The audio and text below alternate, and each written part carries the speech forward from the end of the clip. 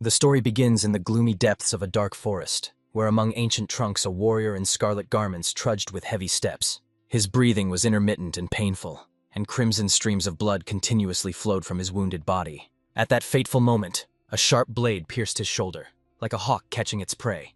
The entire appearance of the noble fighter was disfigured by wounds that gaped through the torn fabric of his clothes. For a moment, the unfortunate warrior trembled. He had lost so much blood that his soul was already ready to fly to his ancestors. Strength left the tormented body, and the Scarlet Wanderer collapsed to his knees, desperately clinging to the last sparks of consciousness. He breathed more frequently, trying to hold on to the world of the living, but the onslaught of death was relentless. Unable to withstand the struggle, the unfortunate man fell face down onto the cold earth and froze motionless, like a stone. It is unknown how many hours passed in this deathly oblivion. However, at some moment the tormented warrior regained consciousness. Overcoming hellish pain, he tried to crawl, biting his lips until they bled, but the torment pierced every particle of his being.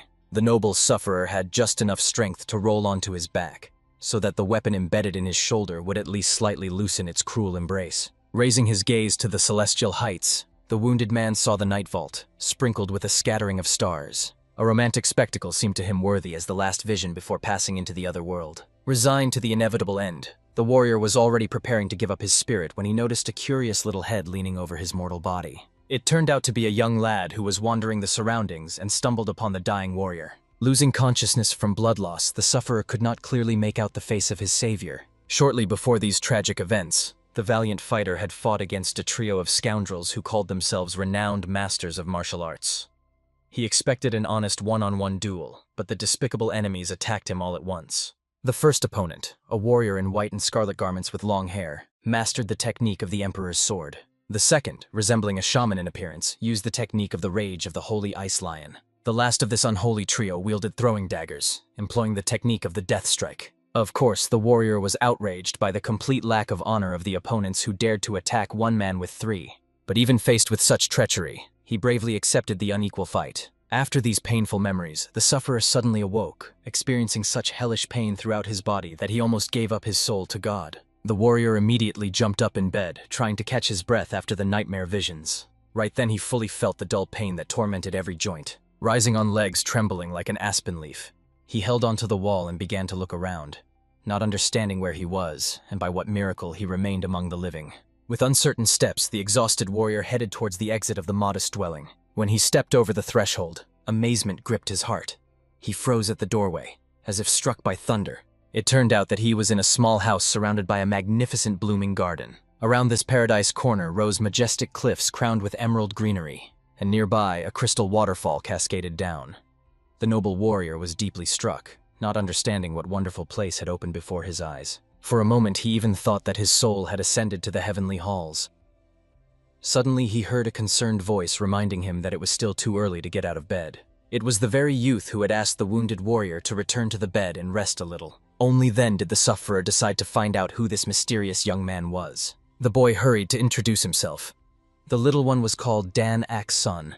However, the warrior was not asking this child for his name at all. Therefore, the young savior hastened to smile, explaining that he was the one who had pulled the warrior from the grasping clutches of death, and also lived in these parts and was a skilled healer. However, it was not easy for the exhausted fighter to believe that such a youngster could have saved his life. Dan Ak's-son calmly headed to his dwelling, reminding the warrior that he had almost gone to the ancestors, and therefore suggested going inside where they could calmly discuss everything. But the warrior still could not believe that some child could have healed him. Therefore, the young healer had to explain that besides him, no one lived in this secluded place, and that meant no one else could have either attacked the warrior or healed his wounds. He asked him to stop tormenting himself with doubts and simply return to his bed. Before obeying, the warrior still decided to find out if this boy had any idea who he was. However, to Dan Ak's-son, he was no more than a wounded man in need of help. After these words, the young healer asked the man to hurry inside, because if they did not continue the treatment, it would be extremely difficult for him to recover his health. Saving the warrior had already required enormous effort, and the boy perfectly understood how serious his wounds were. Convinced by these words, the sufferer immediately returned to the room. At that very moment, the young healer laid out all his instruments, preparing to continue the healing. He took in his hands a delicate needle with bright jade handles. The warrior immediately noticed that the youth was holding an instrument known as the Needle of Immortality. Dan Ak's-son was quite amazed that the stranger understood such things. However, the warrior was eager to know where such a young healer had obtained the legendary item of the divine healer. Then Den-Akson began to explain that this man was his father, and started to influence the vital points of the warrior. However, the sensation was as if he was affecting demonic and sacred points simultaneously. In the end, with his skill, the young man placed several needles with impeccable precision, and when he installed the last one, it was as if something in the old warrior's body clicked, and he immediately began to feel the agonizing pain leaving his body. This helped him believe that Den-Akson could really be the son of the divine healer, and most likely inherited his healing skills. And if that was so, then despite the healer's young age, he would definitely be able to survive. Of course, the sufferer was sure that the divine healer would fight for the patient's life until the very last breath. Moreover, as far as he remembered, the divine healer healed only those who followed the righteous path. But in the last 20 years, there was no trace of him in the world of martial arts. Intelligence scoured all the surroundings, but could not find even traces of the deified healer. However, it turned out that during this time he had managed to have a child.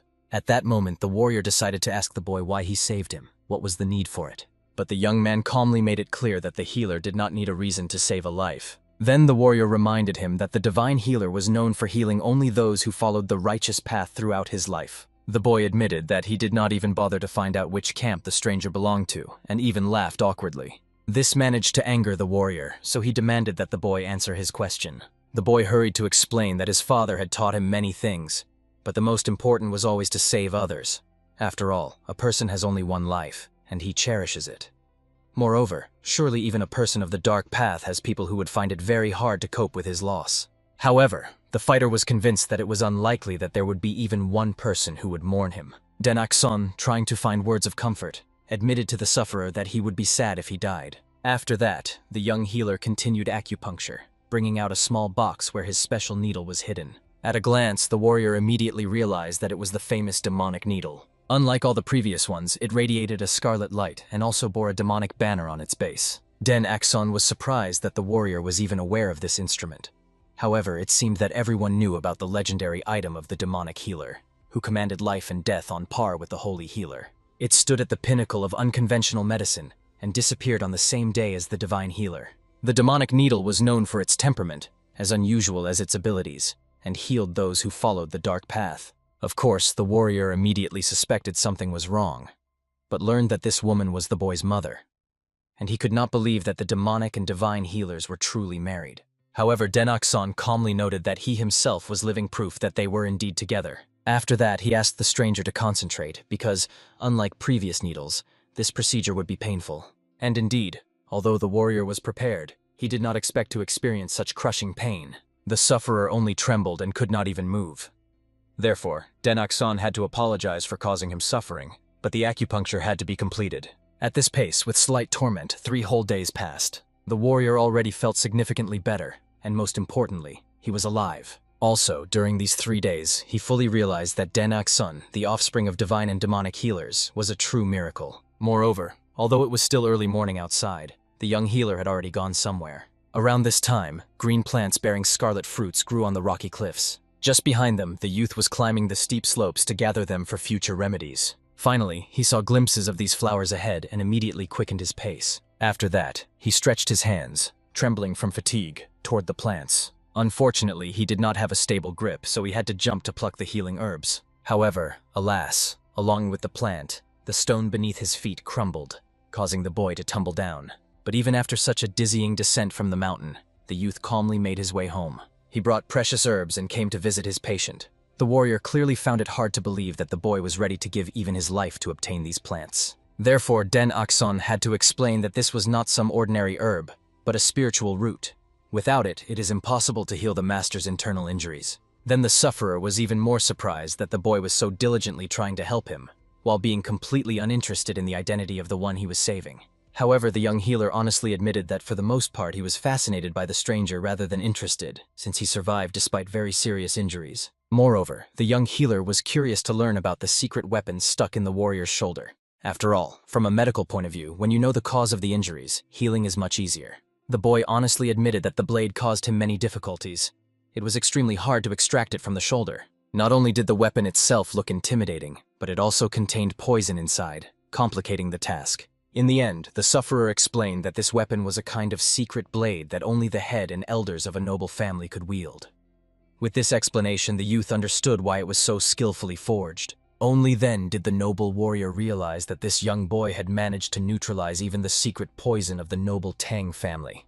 It was hard to believe, even though he had witnessed this miracle. Moreover, the exhausted fighter perfectly understood. If he had not met the healer Denak-son, no miracle would have happened. Having finished his story, the boy warned that today he would use acupuncture needles a little earlier, as he needed to go to the village. After that, it turned out that the young healer wanted to go sell medicinal herbs, and he also needed to buy something. And the noble warrior honestly admitted that he was immensely grateful to the youth for allowing him to stay all this time.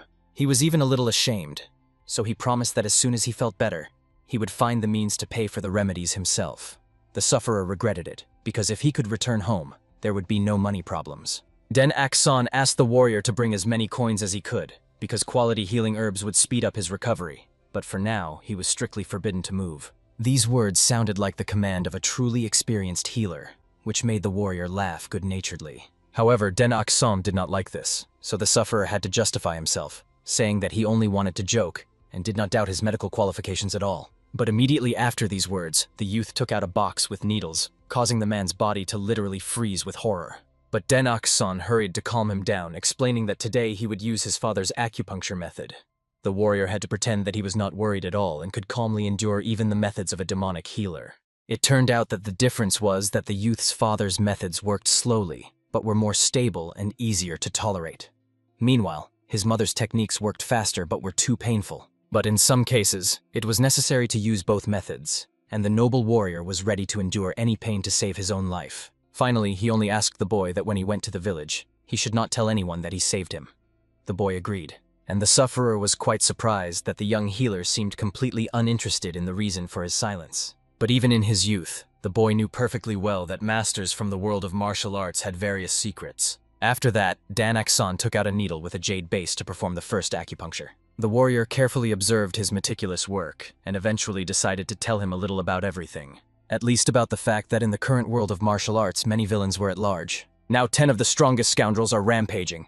They were called the 10 Great Villains. Among them is the most powerful and extremely dangerous man, known as the leader of the 10 Great Villains.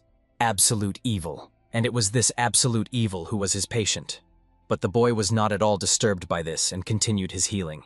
Taking out needles for the abdomen, the young healer asked the man to turn over so that he could heal his back as well. The surprised warrior also decided to continue his story, explaining that there were also 5 strongest martial arts masters. Regardless of which path they followed, light or dark, they were called the 5 strongest masters of the world, and he was the 5th among them.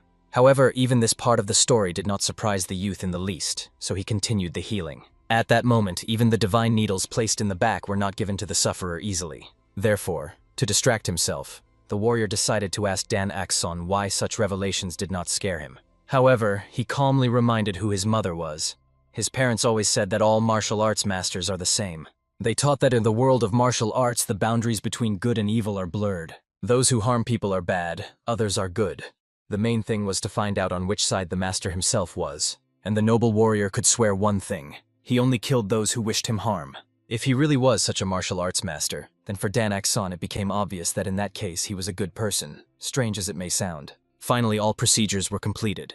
Therefore, the sufferer, having dressed, decided to ask the youth where his parents were. However, at this question, the young man froze instantly, as if his whole body stopped moving and even breathing. But quickly recovering from the shock, he hurried to explain that his parents were no longer alive. Of course, the concerned warrior immediately decided to find out how this could have happened at all. But the boy did not answer him, continuing to hastily fold his medical instruments on the table. After that, he turned around and smiled at the patient, indicating that he would leave this question unanswered.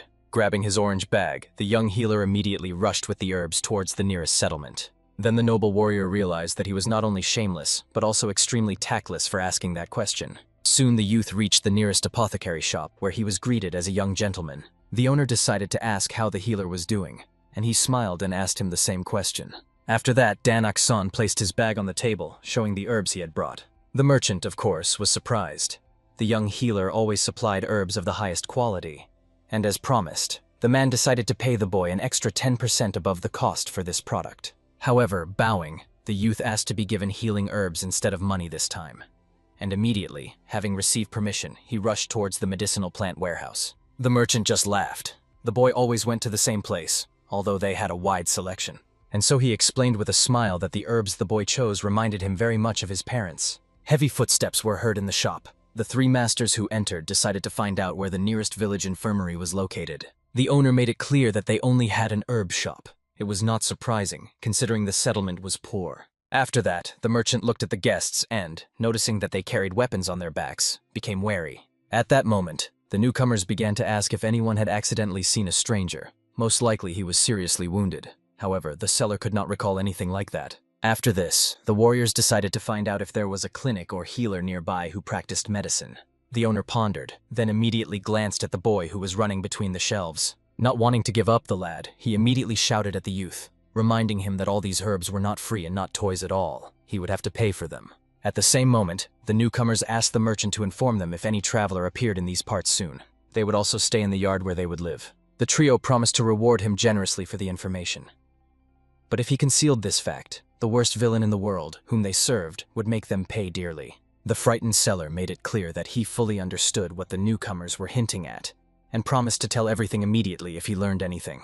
As soon as this trio left and went away, Dan Akson approached the shop owner, indicating that these people did not look respectable. The worried merchant himself shared that the village had been going through hard times lately, so he asked the youth to be more careful. And then the lad just smiled radiantly, thanking the man for the advice. Soon, already closer to evening, the boy returned home and told everything to his patient. He immediately realized that most likely these were members of the Alliance of Martial Arts Masters, who were looking specifically for him, and they would hardly calm down until they were sure of his death. Recently, they declared that they would catch him and a couple more masters to deal with them.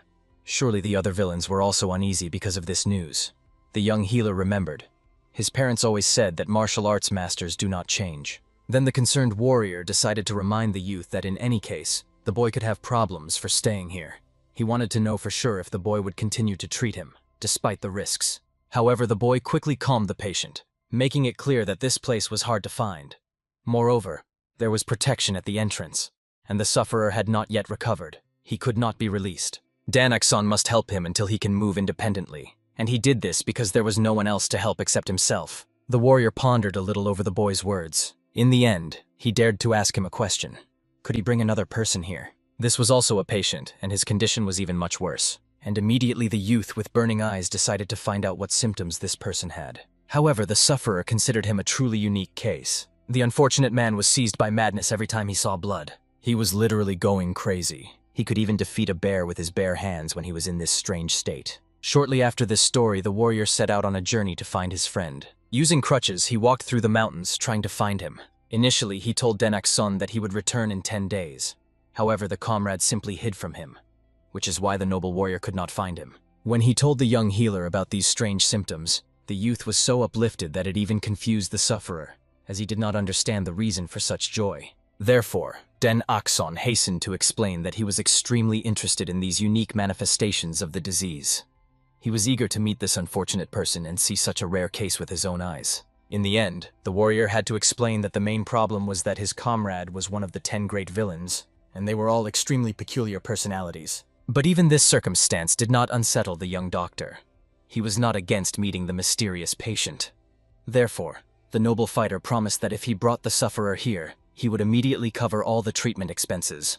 After all, many valuable treasures could be found in his hideouts. Thus, they could kill 2 birds with 1 stone, and the warrior was about to set off immediately to bring his comrade.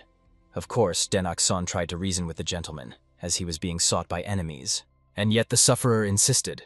Only he could convince his friend to come here. Moreover, the noble warrior could not expose the life of such a talented healer to danger.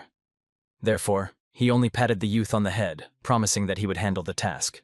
But he also warned in advance that besides madness, this person was an extremely peculiar nature. But Denakson noted that no matter how hard anyone tried, they still would not surpass his parents in eccentricity.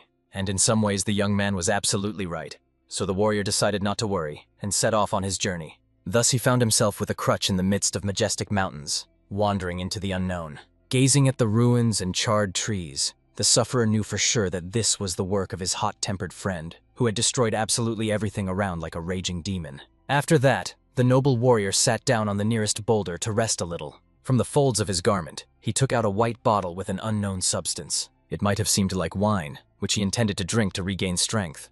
But instead, the sufferer threw the vessel to the ground, causing it to shatter into tiny shards. The mysterious liquid began to evaporate, emitting a special aroma. This scent started to spread throughout the area, as if calling someone from hidden shelters. Therefore, the warrior could only wait until his comrade caught the familiar scent. Not even a minute passed before he landed nearby the fighter with a deafening roar, as if an entire rock had collapsed. Then he fiercely looked at the garment of the man who dared to invade his territory. Grabbing his formidable weapon, the enraged brute immediately rushed at the uninvited guest from behind to kill the impostor with one blow. However, when the noble warrior introduced himself, the veil literally fell from the attacker's eyes. The fierce fighter came to his senses, landing with bewilderment.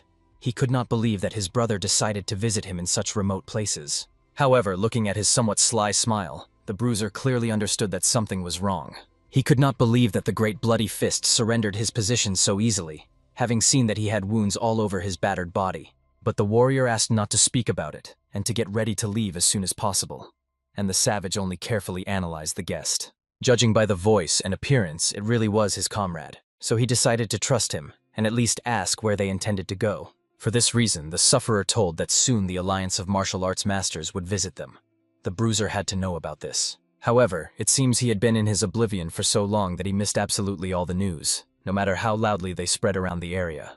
The warrior in scarlet robes had to explain that the Alliance of Martial Arts Masters had sworn to destroy all the 10 great villains. The fierce fighter was extremely surprised, as everything had been calm only recently, but now he intended to set off immediately and punish the insolent ones. However, the comrade asked him to leave this topic and look at the pitiful state his brother was in now. Indeed, laughing, the bruiser admitted that he looked as if he was about to give up his soul to God. He could not believe that the greatest master from the 10 great villains was so disgracefully defeated by some alliance. And the noble warrior was extremely insulted, reminding that impudent fellow that he came to save him in such a terrible condition.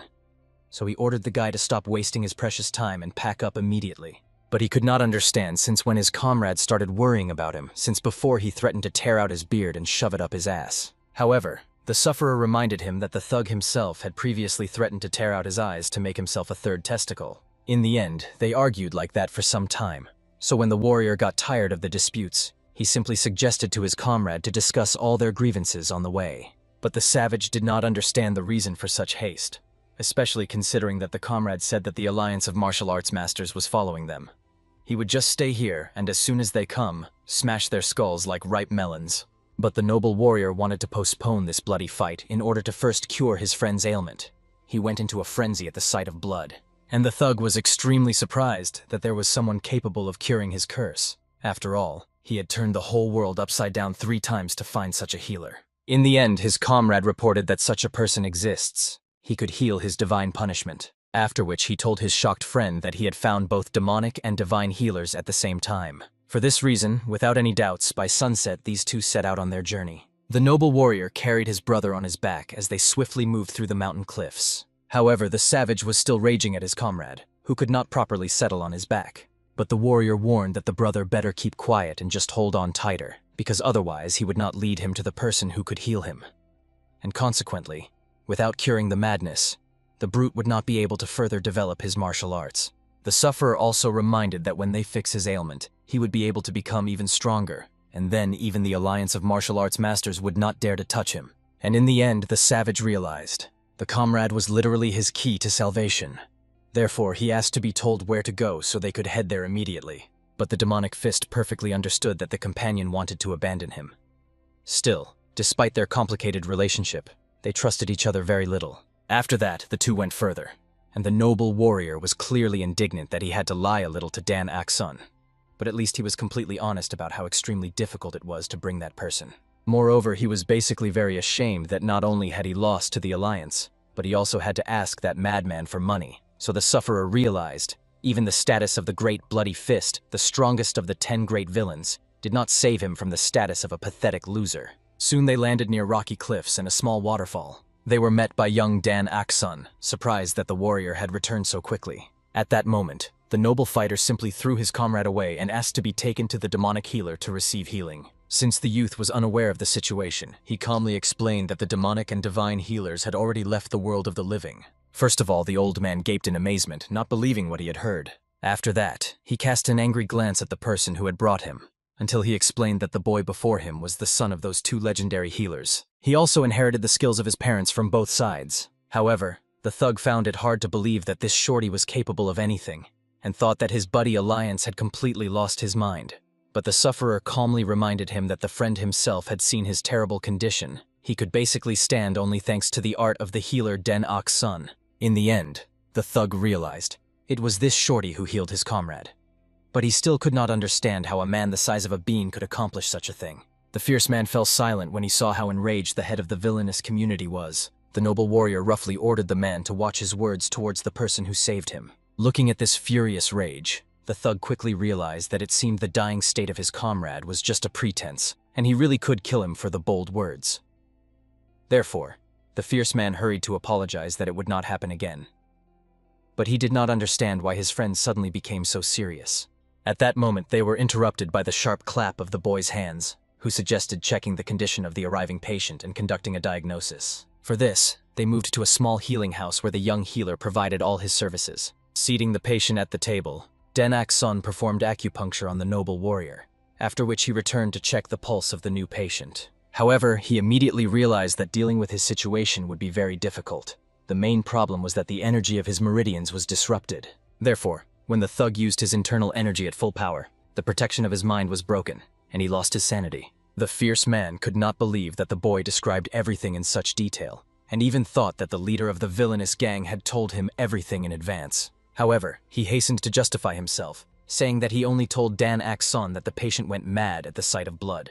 At that moment, the young healer discovered a second oddity related to the chi energy in the patient's left hand. Because of the terrible condition of the meridian center of his heart, it was difficult for him to bend his arm. Moreover, it seemed he had recently suffered a serious injury. The last revelation. The youth whispered something directly into the thug's ear. The boy smiled a cunning smile, but for some reason his words made Bomkevi embarrassed and blush deeply. He could not believe that even this problem of his could possibly be treated. However, seeing Dan Sun's talent, the fierce man decided to fully entrust him with his health. At that moment, the boy asked Bomkevi to bend down lower to him, lowering his head, and continued to breathe calmly. After that, the young healer easily plunged the needle deep straight into the center of his head. And while he continued to sit with the needle sticking straight out of his skull, Dan Sun went to the warrior to heal him. Taking one of the needles, he immediately stuck it somewhere in the solar plexus area between the chest muscles. And although initially the noble fighter felt some pain, he immediately relaxed as if in some blissful oblivion. However, right after that, the boy pulled the needle back with his power, causing the warrior to start bleeding. Obviously, he got scared.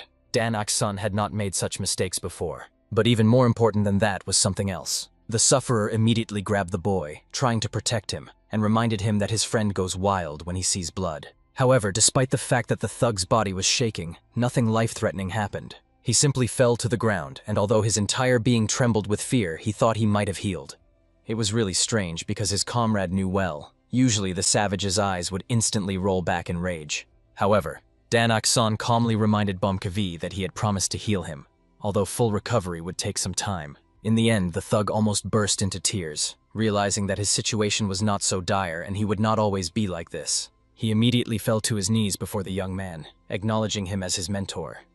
Although Dan Sun preferred to be simply called a healer. Somewhere late at night, the boy was sitting in his room, carefully writing and studying something. He was almost finished when he heard a strange sound. At that moment, from a bad premonition, even the ink splattered right onto his face. The young healer immediately jumped up from his place and hurried to run through the corridors to understand what was happening. At that moment, the fierce warrior called his friend a charlatan, while the latter accused him of being an ungrateful fool. However, the old man was angry that the leader of the organization had lured him here only because he needed his money. Moreover, he believed that by introducing him to the healer Dan Sun, the warrior had repaid a debt from 20 years ago. However, the enraged sufferer reminded him that he had saved his life. If he hadn't said that the Alliance was looking for him, the thug would have known nothing and would have fallen right into their hands. And the fact that he brought him to the healer was a separate merit. But the furious savage still reminded him that for such money others would risk their lives to get him. Besides, it was not a fact that after paying such a sum he would fully recover. In the end, the angry warrior made it clear to the guy, if he was so sure that someone else could help him, then he could go right now to look for another healer. And the latter made it clear that he was not ashamed to do so. He could pay such money to someone else. At that moment, Dan Sun, who had stepped outside, could not believe that Bomkevi had really decided to leave them. However, He promised that he would return here as soon as the person he was also treating went to the ancestors. At that moment, the boy returned the money to the warrior. After all, if he wanted to be treated by another healer, he needed funds. And only then did the noble fighter remember that he had already paid for all the services in advance, but decided to leave the money to the boy. At least this way he could cover the expenses for the destroyed house, since for him this money was mere trifles.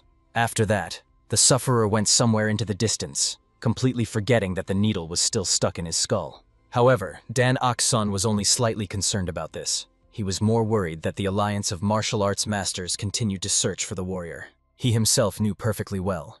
It was these little people who should be afraid of him, not the other way around. After all, he would beat up anyone who crossed his path. The noble warrior tried to make it clear that it was not too late to stop. The thug could stay here and undergo treatment. However, when he made it clear that he did not need it, Dan Ok-san pulled his needle back to himself, releasing the man without it. And in the end, the savage dashed away somewhere into the distance in an unknown direction with wide leaps. Dan Ok-san had no idea why these two had quarreled. He thought they should be close friends, not bad-mouthing each other. The warrior was very embarrassed to tell this, but still reminded that together with Bomkevi, he was part of the 10 great villains. However, the boy still saw no reason for enmity in this. The reason was that the sufferer was the leader, while Bomkevi was only in 3rd place, but he constantly said that he should be in 2nd. This was the cause of their enmity. To the young healer, such a reason seemed extremely incomprehensible, and the whole point was that he saw no reason to fight over such trifles. For this reason he was sure the warrior was hiding something from him. Surely the matter was something else, and the noble fighter had nothing more to explain to the boy. It just so happened that every time they were near this guy, something like this always happened. At that moment, the thug stopped at night in some wilderness of the forest. He felt a headache, but did not understand at all what was happening to it. After acupuncture, his mind cleared and he completely forgot what pain he had felt. Therefore, he even began to regret having started this treatment at all. And at that moment, the savage sensed some kind of smell. It was the scent of blood coming from the bushes where the predator was. It turned out to be a huge tiger, and the smell of blood came from its prey, a deer. Obviously, the beast immediately fixed its gaze on the man who so unexpectedly found himself with it in the forest. And Bomkevi went mad. His eyes rolled back and he could not control himself. In the end, the thug lunged at the tiger, despite the huge difference in their sizes. However, frightened, the wild beast immediately abandoned its prey and fled, disappearing into the thicket. At that fateful moment, the savage came to his senses for a second, but unfortunately, the deer had already breathed its last, fallen to the ground. Scarlet blood splashed right before his eyes, causing the thug's mind to cloud again, as if a veil of madness had descended upon his reason. Bomkevi tried to restrain himself. However, very soon he let out such a heart-wrenching scream that it filled the entire forest and was full of genuine frenzy. In the end, as usual, the obsessed one began to destroy absolutely everything within reach of his mighty palms. Even from afar, one could see how devastated the forest became where the mad warrior passed. He stopped only by morning, when the ground already looked like real ruins. It was hard to imagine that pristine beauty once reigned here, and soon from the place where acupuncture was done on the head, blood began to ooze, after which the tormented one lost consciousness, falling face down right onto the broken stones that he himself had piled on the ground. And behind him stood his comrade and the boy, who had been trying to find him all this time. Very soon all three received severe punishment. They were injected with needles and forced to chew bitter herbs. Of course, such a fate did not spare even the enraged Bomkevi, but still no one dared to say anything against such just retribution. Therefore, they continued to sit, only occasionally looking back at the grass they were forced to chew with sorrow, but at the same time understanding how incredibly everything had turned out. Yesterday evening, the young healer made it clear that with such fierce outbreaks of the ailment, Bomkevi would not get far, which meant he needed to be brought back. The noble warrior tried to argue that it was better to simply forget about it. There was no point in bringing back someone who left on their own. But Dan Ok-san cared little about this, considering the savage was his patient. So only now could the sufferer say with certainty. Dan Ok-san was a healer, not only because he skillfully treated, but also because he thought like a true healer, for whom the life of the patient was above all. At that moment, the warrior looked at the dejected Bomkevi.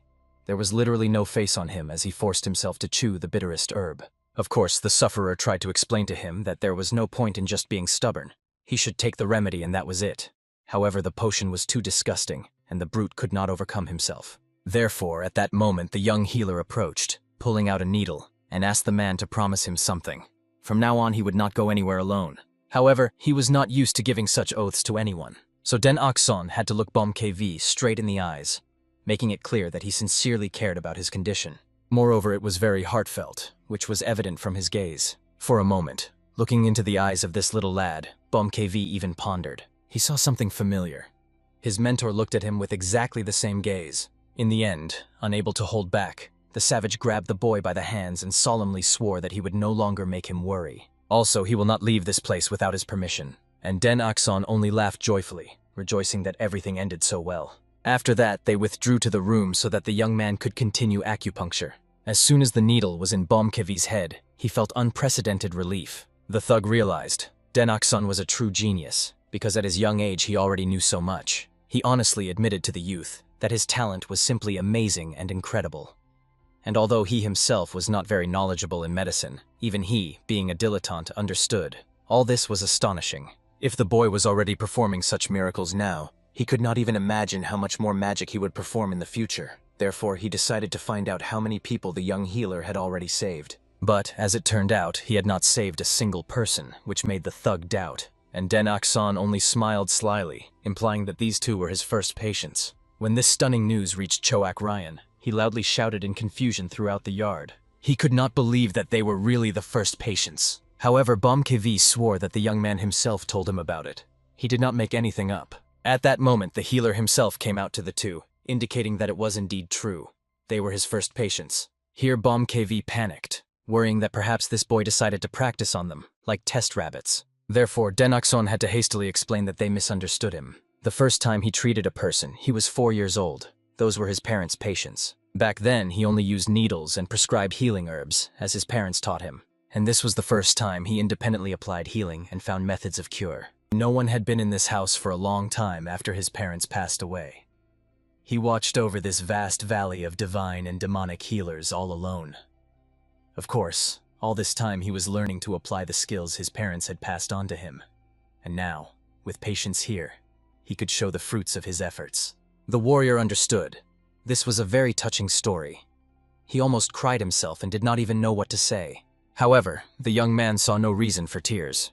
He was at least glad that there were people he could chat with. After that, the two immediately boasted that they would take care of the household chores. They wanted Den Akson to fully concentrate only on medicine, leaving all other concerns to them. Cho Akryang decided to shake the cloth, which had finally dried, in order to fold it. But as soon as he pulled it, it immediately scattered into the tiniest pieces. Looking at Dan Akson, frozen in shock, he hurried to justify that he did not suspect the fabric was so thin. At that moment, Bomkevi sat down nearby and began to help, pulling out the weeds growing on the ground.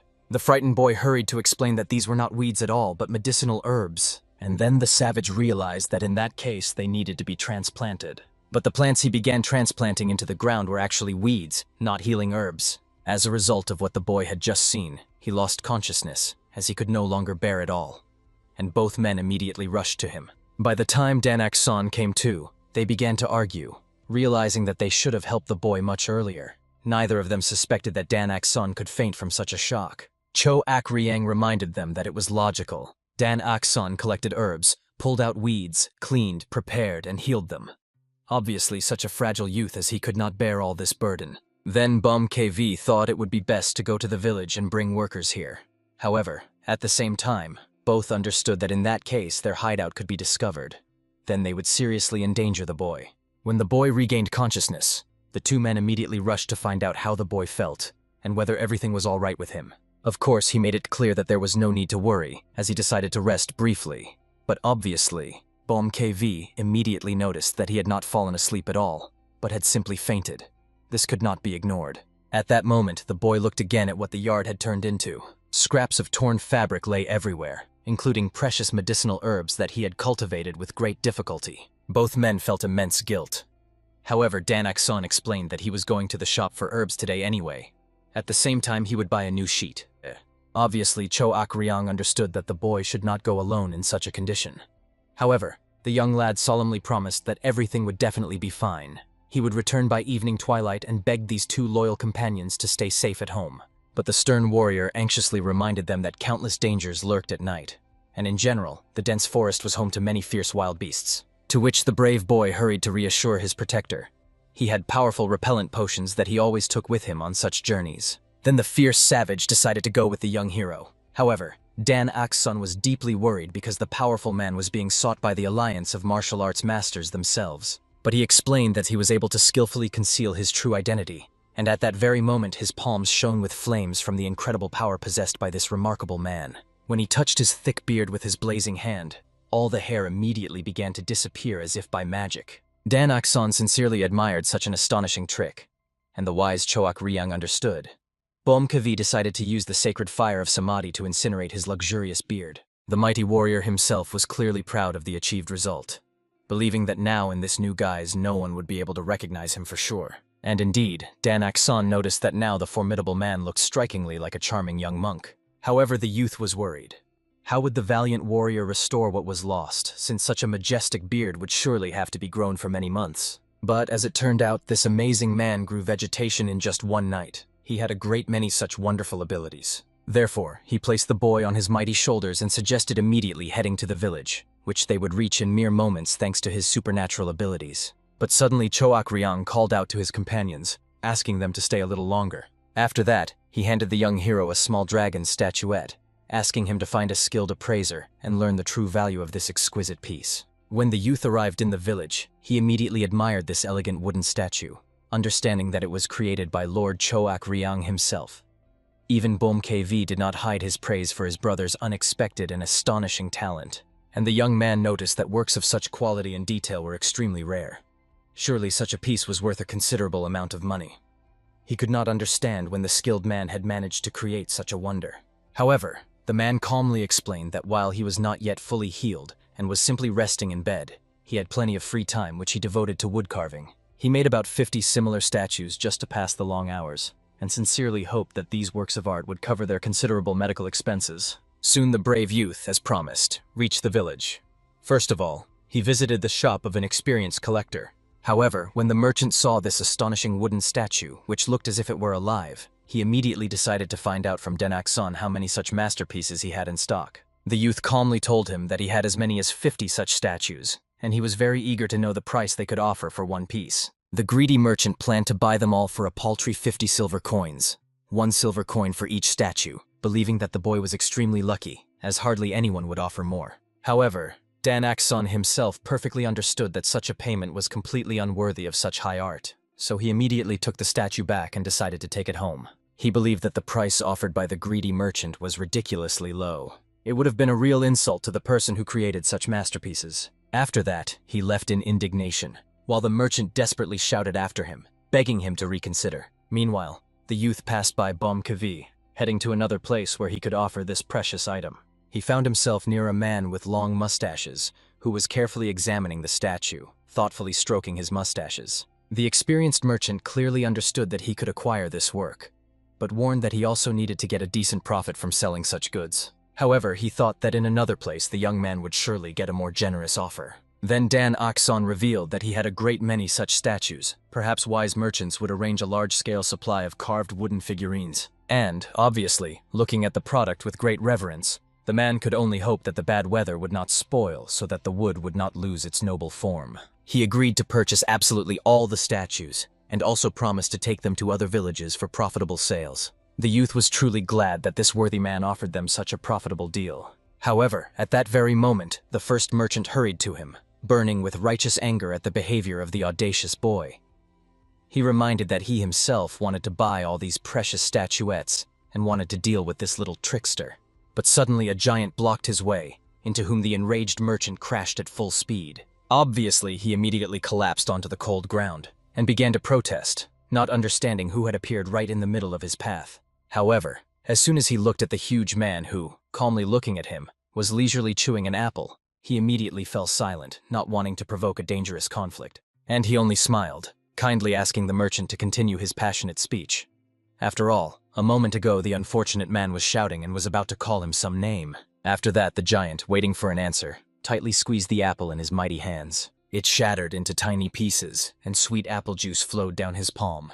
Only then did the ill-fated merchant realize what a truly formidable man he had encountered. Experiencing such terror that his soul nearly left his mortal body, he even lost consciousness right on the spot. But that was not all yet. Bomkavi clearly noticed that such an adult man even wet himself, experiencing such a chilling fear. Meanwhile, the merchant from the healing shop was making some calculations in his store. At that moment, a young hero ran up to him, whom the man greeted with a kind smile. But at the same moment, he saw a formidable big man who looked in together with the boy standing behind him, which frightened him quite a bit. At that moment, Dan Akson calmly explained to the warrior leaning towards him that this merchant was a worthy man and should be treated with appropriate kindness. And he, as etiquette dictates, smiled in order to politely greet the merchant. However, the unfortunate man felt nothing but chilling fear. The giant's kind smile looked so unnatural and frightening. Seeing this, the clever boy decided to lighten the tense atmosphere a bit, and handed over an envelope with money as payment of his debt, and also decided to ask if the medicinal herbs he had asked to order had arrived.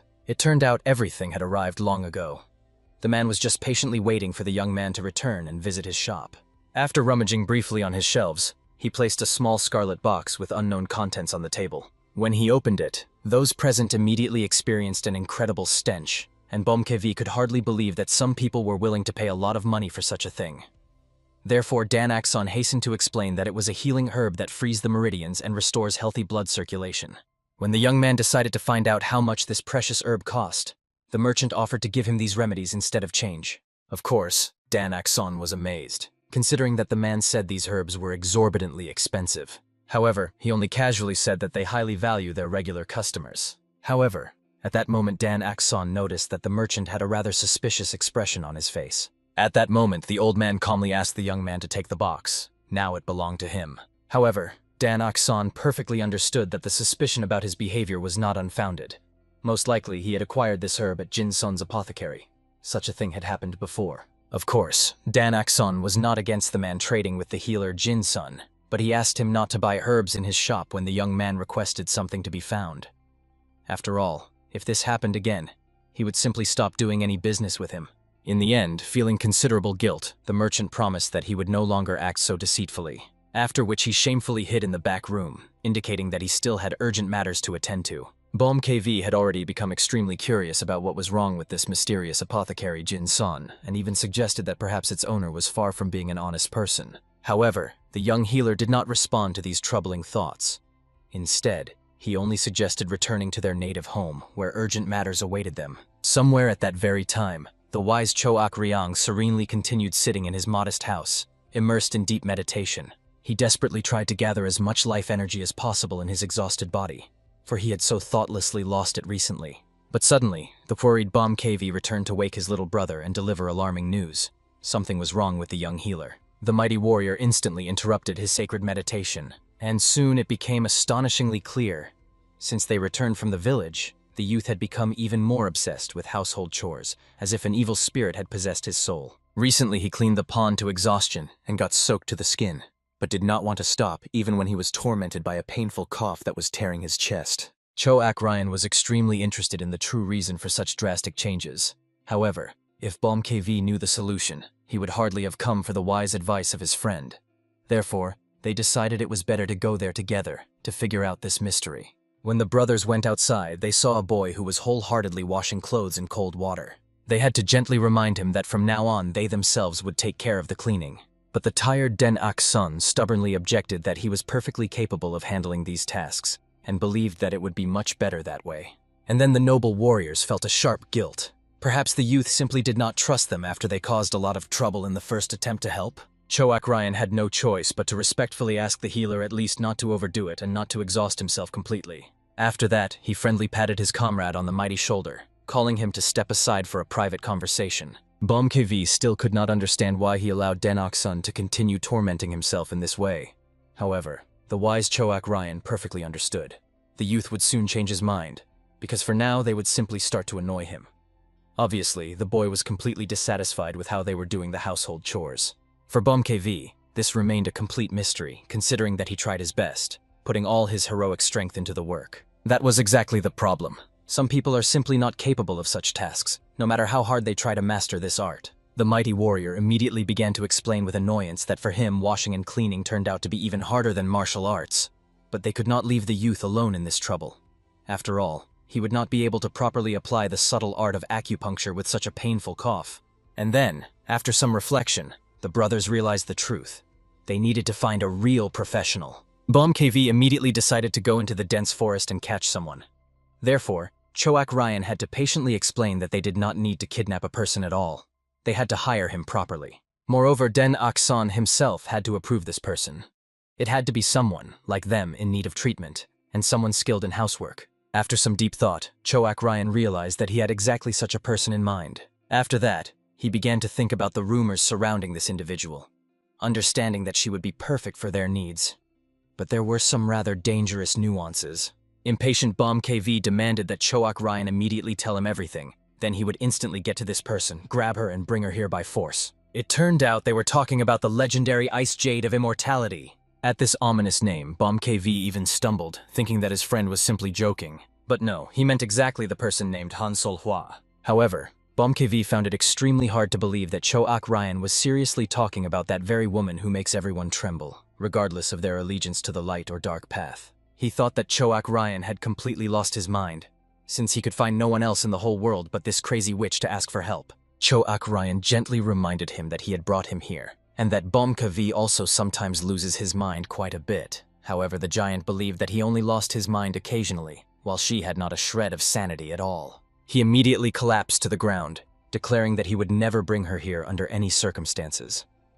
If Choak Ryang so desperately wanted this demoness to appear here, he must go after her himself, and no one would stop him.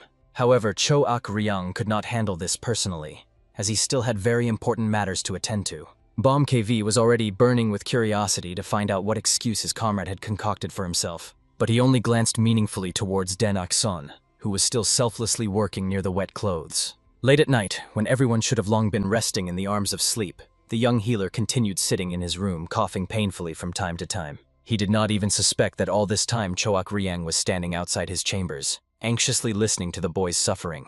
Without entering, he only gently knocked, asking the youth to come to him briefly. Of course, the boy immediately flung open the door and politely invited the visitor inside. However, he calmly explained that they both would soon have to embark on a dangerous journey. The surprised boy immediately decided to ask about the reasons for such a sudden departure. And then Choak Ryang revealed that Bomb KV would go to the distant province of the Black Dragon River to bring another patient. The main symptom of this unfortunate person was something like madness, similar to what torments Bomb KV. The young man must be sure that he can cope with this terrible disease, for now he definitely knows how to cure it. Choak Ryang himself intended to personally check what the sinister alliance of martial arts masters was currently up to. The worried doctor begged the man to stay here. After all, these people could find him and harm him cruelly. However, the mighty warrior asked the boy not to worry about anything. He knew perfectly well what he was doing. According to his rough calculations, it would take only 5 days. After his return, Bomb KV might stay for a couple more days, so during this precious time, Den Akson must properly prepare for the treatment of the new patient. Last time, he and Bomb KV brought excellent medicinal herbs, so they must definitely help quickly. Smiling sincerely, Choak Ryang gently patted the boy on the head, warmly thanking him for everything he selflessly does for them. After that, he said a warm goodbye and left, and Den Akson only asked them to be extremely careful on their dangerous journey. Soon the events moved to the luxurious walls of the banquet pavilion, where noble people were partying and having fun until dawn. At the table, set with many exquisite dishes, sat a certain man. However, he did not touch the food. Instead, he held his head, experiencing unbearable pain and mental torment. The confused waiters could not understand what had happened to their master. Some ragged child, looking like a beggar, asked to deliver a letter to him, and now the nobleman was completely beside himself. The whole matter was that the message was written in handwriting that this man could never forget for anything in the world. He was absolutely sure that his master had long been dead. However, the legendary Great Bloody Fist was still among the living and decided to remind him of this in the most sinister way. Soon, this very man was already in a remote mansion in the midst of gloomy mountains. He was kneeling there, and his whole body was trembling with primal terror. Above him, in his scarlet clothes resembling blood, stood his formidable master. He literally scorched the unfortunate man with his gaze and remained silent, which only intensified the already suffocating atmosphere. First of all, Choak Ryang realized that the man had received his letter, since he had come so hastily. At that moment, the trembling subordinate began feverishly explaining that his desire to help the master had never changed, as always. But at the same time, he pleaded fearfully that Choak Ryang consider that he also bore a sacred responsibility for his own sect. Moreover, since the matter was connected with the powerful alliance of martial arts masters, it became an extremely risky undertaking for all involved. However, Choak Ryang sharply interrupted his pitiful excuses and asked the simplest and most direct question: how many of their people had already been captured? The frightened man immediately rose from the cold floor, naming the fateful number, 6 masters. In the end, Cho Ak Ryang bitterly realized, besides him and Bomkavi, only 2 from the legendary 10 villains remained free. Possibly the sinister head of the Green Forest Hogun and the autocratic Lord of Demons Dan Yang. First of all, he decided to find out what was happening with the mighty Lord of the autocratic demons. As it turned out, this unyielding ruler had surrendered to the powerful alliance of martial arts masters. Moreover, the trembling man heard ominous rumors that the legendary lord personally led a squad to destroy evil. However, Cho Ak Ryang could not believe such incredible news. That the resolute autocratic demon had joined the righteous path, betraying everything he once believed in. Therefore, he sternly ordered the unfortunate man to immediately rise from his knees. After that, staring intently at his figure trembling like an aspen leaf, the mighty warrior slowly approached closer. Passing by, he only coldly let him understand that he never forgets old debts and services rendered. And immediately the servant, scared to death, solemnly promised that this secret meeting would remain only between them, and that he would do everything possible to make it as if this meeting had never happened. Cho Ak Ryang was truly pleased with the terror he still inspired in those around him. His reputation remained untarnished. He calmly said goodbye to his faithful servant, kindly wishing him a safe return home. All that was left for him was to catch his breath convulsively after the departure of the formidable lord and rejoice at the miracle that he remained among the living. The events shift to a small picturesque settlement near which a young healer lived. Den Akson was leisurely walking through the bustling streets, pondering how his martial arts master wards were doing. He sincerely hoped that, despite having gone their separate ways, they continued diligently taking the healing medicine. At that moment, a deeply thoughtful youth suddenly bumped into one of the passers-by. He was so immersed in his thoughts that he did not notice the obstacle. The unfortunate one immediately fell backward, awkwardly landing on the soft grass. However, a courteous passerby immediately approached the fallen boy, gallantly helping the young man to his feet and making sure he was not hurt. Dan Akson was quite surprised when he saw that he had met a respectable gentleman who stood up for the boy and sternly scolded the inattentive passers-by. They continued walking as if they had not noticed at all that they had just rudely knocked down a child. Because of their carelessness, the young man fell to the ground, and these heartless people only turned around in bewilderment, looking at the audacious city dweller who dared to say something to them. However, the noble defender indignantly reminded these people, who by their appearance clearly belonged to the famous alliance of martial arts masters, that they had not even apologized when, due to their outrageous inattentiveness, they dropped an innocent boy. Their captain hastily explained that they were currently on an important official mission, so he would simply ask this respectable gentleman and the child to continue on their way without disturbing them. However, the noble protector was deeply outraged that such renowned martial arts masters intimidated peaceful citizens without feeling a shred of shame. He had no idea how members of the legendary alliance of martial arts masters could be so unreasonable and rude. Therefore, proudly standing at full height, he demanded that they state their names and positions. He would personally appear at their alliance to officially report the outrageous incident. The captain was indeed quite puzzled that this determined man would not back down. Bowing respectfully, he introduced himself as the head of the 5th Squad for the destruction of evil, after which he politely asked the man himself to introduce himself. The man was called Pang Jin-sun from the noble Pang family. And at that very moment, the experienced martial arts master instantly realized that an influential man from the famous Jinsen clinic was standing before him. The latter calmly announced that he was in charge of this famous clinic. Indeed, just by his majestic behavior and refined speech, it became obvious that he was far from an ordinary person in these lands. However, the warrior did not suspect that before him stood the very head of the legendary Jinsen clinic. Therefore, he decided to cautiously find out what had brought such an important person here, to Selanju, where their base used to be located. However, proud Pang Jin-son saw no reason whatsoever to report his movements to ordinary members of the alliance. The captain was genuinely enraged by how this audacious mortal dared to behave. But still, he had to humbly apologize for his unacceptable rudeness towards the peaceful townspeople and respectfully ask the esteemed man not to give way to righteous anger. But the latter majestically made it clear that there was no need to apologize to him at all, and meaningfully pointed to the boy who was silently standing next to him. Then the embarrassed man sincerely apologized to the young lord, begging him not to hold a grudge against him, and the boy only politely bowed, dignifiedly accepting the belated apologies. Immediately after that, the entire trio turned around and left, following the planned route. Pang Jin-son, however, thought with annoyance. He already had truly many troubles from this intrusive trio. Meanwhile, Dan Akson gratefully thanked the honorable gentleman for the unexpected help, but with slight displeasure reminded his uncle that he had asked him not to follow him anymore. And he only laughed good-naturedly, letting the boy understand that they had met completely by chance. After that, Pang Jin-son warmly greeted the young lord of the valley, as befits noble persons. Since fate brought them together, he warmly invited the youth to go and have lunch together at the best tavern in the city. But the perceptive Danak's-son did not believe in such a coincidence at all. He kept appearing all the time, even though Danak's-son had clearly told the wise man several times not to interfere in his personal affairs. Good-natured Pangjin-son only smiled gently, suggesting to the curious boy to discuss all questions over a delicious meal in a cozy tavern. After all, they were not strangers. He could not believe that Danak's-son would refuse such a kind invitation.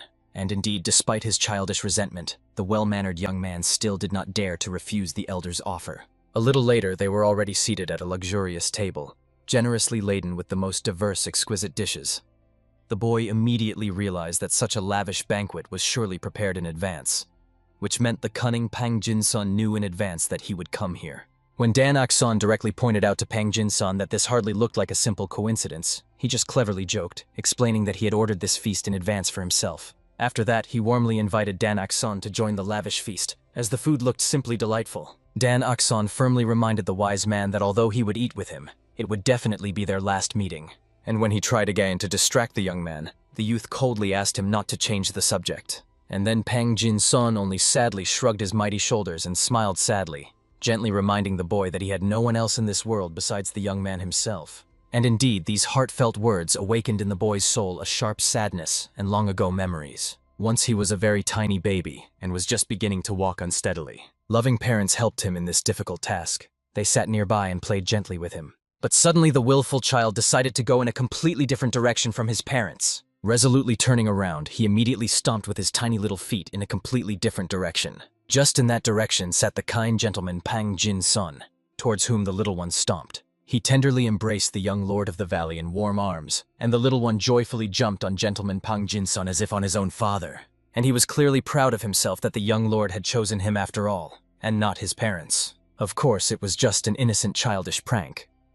However, at that bitter moment, the fragile hearts of the parents were simply shattered to pieces by such an unexpected betrayal of their beloved child. It turned out that Pangjin-son had heard that Danak's-son had recently started visiting the village much more often and was buying significantly more healing herbs. And although the stubborn boy tried to explain to the gentleman that it was none of his business, it was thanks to this valuable information that he managed to meet the young man. So he was sincerely grateful to fate for learning about this. After which he warmly invited Danak's-son to taste exquisite dishes with him, since cold food would no longer be so appetizing. And as soon as the boy began to dine, he expressed his deep concerns that in these troubled times one cannot be too careless. Now there is a deceptive calm in the world of martial arts. He told about a formidable villain, the legendary Great Bloody Fist. The powerful alliance of martial arts masters recently decided to eliminate him once and for all. But it seems, in reality, everything was quite different, judging by how desperately they are still trying to find out about him. Danak's-son was genuinely surprised that all these people so greatly frightened ordinary, peaceful townsfolk, and even the alliance trembled before them. He was extremely curious. What would be the reaction of kind Pangjin-son if he admitted that he was treating exactly these sinister masters? The young man thought that Pangjin-son would gladly help him, even putting aside all his urgent matters. After all, he was such a kind-hearted person. At that moment the man, having finished his long instructive monologue, seriously asked the young man to be extremely careful when visiting the dangerous village. However, at that moment he noticed that the young lord was somehow too pensive and detached. When he called him by name, he awkwardly surfaced from the depths of his anxious thoughts, politely thanking for the delightful food. He himself, in his troubled soul, firmly decided that for now he categorically could not mention his mysterious masters and patients. Although he felt some guilt before the kind man, he tried to justify himself by the fact that he did not actually tell a direct lie. By this time, the fierce Bomkv had already reached the harsh snowy mountains to meet the legendary Han Sol Hvoy, and it seems that somewhere in the middle of this lifeless snowy desert, a fierce duel has begun between them. The mighty warrior desperately tried to warn this mad woman that he came with peaceful intentions, to offer her treatment. He could not understand why she decided to fiercely attack him instead of showing gratitude. However, she did not even think of attacking. For her, it would have been the greatest humiliation to fight a man like him. After that, the formidable warrior summoned her icy powers, and immediately several deadly sharp ice shards gathered above her proud head. She immediately threw them at the uninvited guest Bomkv. The mighty man needed all his animalistic agility and cunning to dodge all these furious attacks. But despite all his skill, one of the treacherous shards still hit him right in the face, leaving a small bloody cut on his noble forehead. The giant was quite enraged. After all, the mad Han Sol Hua was clearly overdoing it, continuing to mercilessly attack him just like that. He dignifiedly suggested to the furious woman to simply talk first, like mature civilized people. And only at that moment did the cautious girl notice something astonishing.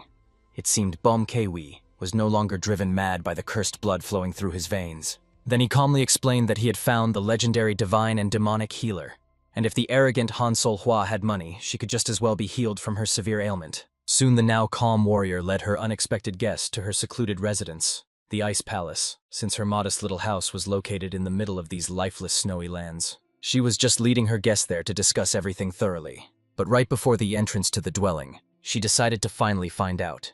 Did Bom Kwi really tell the truth and truly find the famous divine and demonic healer? The prudent man himself understood that, to be precise, he had found their worthy son, who inherited their wonderful healing techniques, but he did not say so. Therefore, he calmly implied that they were currently undergoing life-saving treatment from this skillful young man with Choak Ryan. Recalling the legendary Great Bloody Fist, the insightful woman decided to find out what had happened to her sworn brother and learned that he was cruelly wounded by the powerful alliance of martial arts masters. Moreover, Bom Kwi was extremely surprised that the arrogant woman, despite being older than the formidable Choak Ryan, still respectfully called him brother. It turned out that she called all handsome and worthy men brothers. But Bom Kwi simply considered him a stupid bald brute, so he was not honored with such respect. And while the insulted man himself was raging at such impudence, she authoritatively demanded that he clearly explain everything that had happened from the very beginning. After all, she was extremely curious to find out all the details. Bom Kwi was finally convinced. This treacherous witch was truly completely insane. However, he decided to endure a little for the sake of a noble cause, because he had to bring this mad woman to help the poor boy with household chores. In the end, he hurried to thoroughly explain everything that had happened to him from the very beginning.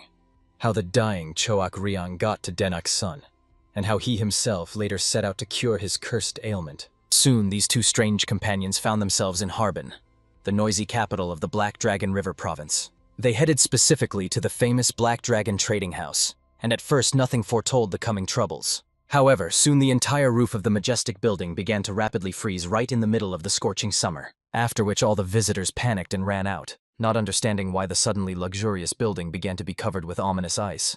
At that moment, an enraged lady was raging inside, while the mighty Bom Kwi watched her with calm curiosity. In the corner of the spacious room, the trading company administrator, terrified to death, tried with a trembling voice to explain to the formidable lady that, to his greatest regret, he could not accept the document she handed him. Moreover, they were not personally responsible for her money, so she needed to go to the former owner of the trading house. He, chattering his teeth from the cold, made it clear that when they took office legally, they personally paid off all the old debts. He even showed her the official contract for the transfer of the trading house.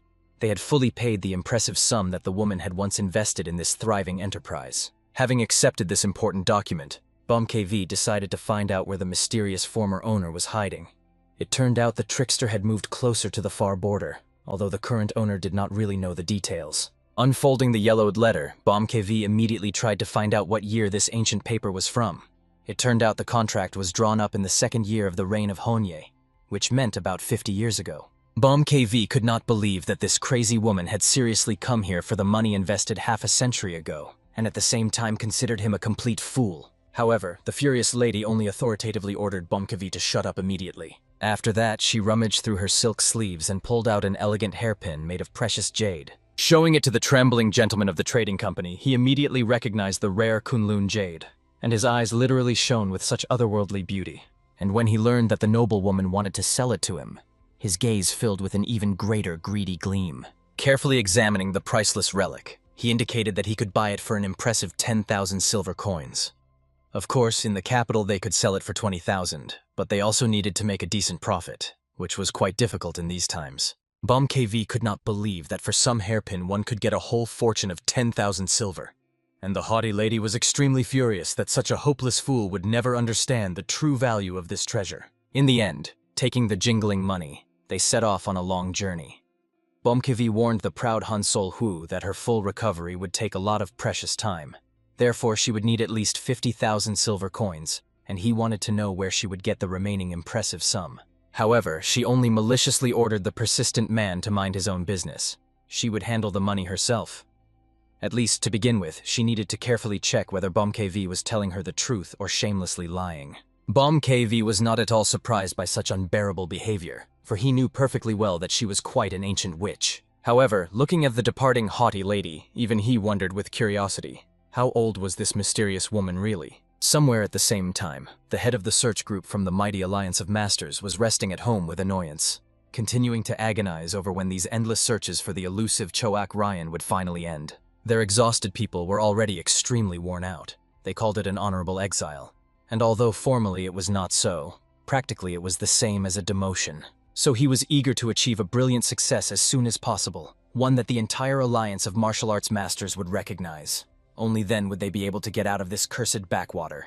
And at that moment, the concerned man began carefully reading an urgent note brought by a swift-winged raven. However, for some reason, what he saw there infuriated him greatly. Immediately jumping up from his seat, he struck the massive table with a loud crack. All this was because of that cursed healer who so boldly defended Denok's son. He could not understand what was so special about that boy that the head of the Alliance himself sent him a personal warning. All his other loyal subordinates also began to wonder confusedly what had so enraged their commander. He calmly made it clear to his subordinates. Mei Rip, from the sinister faction Jan Yan, had escaped. He was seriously wounded, and finding him would not be difficult for experienced warriors. However, the subordinates still stood frozen in place, not moving an inch. This greatly enraged their formidable leader, who was literally restraining himself from exploding and killing anyone in a fit of rage. Ordering his subordinates to immediately set out in search of the fugitive criminal, he immediately watched as all of them, frightened by his anger, hastily scattered around the district, carrying out their master's order. He himself, in anxious solitude, decided first of all to solve the most important problem. After all, he could not allow the powerful alliance to be completely disappointed in him. At that time, Dan Ok-san was hurriedly running through the narrow streets of the village. He had been searching for rare medicinal herbs all day and again did not notice that dusk had fallen. He desperately wanted to hurry, as he perfectly understood. Even if he went home right now, he would return deep into the night. After that, in order to get there faster, he decided to shorten the way through the shady courtyards of the village. However, unexpectedly, while he was running hurriedly, the young man heard some strange and ominous sound. Therefore, the cautious boy stopped, as if rooted to the spot, and began to look around warily, because he definitely heard something. It was definitely not an auditory illusion. And when he cautiously went around the corner, he saw a horrifying sight. A man who was barely breathing and was covered in bloody wounds. Due to heavy blood loss, he was on the verge of death. Obviously frightened, Dan Ok-san immediately rushed to help him, immediately beginning to examine the injured man to understand how he could help him. He saw that the bleeding of the unfortunate man was truly threatening, and the dying man himself weakly asked the boy simply to leave and leave him alone in this trouble. The boy immediately took out his precious needles, understanding that he had to help this poor man right now, otherwise he might breathe his last. However, at this fateful moment, someone grabbed Dan Ok-san by the hand with an iron grip. It was the very same ruthless leader of the search squad. He was burning with rage when he saw the very boy because of whom he was so humiliatingly reprimanded. Dan Ok-san himself had no idea who these sinister people were and why they so heartlessly interfered in other people's affairs. However, at that moment, the enraged man, intercepting the boy with his other hand, drew his sharp blade.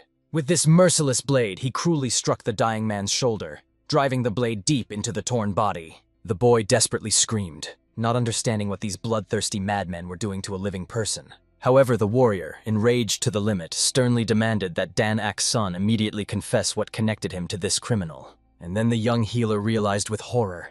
He had met a cold-blooded killer who takes other people's lives without the slightest remorse. He needed to carefully watch every word, otherwise everything would end badly. Moreover, he definitely must not mention the masters he secretly helped. Therefore, he feverishly tried to come up with at least some excuse. At that moment, the cunning man understood. If he did everything right, he could even catch Pang Jin-sun on the hook. Even the masters of the Alliance of Martial Arts treated this influential man with the deepest respect. And if he skillfully takes advantage of the situation, he can significantly strengthen his shaken authority. Therefore, the captain authoritatively ordered the boy to answer what kind of relationship they had, and whether he knows what severe punishment awaits those who help sworn enemies. After which he smiled ominously, expecting the boy to confess everything at any moment. However, when the boy stubbornly continued to remain silent, the sadist simply continued to cut this unfortunate man, understanding that soon the victim would definitely give him everything. The scarlet blood of this ill-fated man splattered in all directions, even hitting the boy's pale face and frightened eyes. Just at this tragic moment, the mighty Kevi, together with the formidable Han Sol-hwa, finally arrived at the boys' paradise corner. And Cho Ak-ryang only angrily scolded Kevi, who was calling the youth so deafeningly loud that it seemed everyone in the vicinity would soon know where they were hiding. After which the mighty man, as if nothing had happened, politely greeted the legendary Ice Jade, and Han Sol-hwa gracefully apologized for being late from the road, and decided to ask her comrade where the young healer was. Cho Ak-ryang calmly explained that the boy had gone to the village for rare medicinal herbs.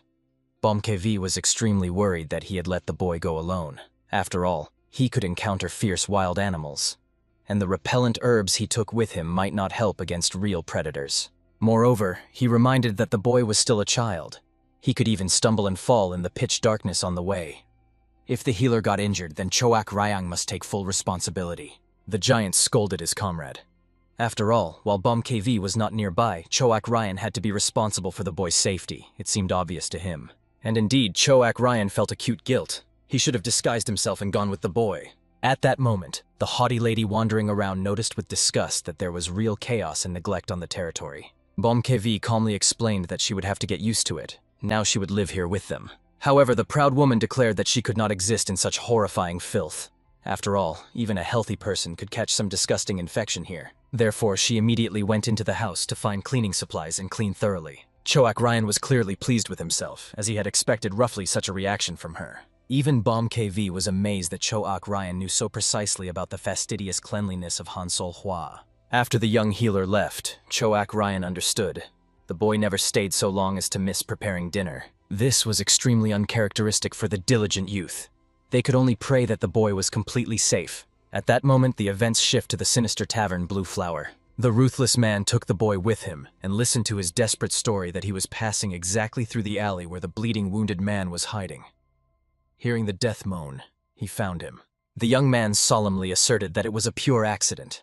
However, the experienced master from the formidable alliance could not believe it, and the boy was extremely angry, not understanding how many more times he would have to answer the same damned questions. But at that moment, the ruthless man grabbed him by the hair with an iron grip, roughly lifting his head. He explained to the boy in an icy tone that when adults ask questions, he simply must obediently answer them, and that's it. To which the brave Dan Ak-sun had the audacity to sarcastically remark that the alliance of martial arts masters was truly just and honest. These caustic words greatly enraged the cruel warrior. He immediately drew his deadly knife, pressing it to the youth's throat, and gave him one last stern warning. He better just obediently answer all the questions, after which he inflicted a warning bloody cut on the boy's neck. However, the boy stated with astonishing calm that he had already said everything he knew, and if the man asked him the same thing again, the answer would be exactly the same. The enraged captain immediately decided to slit the throat of this insolent brat, knowing that no one could help him in this cursed place. However, at that tense moment, the deputy captain cautiously knocked on the door. He reported that messengers from the famous Jinsen healing house had arrived. Moreover, he claimed that the influential Pang Jin-sun himself had visited them personally. The captain was well aware. Since Pang Jin-sun had come to them personally, he was surely extremely worried about this boy. At that moment, Den Ak-sun desperately ordered them not to dare involve the nobleman in their bloody disputes. After all, he was completely uninvolved here. Looking at the boy's sincere concern for the protector, the captain only grinned predatory. Den Ak-sun immediately felt something sinister lurking in that creepy smile. And at that moment he realized with horror. From the very beginning they had planned to lure the honorable Mr. Pang Jin-sun here! But at that moment the treacherous man struck the boy hard on the neck, causing his mind to cloud. Finally, he only coldly warned that children should not interfere in such dangerous matters. Adults would handle it without his help. At that moment, somewhere in the dense forest, a desperate man was running, gasping for breath. He understood. He had only about 15 precious minutes left, and he desperately hoped to make it. Not long ago, he was peacefully drinking with his loyal men, realizing that they would hardly ever be able to relax so carelessly again. Therefore, he decided to treat them generously. This man was a respected faction leader, and everyone was amazed by the generosity of their elder brother. After that, they began to praise the man, for he was not only generous, but also masterfully skilled in martial arts, deserving sincere respect. They also, in their drunken state, began dreamily discussing whether to leave these dangerous affairs and go to the great summit. He really liked this tempting idea. But suddenly the formidable Kevi burst into these carefree drinkers. He immediately noticed how this bunch of notorious scoundrels was having fun. Of course, no one understood who this threatening man was, and they couldn't figure out how he dared to come here. However, in literally a moment, he moved behind the stunned leader. The latter didn't even notice how the giant appeared nearby. So everyone immediately realized Bomkevi was a true master of martial arts. Then the trembling man decided to find out who had sent Bomkevi after his head. However, he coldly made it clear that he acted on his own. Moreover, he had a special offer precisely for such desperate guys.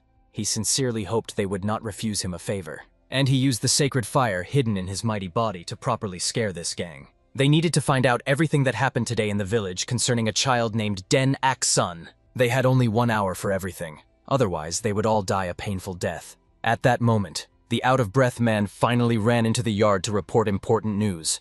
They found the boy, and he is in the tavern Blue Flower. At that time, the captain was already calmly seated behind the massive table, thoughtfully pondering something. The captain's deputy respectfully reported that the influential Pang Jin's son had come to them here on horseback, and that meant he would arrive at the sinister tavern very soon. Therefore, the captain could only guess what was so special about this young lad that even Pang Jin's son himself deigned to intervene for him. Soon muffled footsteps were heard, and the guards assumed that the long-awaited master had come to them. However, when the gates swung wide open, before their eyes stood a man in scarlet robes. Immediately, the air was filled with such a powerful murderous intent that the blood of those present froze in their veins. The captain's deputy promptly decided that this warrior had arrived accompanied by Pang Jin's son, so he ordered him not to delay and to bring in his lord, after which he dared to touch the stranger's shoulder with his palm. However, the latter calmly pushed his hand away with a single finger, but applied such force that it seemed all the bones were ready to break at once. The captain could not believe his own eyes that Pang Jin's son had sent such a powerful man to them. This warrior was too strong even for an ordinary mercenary. Suddenly, sinister suspicions pierced the commander's mind sharper than a dagger. Only then did he realize with horror that before him might stand the great bloody fist himself. The stranger only sneered predatory.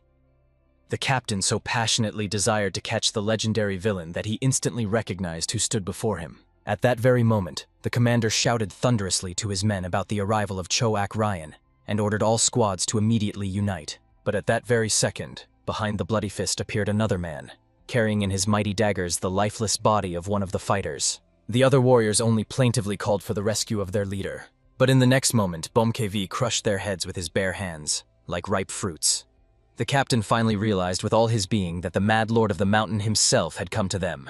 The formidable warrior immediately cast a stern gaze over the situation and saw Den Ak-sun resting on the bed. The enraged giant instantly understood that this was the work of the cursed captain. He dared to touch their healer. The commander trembled with horror like a leaf in the autumn wind, unable to comprehend why these two were so powerful. They were true monsters, and he did not know how to fight such creatures.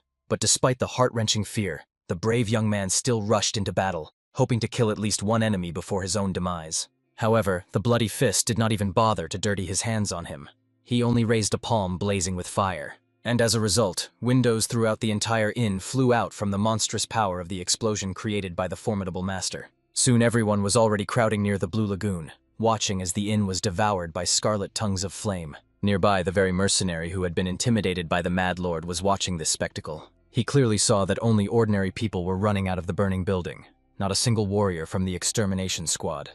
It was logical that they all perished in the flames of hell. Considering such a terrible tragedy, the poor fellow had no idea how the Alliance of Martial Arts Masters would act.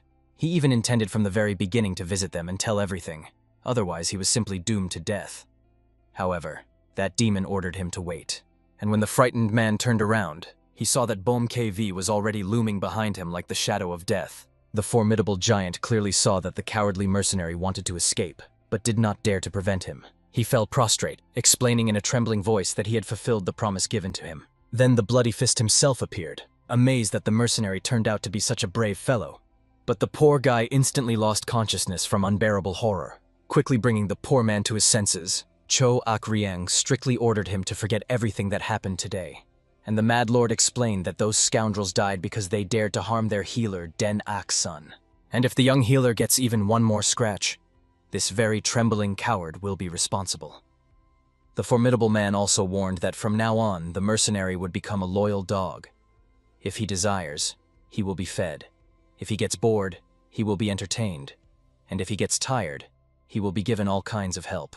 If Den Ak-sun wishes to spend time with a woman and there is no one nearby, then he will even become a woman. After which, by Choak Ryan's command, the Mad Lord calmly departed, reminding the unfortunate mercenary that now his life depended solely on his mercy, and the poor fellow simply wept from unbearable horror, still not understanding whether he should forget everything that had happened or still protect this boy. Soon, by dawn itself, they reached the house and laid the boy down to rest. When the youth awoke, he completely failed to comprehend how he had ended up back in his chambers. First of all, he saw the worried Bomkevi near him, and Choak Ryan had just entered the room. They decided to find out how the boy was feeling and whether he was in any pain. However, he could not understand how these two had managed to bring him home. The alliance of martial arts masters was searching for them. They would not have let villains go just like that. However, the Bloody Fist hastened to explain that they, as adults, had simply come to talk. Nothing terrible had happened. But Den Akson, though a child, was neither naive nor foolish. Therefore, he did not heed their stories. But the Lady Han Sol Hua, who unexpectedly entered the chambers, made it clear that she was the one who had spoken with those warriors who threatened him. Unlike the formidable masters, she was not a cruel warrior. The youth immediately realized that this woman was surely the very new patient about whom Bomkevi and Choak Ryan had told him. After that, he politely greeted the lady. However, the woman only asked that the boy henceforth call her aunt. The boy realized that the voices echoing in his head were a sound transmission technique. His parents had once told him about this art, which martial arts masters use for secret negotiations. Therefore, he quickly understood that the aunt possessed great wisdom. Bomkevi saw nothing special in the sound transmission technique, and Choak Ryang thought that if he restored his inner energy, he could also use this art. Meanwhile, the youth apologized to his aunt for yesterday's troubles and asked permission to wash and prepare for the examination of her condition. As soon as he received permission, he immediately hurried out of the room to put himself in proper order. Everyone was amazed. The young man was strong in spirit. All the trials that befell him were an unbearable burden for a child's nature. Han Sol Hui found it hard to believe that the boy truly inherited the healing techniques of the divine and demonic healers. But obviously, since Choak Ryang and Bomkevi showed such submission, it meant that everything was by no means simple. After that, she addressed the two idle warriors, ordering them to build her new chambers. The Mad Lord did not understand why he suddenly had to obey her orders. He thought the old woman had already lost her mind in her advanced age. However, she threatened that if they did not listen to her, she would tell everyone about their deeds last night, and that the whole village was soaked with the smell of blood after their visit. In the end, both immediately left to carry out her command, and the lady was amazed that they did not even thank her for covering for them. After that, she used the frosty wind to cleanse the room of the accumulated dust. Then, when Den Akson was ready, she secluded herself with him in the infirmary. The youth began to check her energy and meridians. When he laid his palms on her wrists, everything around shone with a golden light. However, the young man immediately made it clear that he could not even believe what he felt. It was not that the woman simply did not want to speak, she simply could not do so. He also warned that the treatment, if it could be called that, would take more than one day. However, he immediately made it clear that he could guarantee nothing. It was the first time he had encountered such symptoms. Han Sol Hua only understood that if divine and demonic healers were here, they would have told her the same thing. She had not hoped much from the start. But unexpectedly, the youth indicated that he could partially restore her voice. Although it was not a complete healing, it was something he could accomplish right now. However, Han Sol Hua obviously could not believe such bold claims from the young man that she would still regain the gift of speech. The youth explained with a gentle smile that he could not heal her instantly, but would gradually restore her health. Of course, this could not be called a full recovery. He needed to stop the sinister flow of cold energy that streamed from her meridians like an icy current, and then stimulate the throat and muscles to awaken them from their centuries-old sleep. After that, he took out his set of the finest acupuncture needles, which shone like silver threads of fate. The healer slowly inserted the needles into the main points on the lady's arms. With that, the acupuncture was completed. He asked the woman to try to pronounce at least one letter, imagining how she slowly inhales the life-giving air, and then exhales the stagnant darkness. When the woman parted her lips, the sound resembled more the scraping of metal on stone than a human voice. But Dan Akson still encouragingly praised her, asking her to continue in the same spirit, as if nurturing a tender sprout. In the end, while he continued to work magic on her body with silver needles, she persistently labored on restoring speech. And at the moment when all the needles were removed from her flesh, the lady finally managed to pronounce the letter A, after which she looked at the young master with disbelief, not believing that she had produced the sound with her own lips. Moreover, only later did she notice that this question also came from her throat. Truly a strange sensation for one who had not heard her own voice for an immeasurably long time. At that moment, Dan Akson asked the lady to lie down on the bed for a more detailed examination. He continued to palpate her throat with skillful fingers, ordering her not to open her mouth or move. And even if she felt something strange, she should not worry. For although Lords Choak Ryang and Bomkewi felt nothing, for some this procedure might seem ticklish. And indeed, when the youth began the examination, Han Sol-hwa felt light touches on her skin. However, soon from this examination, she felt as if she had ascended to the paradisiacal groves of bliss. At that moment, while the boy continued his examination, the lady suddenly spoke. She recognized the technique path to non-existence used by Den Akson, but had no idea how he learned it, considering he was not skilled in martial arts. The young healer had to explain to the wise lady, if you trace the winding history of the development of medical skills, you can notice their close connection with martial arts. For example, how the great Huatuo created the needles of the 5 sacred beasts. There are many methods of refining internal energy and countless training techniques, but the basic principles in the world of martial arts and healing are similar, like close brothers. In Taoism, there were many branches, but the main philosophy that permeates them all is one: the pursuit of immortality and ascension. Most of the currently existing Taoist sects belong to the path of spiritual refinement. Their followers created miraculous elixirs through alchemy. Moreover, Den Akson felt that Han Sol-hwa had begun training the path to non-existence a very long time ago. The only problem was that her spirit remained unstable. It seemed she hastily moved on to the next stage without completing the previous one, and therefore lost the ability to express emotions and taste. Her muscles and nerves were as if frozen in time, like ancient statues. Immediately jumping up, the excited woman decided to find out if the young master could fix the sad situation. The boy thought that after deeper study, healing was still possible, although it would require considerable time. Besides, something else troubled him. Han Sol-hwa asked the boy to speak everything as it was, not hiding the bitter truth. It turned out that after treatment, aging would resume, for the flow of time would again touch her body with its relentless hand. However, she herself desired this. She wanted to grow old like all mortals around. Den Akson was amazed by such a confession, as he believed that women strive to preserve their beauty as long as possible. Even his mother aspired to this. Han Sol-hwa had to explain that her life was by no means easy, and if he could free her from this endless vicious circle, she would be grateful to him until the end of her days. However, Den Akson, wise beyond his years, understood. He was simply doing what a true healer must do. Moreover, since Han Sol-hwa agreed to help him with the household, he himself should be grateful. After this, the two of them with the lady went to the village to buy a few things. The youth was grateful that the wise woman agreed to accompany him, and she had no urgent matters. She was only glad to have the opportunity to help. Moreover, Den Akson noticed with surprise that recently Masters Bomke-wi and Choak Rayang had become unusually diligent in serving him. He even thought that they were slightly afraid of him, but the young man considered that perhaps the problem lay only in his overactive imagination. At that moment, simple peasants, looking at the stranger, could not believe that a woman could be so beautiful, like a heavenly flower that had blossomed in their humble village. They immediately respectfully stepped aside, giving way to the beauty. Den Akson was struck. Despite the whole crowd of people, only thanks to the otherworldly beauty of the lady could they pass freely, just as sea waves part before a ship. However, suddenly a young man in green clothes ran up to them at full speed. He immediately fell to his knees, and those around were amazed at the young merchant's courage. Without saying a word, he presented the boy with a bundle of delicacies. He bowed and hurried to explain that he had begun his duties. After that, he asked the young master to accept this food and to visit them more often for treats. And without explaining anything, he simply ran away like the wind. Dan Akson shook his head in confusion.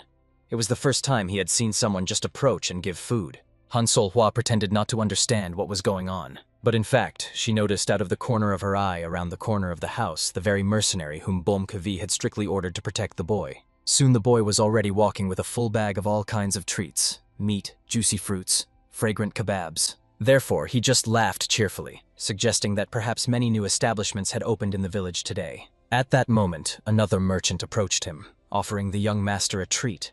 After all, he had just opened a new shop selling fried flatbreads on a stick. The boy immediately thanked the kind man and promised to definitely pay for everything next time, and also inquired about the location of his shop. However, without answering anything, the merchant just cheerfully ran away, wishing the young man a pleasant appetite, like a kind spirit. Han Sol-hwa reasoned that the locals were apparently very friendly to Den Akson, judging by such a warm reception. However, the boy honestly admitted that he had not noticed such hospitality before. After that, he asked his aunt to hold his bag so he could quickly visit an important place. At that moment, the mercenary leader decided to check with his assistant that he had delivered everything to Den Akson as agreed.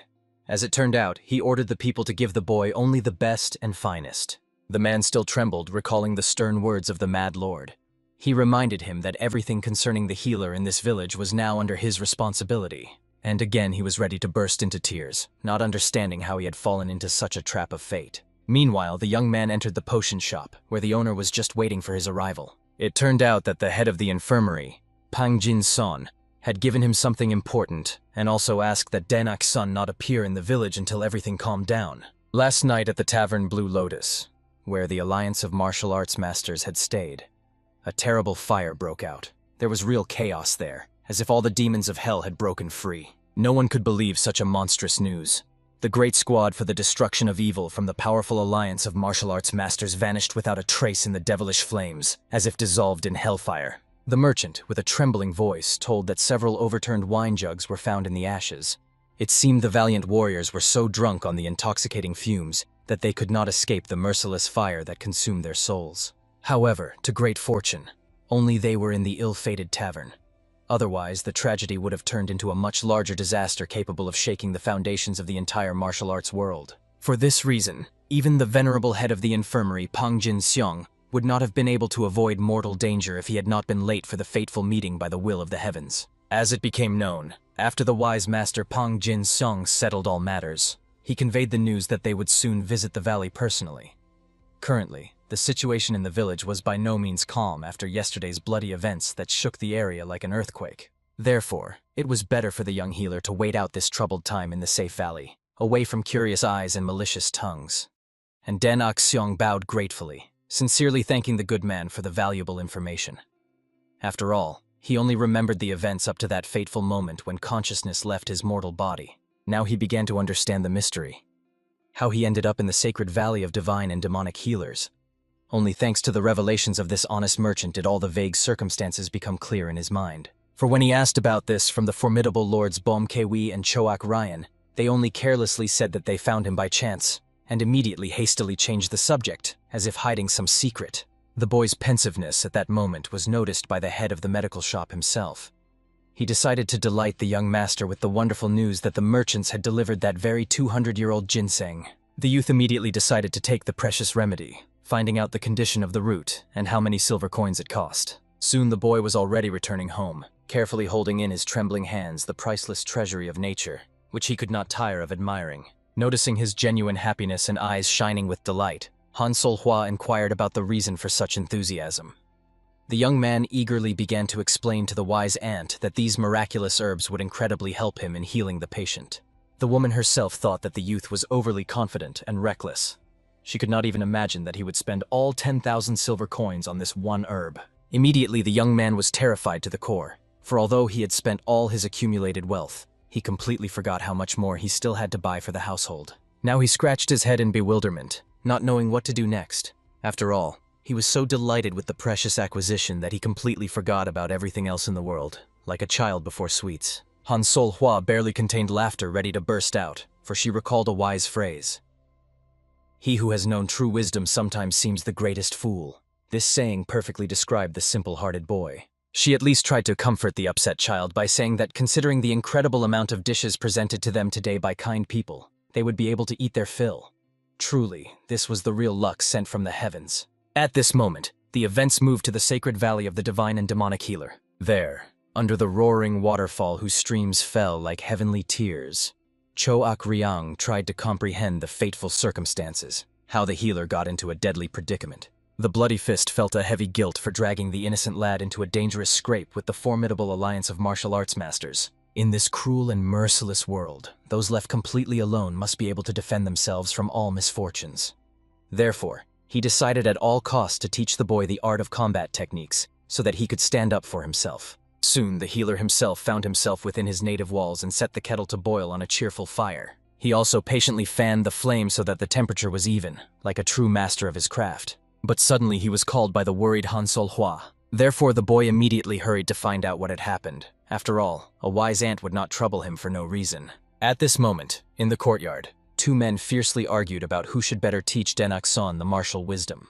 Choak Ryang categorically believed that if this important task was entrusted to Bom Kwi, he would surely turn their precious healer eunuch into a crude brute with his rough methods. Han Sol-hwa hastened to explain to the puzzled lad that these two could not decide who would instruct the boy in the art of combat. Even she felt sickened by their hopeless stubbornness, like watching two rams butting heads. At that very moment, the warriors decided to find out from the boy himself which martial art he longed to learn. Choak Ryan confidently believed that the youth would definitely choose him. for it was no coincidence that he was among the top 5 strongest martial arts masters in the entire world. Abomkv was firmly convinced that the boy would choose his mentorship. Then he could teach the youth his unique flying technique, and he would be able to soar through the skies like a free bird, slicing through the clouds. Of course, Dan Akson tactfully reminded these two hot disputants that natural talent is extremely important in martial arts. And the wise also say that one must learn the warrior's wisdom from the earliest childhood, while the bones are soft and the mind is pliable. For this reason, both husbands immediately rushed to him headlong to thoroughly check his physical condition and asked for permission to examine him more closely, like traders appraising a thoroughbred stallion. Choak Ryan began to feel the boy all over with skillful hands, after which he decided to direct his own true energy at him, which he had accumulated in his mighty body for many years. Dan Akson only watched, mesmerized as the master's palms shone with golden light, and then decided to ask Choak Ryan what such a state of his nature meant. However, the formidable man only frowned somewhat sadly and warily, for it was indeed rather late for the boy to begin learning the martial arts. Even Bom KV did not understand what exactly went wrong in this inspection. Therefore, Choak Ryanu had to explain with a heavy heart that the boy would find it difficult to learn the highest level martial arts. It turned out that the young healer completely lacked an innate talent for martial wisdom, for the bloody fist simply did not perceive him when checking the boy's internal energy. However, he tried to console the saddened youth, for there was an ancient saying, "Even small ants can dig mountains with their persistence." Dan Akson was not a born martial arts master, but this could be achieved through his own tireless efforts. Of course, provided that he studies diligently and devotedly day and night. Even Bloody Fist himself showed no special promise of a great future in his youth, so Dan Akson could confidently trust his experienced mentorship. Of course, Dan Akson was extremely astonished to learn that the formidable man also had no natural gift. That is precisely why Choak Ryang believed that the boy should be trained exclusively under his wise guidance. After all, being born without talent, he still became the greatest master under the heavens. Therefore, he knew how to reach such heights like no one else in this world. Han Sol-hai felt that his passionate tales sounded overly doubtful and unconvincing. It seemed the man talked too much and sounded desperate, like a merchant praising rotten goods. Therefore, she herself placed her experienced palms on the boy's body to personally check the state of his internal energy. However, at that moment, she felt something that could not be ignored. Therefore, she immediately and authoritatively declared to the astonished men that from now on, this child belonged exclusively to her and no one else. Choak Ryang was seriously enraged, as the woman had previously categorically refused to participate in such nonsense, as she put it. However, now she simply could not give them such a rare talent in martial arts. Her conscience as a master of martial wisdom would not allow it. Bom Kivi was even more outraged than before, because just now the Bloody Fist claimed that the boy completely lacked talent, which meant he blatantly lied to cunningly get the youth as his disciple. In the end, Choak Ryang only coughed apologetically, feeling awkward about his mistake.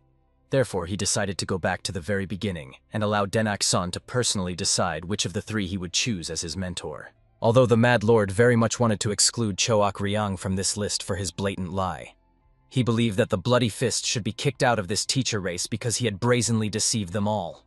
He also longed to disgracefully expel the witch, and when the woman coldly and curiously asked the reason for such a harsh judgment, he immediately reminded her that she initially did not want to teach the boy martial wisdom at all. However, the wise lady calmly made it clear that giving them a child with such phenomenal talent would be simply irresponsible on her part. The conscience of a true martial arts master would not tolerate such sacrilege. But Bom KV only became even more enraged. However, the woman only glanced contemptuously towards the Mad Lord, making it clear. If he so passionately desires to take Denak-san as a disciple, he must take him by force from her tenacious hands. No one could believe that the wise lady herself proposed to arrange a real fight.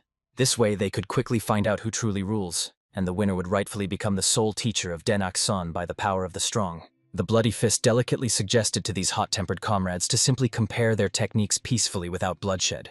However, both masters only grumbled, reminding him that he was already out of the race, and in general, liars were not given the floor in principle. Denak-san could not believe that he actually had a talent for martial arts.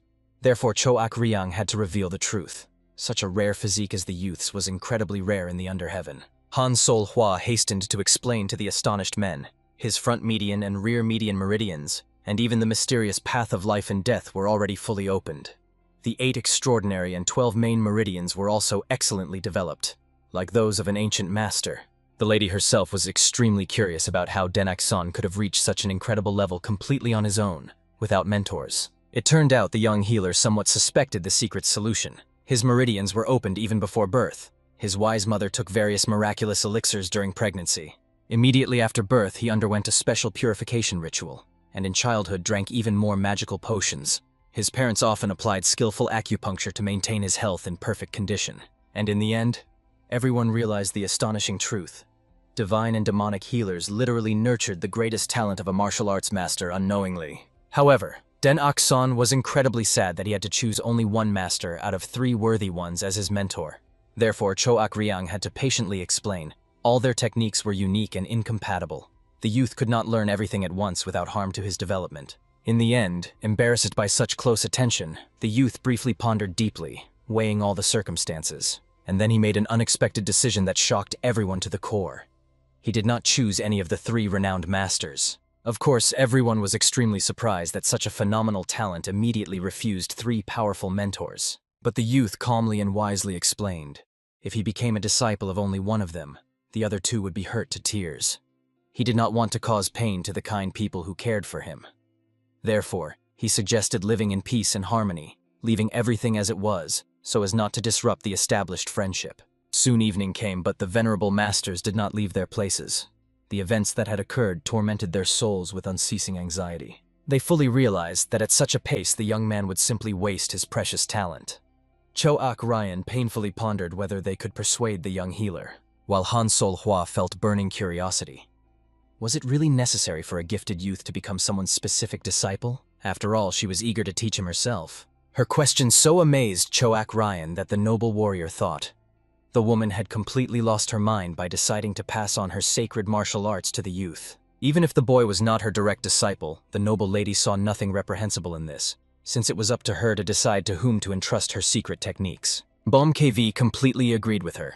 He believed that the healer did not have to choose a single mentor from all 3. Choak Ryan was deeply shocked that even his comrade took such an outrageous side.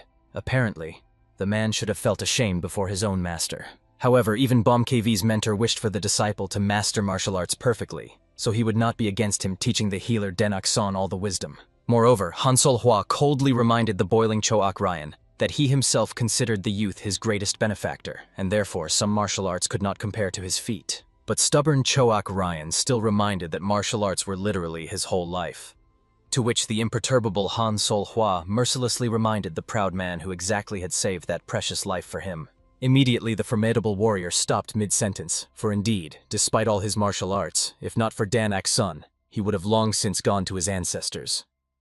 But the stubborn master still shouted discontentedly, realizing that it was still wrong to act that way. Finally, morning came, and waking at dawn, the young healer set the table for his patients. He also placed the healing herbs and asked them to chew them thoroughly so that the remedy would be absorbed in the best possible way. At that moment, everyone calmly ate food, long accustomed to the bitter taste of medicinal herbs. For some reason, Choak Ryan felt a special enthusiasm, who previously did not like this food because of the bitterness of the medicinal plants. And at that very moment, the young healer was delicately feeling the warrior's body to understand if everything was all right. However, he immediately began scolding the man who was overexerting himself in his training, even though his internal energy had not yet fully recovered. He made it clear that now a warrior can only independently control his energy, but is not able to use it to its full power. However, at that moment, Choak Ryang swiftly covered the boy's mouth, while the other 2 masters immediately jumped up, realizing that Choak Ryang was using energy. As a result of the misunderstanding, the embarrassed man hurried to apologize to his comrades. It turned out that yesterday he had transferred his firstborn infinite energy to the healer Den Akson, and as they assumed, the young man received it in a special way.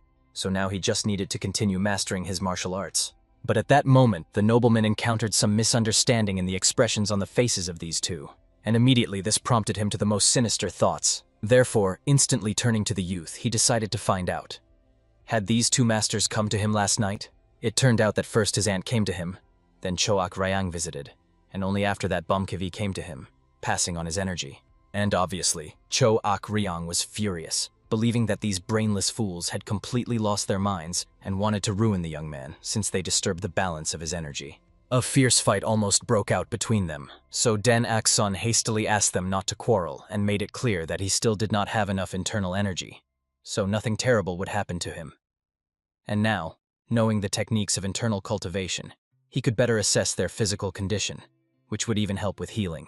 Cho Akriang still asked him not to use these techniques simultaneously, otherwise his meridians would intertwine in a destructive way. However, the young healer reminded them that he was still a doctor and would not do anything harmful to his body. Moreover, what was much more important, he had an excellent idea: to study all the martial arts at once. As is known, the aunt had excessive yang energy, and the mad mountain owner had yin energy, and because of this, harmony was disturbed. At the same time, Choak Riang was different from them all because his energy was concentrated right in the center. If they studied martial arts together, it would not only help their healing, but also contribute to the development of martial arts. It turned out to be a truly brilliant idea.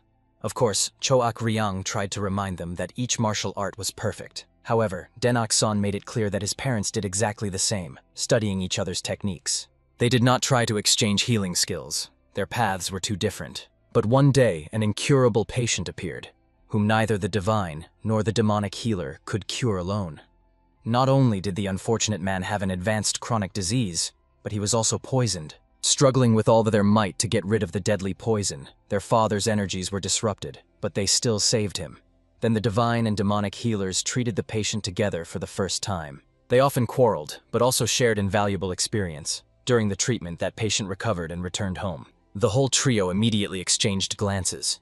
They considered each other true madmen, but at the same time acknowledged that each one's martial arts were extraordinarily powerful. In the end, Bomkavi was the first to agree with the hero's position, understanding that if it was advice from their healer, then it was worth following. Han Sol-hwa agreed next, as she was ready to do anything that could help her. And Denak-san was glad that from that moment on they would study martial arts together. Choak Riang thought that the boy wanted to learn the best technique from their martial arts.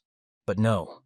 He simply wanted to master the technique they would create together. Choak Riang was deeply moved that the youth wished to create a new kind of martial arts. However, the young man reminded them that with the level of martial arts mastery of these renowned masters, it was quite feasible. Moreover, it would be very useful for his future treatment. Of course, everyone was worried that he would not succeed in combining these techniques. However, the boy firmly decided that if he failed, then he simply would not study martial arts. Immediately after that, he left the room, leaving the three masters frozen in bewilderment. Choak Riang was silent for a long time, watching the boy with his gaze, and suddenly remembered a wise phrase: the primordial is infinite. This means that without established rules, a person has no limitations. It also means that without ups and downs, there is no true progress. This was precisely the great power. Right then, Bomkavi and Han Sol-hwa froze, because right before them, a noble warrior began reciting a sacred mantra to awaken inner energy. However, the man calmly explained that since they decided to help Denak-san, they had to do everything possible for this child. It was clear. He still continued to try with all his might for their sake, and they could not lose the young man's trust. And Bomkavi fully agreed. He wished to pass on the martial arts only to the healer Denak-san, and no one else. And Han Sol-hwa simply did not want to disappoint the boy.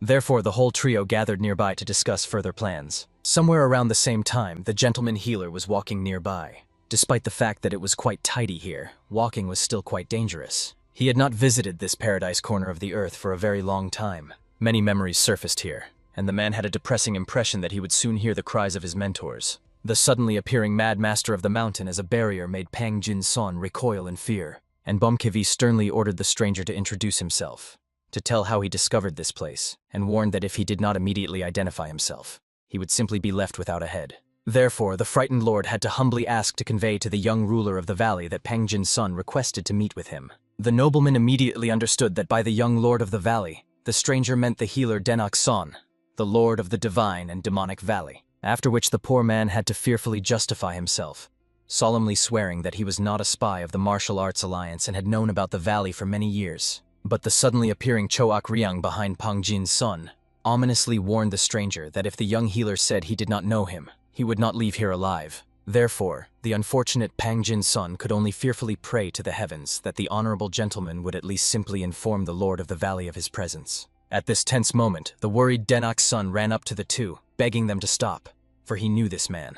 At that moment, the venerable elder decided to find out how the young lord was doing, although he understood that now he could rightfully call him simply lord, since he had long ceased to be a child. Han Sol-hwa, meanwhile, looked intently at this man, wanting to ask the boy whether he really knew this person. Denak-san hastened to explain that this venerable man was a student of his parents and a good person, so he asked them to stop piercing him with such frightening looks. After that, the young man somewhat awkwardly decided to ask Pang Jin-sun what had brought him here out of the blue. His soul had not expected a guest without warning. After all, he now knew that all the masters were hiding here. At that moment, the frightened man admitted that although he knew that Den Ok-sun had comrades, he certainly did not expect them to be so hostile. Soon they were already secluded in the cozy house of the Lord of the Valley. The young man perfectly understood that Pang Jin-sun was surely surprised to meet his patients, and explained that during the treatment they lived with him, although he understood how unusual they were. Now finally Pang Jin-sun understood why the young man had been so diligently avoiding him. He knew it was not without reason. Although the boy wished to become independent, it seemed he had gone too far in his endeavors. Den Ok-sun hastened to apologize to Pang Jin-sun. It was not that he was unpleasant to him. The situation was different. However, at that moment the venerable man perfectly guessed that Den Ok-sun was treating the Great Bloody Fist himself, as well as the Mad Lord of the Mountain. This meant that all this time they had been hiding here. Den Ok-sun tried to find out how Pang Jin-sun had figured it out. It turned out that sinister rumors about the Great Bloody Fist had spread throughout the district. Moreover, the young man had begun to purchase special medicinal herbs. Such rare remedies were used only for seriously ill patients. When he put all the facts together, the name Choak Ryan came to his mind, and the Mad Lord of the Mountain surprised him no less. The young healer hurried to explain that both warriors were seriously wounded. They needed help, otherwise they would have died. However, Pang Jin-sun did not say that saving people was bad. On the contrary, he was deeply impressed by the abilities of the Lord of the Valley. After that, he calmly explained to the young man that he would like to help him in this difficult task. Now he already knew the secret of Den Ok-sun, and hoped that the boy would not drive him away. However, the latter tried to explain that he simply did not want to expose Pang Jin-sun's precious life to danger because of himself, and the man perfectly understood what the boy was afraid of, so he took some precautions before coming in here. Surely the boy expected Pang Jin-sun to meet with the Alliance because of that unfortunate incident with the evil extermination squad. However, at the meeting, he vouched for Den Ok-sun, and they had to believe him. However, it remained a mystery to the boy how Mr. Pang managed to get in touch with the Alliance of Martial Arts Masters. As it turned out, the members of the Alliance were the most important clients of their clinic. For example, right now the youngest daughter of the head of the Alliance was being treated there. When he uttered these significant words, everyone waiting outside the doors became alert. Han Sol-hwa was convinced that these two really knew each other, while Bom Kavi was worried that this man was closely connected with the Alliance of Martial Arts Masters. Choak Ryang himself understood that this gentleman's clinic had recently become extraordinarily famous. Apparently, Han Sol-hwa and Bom Kavi were not even aware of this. At that moment, Mr. Pang Jin-sun was telling the boy that if he did not support the Alliance, his uncle might go against them, since they were not strangers and were in the same boat. However, Den Ok-sun still did not understand why the man was taking such a risk, to which he calmly reminded him that he would not leave his family in trouble. So if Den Ok-sun asked him to leave, he would drop everything and go to certain death for the ruler of the valley. Of course, the young man hurried to make it clear that he would never ask the man for such a thing. He had nothing to worry about. He also quickly apologized for everything, since surely Pang Jin-sun had to endure a lot because of him. However, the man just laughed. The boy always brought trouble upon himself. Moreover, he asked the young man to now address him with all questions. He would provide him with any necessary healing herbs. And immediately, shining with joy, Den Ok-sun asked him to bring him the essence of the Azure Stone. It was the energy of the earth itself embodied in liquid form, and the price of this unique elixir was incredibly high. When Pang Jin-sun heard about it, he thought the young man was simply mocking him, since he seriously asked for such a precious thing. However, from the admiring look, resembling the gaze of a begging dog, he understood.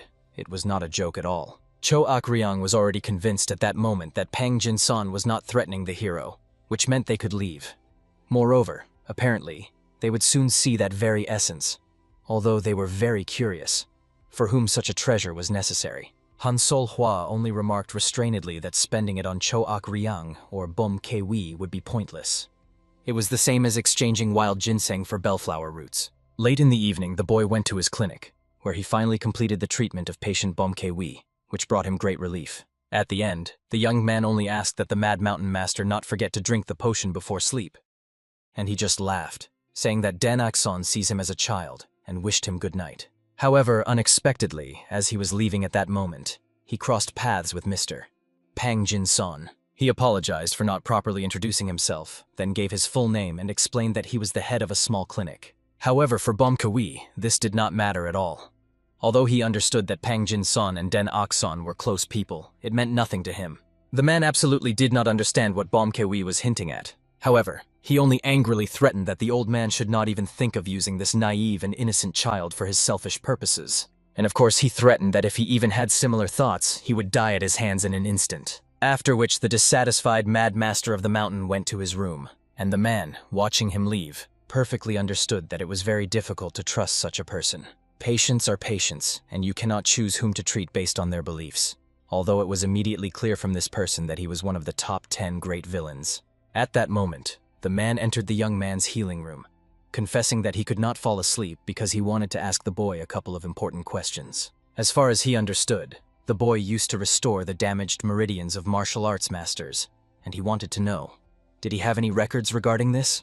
After that, he delicately asked him to let him read those precious records. However, the boy anxiously made it clear that this would not be easy at all, since there were no records on paper, because at that critical moment he was focused exclusively on healing, thinking of nothing else.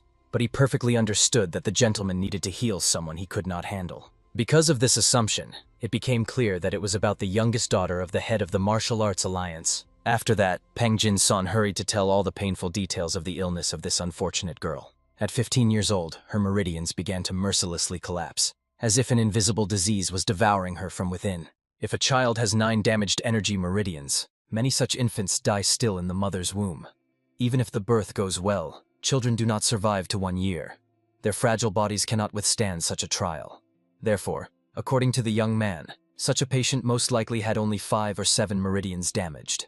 But Pang Jin-son bitterly made it clear that the problem was that he treated her from a distance.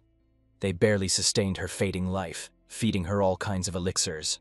However, Dan Akson insightfully made it clear that this treatment was clearly insufficient, since damaged meridians are not the cause of her illness, but only a consequence. Therefore, they were merely symptoms of another, deeper disease. He wisely made it clear that it was precisely for this reason that other healers could not restore the damaged meridians. The treatment had been fundamentally wrong from the very beginning. Pang Jin-sonu should have focused on the true source of the disease to find the right treatment. But those doctors only paid attention to the external symptoms, so nothing helped. The honorable gentleman honestly admitted that he encountered such a mysterious situation for the first time, so he blindly trusted ancient medical books. As a result, he relaxed and lost the necessary vigilance. However, Dan Akson gently asked the man not to torment himself with such trifles, since even his famous parents did not immediately come to such a revolutionary conclusion, after which he warmly reminded Pang Jin-son of the patient whom the parents could not heal and were already ready to give up in despair. And Pang Jin-son clearly remembered that unfortunate monk. Not only did he suffer from a chronic illness, but he was also poisoned, and then his internal energy was disrupted. The young doctor recalled that the old man's symptoms were strikingly similar to those of the patient Pang Jin-son. When the parents first joined forces to save the dying man, they understood how to restore the damaged meridians, and this discovery became a real impetus for their unprecedented improvement in healing skills. Pang Jin-son had many burning questions. For example, why hadn't the doctors taught him this secret technique? But it turned out that they hadn't specifically taught Dan Akson either. He simply observed this mysterious process and managed to remember it that way. And Pang Jin-sonu was very sorry that he was not nearby at that fateful moment, as he could have learned much from their wisdom. But the boy insightfully noted that nothing would have changed. Damaged meridians are extremely rare cases, and it would still have been very difficult for the man to understand what was what in such a complex matter. In the end, Pang Jin-son realized with awe that the technique for healing such mysterious cases was known only to the ruler of the valley. There was hardly another healer like him in the entire world. He was sincerely glad that he had decided to visit the young man after all. For all this time, he had clearly not noticed the obvious problems in treating his patient. Thus, immersed in deep reflections, the boy and the venerable gentleman spoke until the very early morning, when the first golden rays of the sun began to timidly peek out from behind the majestic mountain peaks. And the boy, with loud, enthusiastic cries, immediately ran down the corridor, waking the gentleman and the aunt. He finally realized that he had fallen into a cunning trap of causes and symptoms. Immediately, the frightened ones gathered, not understanding what kind of trap was being talked about, and thought that perhaps Pang Jin-son had threatened the boy. However, the one with burning eyes made it clear that he had fallen into the trap of the mantra itself. Everyone had their own unique physiology, as well as their own special meridian energy. The main meridians are similar for all, but the location of additional meridians slightly differs.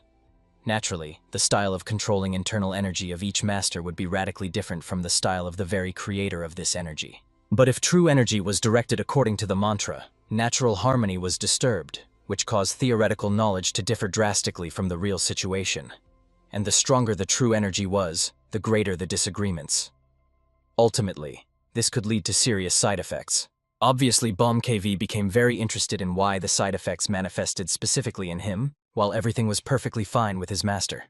However, the young man explained that the reason lay in the fact that the master simply had not reached the current level of the student. And immediately KV deeply pondered this, and realized that indeed, at the moment, he was significantly stronger than his mentor. Meanwhile, Den Akson explained that the aunt's additional meridians were concentrated in the hands, and Mr. KV's in the back. As a result, the true energy, which was supposed to return unhindered to the Dantian through the main meridians, went off the right path, scattered, and ended up where it shouldn't. Hence all the painful side effects originated. At that moment, Pang Jinson hurried out at the noise, and Den Akson hastily explained to the man that he had made the same fatal mistake they had discussed with the gentleman.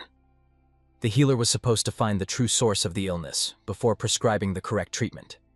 Instead, he only paid attention to superficial symptoms.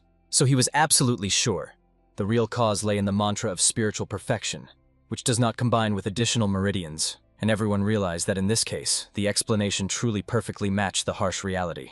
The sources of these techniques for awakening internal energy are so ancient that one cannot even remember when they originated deep in the ages. Even if a father and son have the same blood type, their energy can differ radically, not to mention completely unrelated people. Those who were taught martial arts continue to change, but the mantra itself remains unchanged for centuries. Therefore, so many unforeseen problems arise. It turned out that Choak Ryan alone had no problems because the technique of awakening the inner energy of his master was close to the original. But his primordial infinite true energy was born only after studying countless awakening techniques. At the same moment, the brother noticed that Choak Ryan was too proud of himself, as if he himself were the great creator of these techniques. Meanwhile, Han Sol Hua decided to find out. Is complete healing really possible if you learn the true cause of the problems? By that time, Denak's son had discovered the source of the disease, and now understood how to treat the patients. But there was one more significant hitch. They would need an incredible amount of elixirs, much more than they currently use. Obviously, Bumkevi was extremely upset by such alarming news, so the boy hurried to explain that they needed to conduct true energy to the correct meridians, but they could not reach them because they had not been used for a long time. Moreover, the body had already thoroughly adapted to the current method of spiritual improvement. To free the blocked meridians, a truly large amount of precious elixirs would be needed. And then suddenly Pang Jinson realized he might be useful, so he hurried to explain to the valley ruler that the Alliance of Martial Masters had plenty of elixirs. The head of the Alliance was gathering healing remedies for his dearly beloved youngest daughter throughout the vast central plain. By the way, Danak-san would also be able to get them if he took on the treatment of this patient. And of course, Denak-san was extremely interested in the condition of the patient, but he was worried about revealing the identities of his current patients. Pang Jinson pleaded with Denak-san not to doubt. At this rate, the girl would simply die, because even those miraculous elixirs that somehow supported her fading life no longer helped. Bom KV was extremely worried that Dan Aksun was going to treat the daughter of the very leader of the Alliance of Martial Masters, and anxiously reminded how the evil extermination squad had recently treated the young man cruelly. And the boy had no idea how Bom KV found out about this, since he had never told the man anything like that. He immediately had to hastily lie that he had accidentally met a hunter from the village, who told him that some disorder and turmoil were happening there. In the end, Dan Akson pretended to believe these excuses, while Han Sol Hua mentally scolded the careless man. Cho Akriang perfectly understood that the daughter of the powerful leader of the Alliance would hardly go to such a remote place completely alone. She must be accompanied by a whole retinue of accompanying warriors. That means Dan Akson himself would have to go to the patient. But the boy could not leave the valley. He needed to continue treating his aunt and the others. And Pang Jin-son had a bold proposal about this. The whole trio could go with him on this small but important mission. Of course, the Mad Mountain Master was extremely furious at such a brazen proposal, and did not understand how he could even imagine himself to be able to tell them what to do. However, Pang Jin-son explained anxiously that if the healer did not help the daughter of the head of the Alliance, she would inevitably die. And if he saved her, it would also help the wounded warriors themselves strengthen their position. Of course, Choak Ryang understood that the situation forced them, but he was not sure he could hold back when he saw the hated head of the Alliance. Bom KV even threatened to immediately take that man's head off. There was only hope that the noble warriors could restrain their rage and agree to this risky adventure for the sake of Dan Akson himself. But at that moment both asked why Pang Jin-sun suddenly needed this. Then he wisely explained that the head of the Alliance of Battle Masters was the only one who could grant pardon if something went wrong. Only together with the Masters would the ruler of the valley be truly safe. Obviously, both immediately understood that Pang Jin-son was delicately hinting at serious problems with the Alliance in their affairs. Bomb KV perfectly understood that in such a case, even if something happened and they were exposed, Denak-san would still be able to escape safely. Therefore, they made sure that they could not leave the boy alone. They would have to set out on the journey. Kan Sol-hwa, who was nearby the young man at that time, calmly made it clear that she agreed to this dangerous journey. Pang Jin-son was quite grateful for such a decision, and was going to prepare everything necessary for shipment. But Choak Ryan asked him to stay. After all, since they were going on a trip anyway, they could combine business with pleasure. And he unexpectedly warmly suggested to the young man to go on a small hike. And the boy was incredibly happy, because he had never been on a real hike in his life. Moreover, if they all went together, he would be truly very glad. He could not believe that they would really be setting up tents together and spending the night under the open starry sky. He really wanted to experience it all firsthand. In the end, Danak-san enthusiastically agreed to go on the hike, and all the others also decided not to refuse, for loyal patients always follow their healer. The next day, the events moved to a noisy village. The merchant calmly watched as his shop was filled with visitors. He was about to close the store when suddenly business took off. All thanks to those very wooden statues that Danak-san had brought him earlier. Just at that moment, the boy cheerfully ran into the merchant's shop, and he was quite glad to see his precious benefactor. The young man was amazed at how well the man was doing, and he hurriedly asked the boy to bring him more statues. He would be immensely grateful for their sale, as there were many eager to buy them. And when the young man invited him to go outside, he was astonished to see how many statues the boy had brought with him. These items would last for some time, as the young man would not be able to visit him so often. He was setting off on a long journey. Of course, the old man became very curious to know where the boy was heading and when he would return, and he enthusiastically told that he was going to Hubei province. It was his very first expedition, so he did not even know how long it would take. Of course, the kind old man could do nothing but wish the boy good luck, and ask him to be sure to visit his humble shop when he returned from the journey. After that, they quickly unloaded the heavy boxes filled with skillful figurines, and the old man wished the young man a safe journey. Denak-san also warmly said goodbye to the man, while Bum KV patiently pulled the cart behind him. He saw that the boy was extraordinarily happy, and the whole reason was that the merchant decided to raise the price of the figurines, and now they had much more money for the journey. From now on, they were true rich men. And of course, the man was also quite happy, because when their healer was happy, he could not be sad. Soon they returned home and finished the final preparations for the journey. The first thing they had to do was to disguise themselves thoroughly. Denak-san carefully examined Bum KV, and in the end, he was satisfied with this disguise, so he passed the strict selection. And the Mad Master of the Mountain was quite happy, because the wig at least made him look 10 years younger. However, at that moment, Bum KV noticed a woman who remained in her unchanged appearance. Obviously, he was surprised that she did not disguise herself at all. However, she calmly made it clear that she did not need a disguise. She had done nothing shameful, unlike some fighters. And so the last to be tested was Mr. Choak Ryan. However, he was so unlike himself that the young man at first did not even recognize the man. Therefore, he had to smile slyly and begin to peel off his skin. Only then did the young man realize that Choak Ryan was using a human mask worn on his face. The young healer immediately had many burning questions. How did he do it? And how did he learn such an incredible transformation?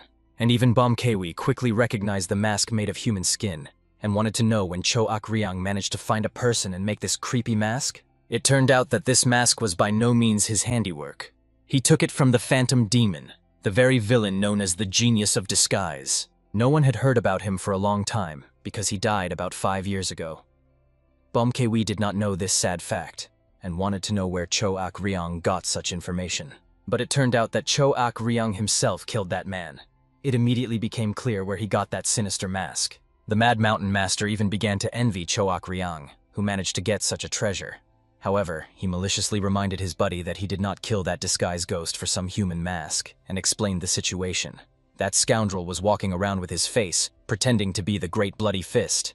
Putting the situation on himself, Bom Kewi realized how furious the man was after that, and why he killed the scoundrel. Finally, all preparations were completed. Only the legend remained to be decided. From this moment on, they all had to be employees of the Pangjin Sun Sanatorium. It turned out that Bom Kewi had already come up with a new name for himself, and believed that the name Jin Ga Hui suited him perfectly. But Han Sol Hua only sarcastically remarked that he could simply be called Villain Number 3, while Choak Ryang would be Villain Number 1. Bom Kwi was quite angry that he became villain number 3. He longed to be first. After all, in real life he was definitely villain number 2, and considering how seriously Choak Ryang was injured, he could even take the first honorable place. Choak Ryang calmly reminded that only 4 out of the top 10 great villains made it, and among this chosen 4, Bom Kwi was definitely not in first place. However, he absolutely did not care about this. He still insisted that he wanted to be the best villain.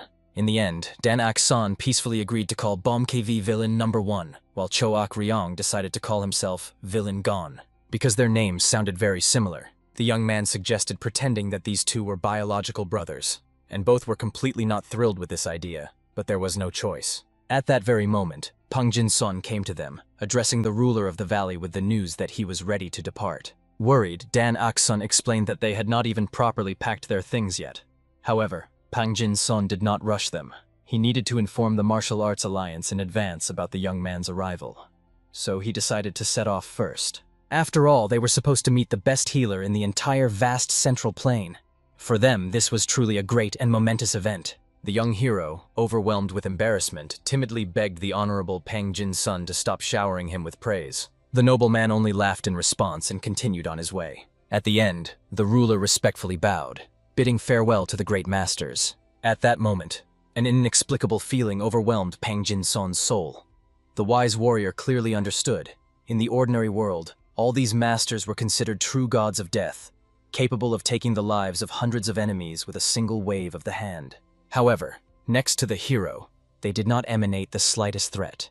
The ruler could not even believe that before him truly stood those very 10 great villains whose names struck terror throughout the entire martial arts world. One way or another, all that remained for the noble warrior was to trust Dan Ak-sun's wise choice and follow his destiny. Soon the whole company set out on a long journey, slowly making their way through a picturesque forest, through which a clear mountain stream wound like a snake. The young healer kept stopping to gather medicinal herbs. Watching the boy scurry back and forth in search of precious plants, Bom Kwi's soul was tormented by doubts. Were they acting wisely? As is known, they could have reached their destination in just 1 day by the main road. But at such turtle-like pace, the journey would stretch to 5 days or more. However, the wise Choak Ryan understood. The most important thing was not the speed of arrival. Dan Ak-sun was an unprecedented delight. Moreover, the road was beautiful in its own way, and around them reigned amazing silence and tranquility. But the most astonishing thing was that even Bom Kwi was not bored in the slightest. At that moment, the boy, having run around for plants and found nothing else, suggested to his comrades to rest and refresh themselves. The young healer headed to a small stream to wash the freshly gathered herbs. Bom Kwi immediately noticed a serious problem. Since they had embarked on such a long journey, vegetables alone would not be enough. For a long journey, strength is needed and energy is given precisely by meat. However, the boy insisted that the herbs he had gathered would give strength and vigor. Having listened to the young healer, Bom Kwi still rushed off to hunt. Meanwhile, Choak Ryan began to light a fire and prepare a place to spend the night. Soon the noble warrior had already gathered all sorts of debris and branches to start a fire, after which he used a special tool in the form of a tube to finally ignite the first leaves. After long minutes of persistent attempts, he finally managed to kindle a small flame. However, suddenly a stream of icy air rushed towards the man. Choak Ryan asked his sister Han Sol-hwa to be cautious. After all, the fire was almost blazing. When he tried to blow the flame again, the cold wind spoiled everything once more. This time, Choak Ryan's soul was seized by fierce anger. The noble warrior could not understand what the mysterious woman was doing. However, when he turned around, he saw an astonishing sight. It turned out Han Sol-hwa was helping the boy with her icy power. The whole matter was that many annoying mosquitoes were swarming around, and Dan Ak-sun was seeing for the first time how they could be caught in such an amazing way. Choak Ryan was clearly angry that Han Sol-hwa had not immediately warned him about the intention to hunt mosquitoes with Dan Ak-sun using ice power. At that moment, Bom Kwi returned, dragging behind him the carcass of a huge boar. The best meat for restoring strength is precisely pork. Dan Ak-sun sincerely admired such an impressive catch. Bom Kwi was indignant, not understanding why his brother had not bothered to light a fire all this time, and had no idea what he had been doing. The man tried to justify himself somehow, and Bom Kwi realized the sad truth. Choak Ryang could not really do anything without him. Therefore, he at least asked his comrade to roast a wild boar, since he did not have the strength for more. Soon late evening came. The sun disappeared below the horizon, and everyone settled down for dinner. By that moment, the boy was already full to bursting and thanked for the excellent meal. He simply could not eat anymore. Suddenly, the young healer noticed a bright light in the distance. He guessed that besides them, someone else intended to spend the night in this forest. Cho Akryang immediately suggested to the boy to take a walk. Since they were already full, a walk would speed up digestion and allow them to check the surroundings. The two of them immediately set off through the night forest. However, when they peeked out from behind the trees, they saw many people, as well as carts that accompanied them. Of course, Cho Akryang was quite surprised to see such a crowd. At that moment, the young man was examining the flags on the carriage. These banners belonged to the escorts, which Cho Akryang quickly explained to the boy. They were hired by special agencies for transporting valuables. Den Ak-san was delighted, as he had never met the escorts before. The noise from the conversation of these two was heard by the other guards. When they saw the silhouettes in the distance, they immediately became alert, not knowing what kind of people had appeared nearby. Cho Ak-ryan immediately understood that the strangers were not very happy to see them, which was not surprising. During important missions, everyone was treated with special suspicion. After all, secrecy is directly related to the safety of both valuables and the guards themselves. Therefore, they usually regard those who discover them with caution.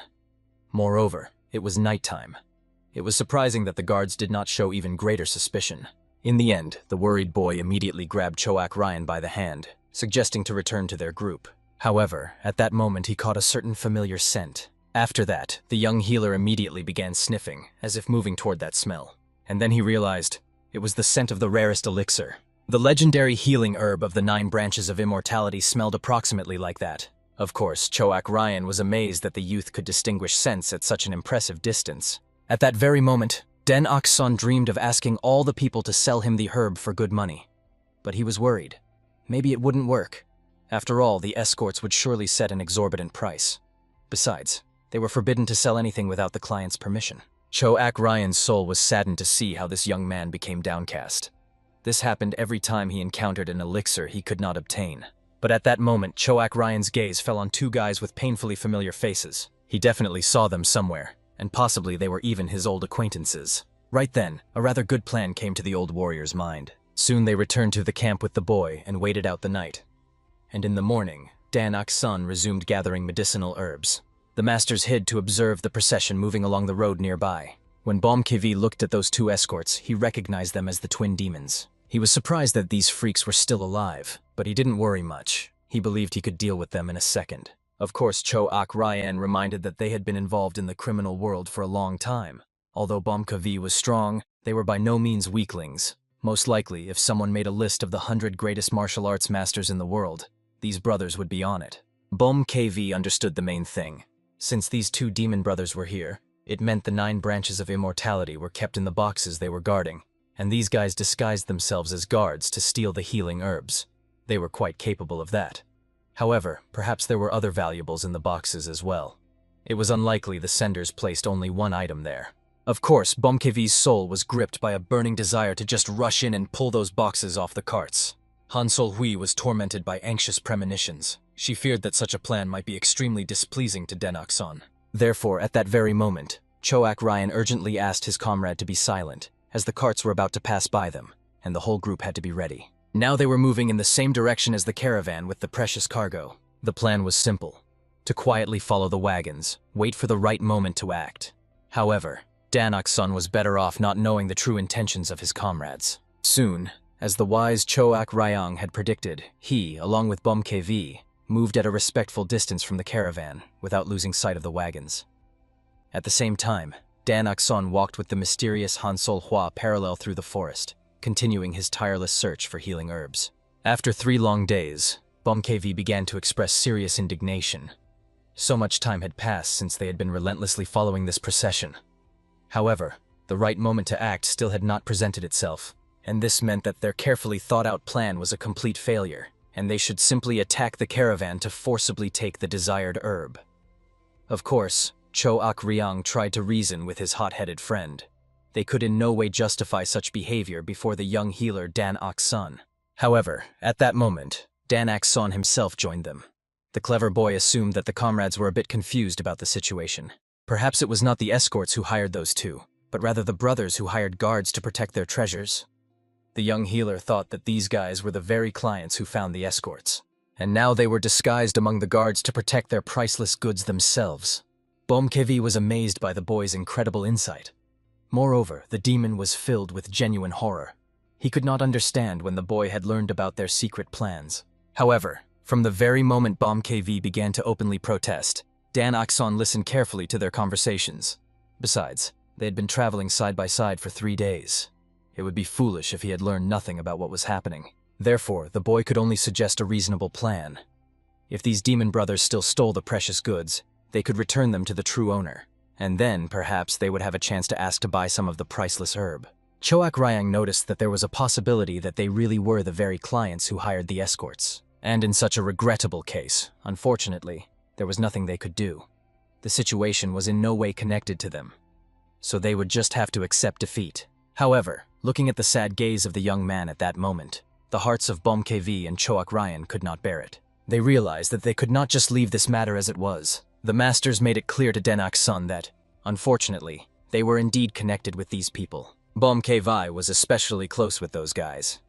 He considered himself their savior, so the demon could negotiate everything with them.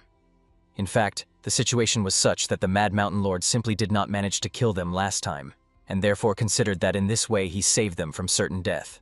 Very quickly the day came to an end, and deep night fell. The caravan guards immediately set up camp to rest. The two demon brothers also fell asleep under the cover of the starry sky. However, in the middle of the night, they suddenly woke up, feeling a blood-chilling murderous intent. The brothers immediately looked around in panic, thinking that someone dared to attack them, but noticed no one nearby. Therefore, they began feverishly searching with their eyes for the mysterious attacker. Suddenly, they heard someone mockingly call them a scrawny and shorty.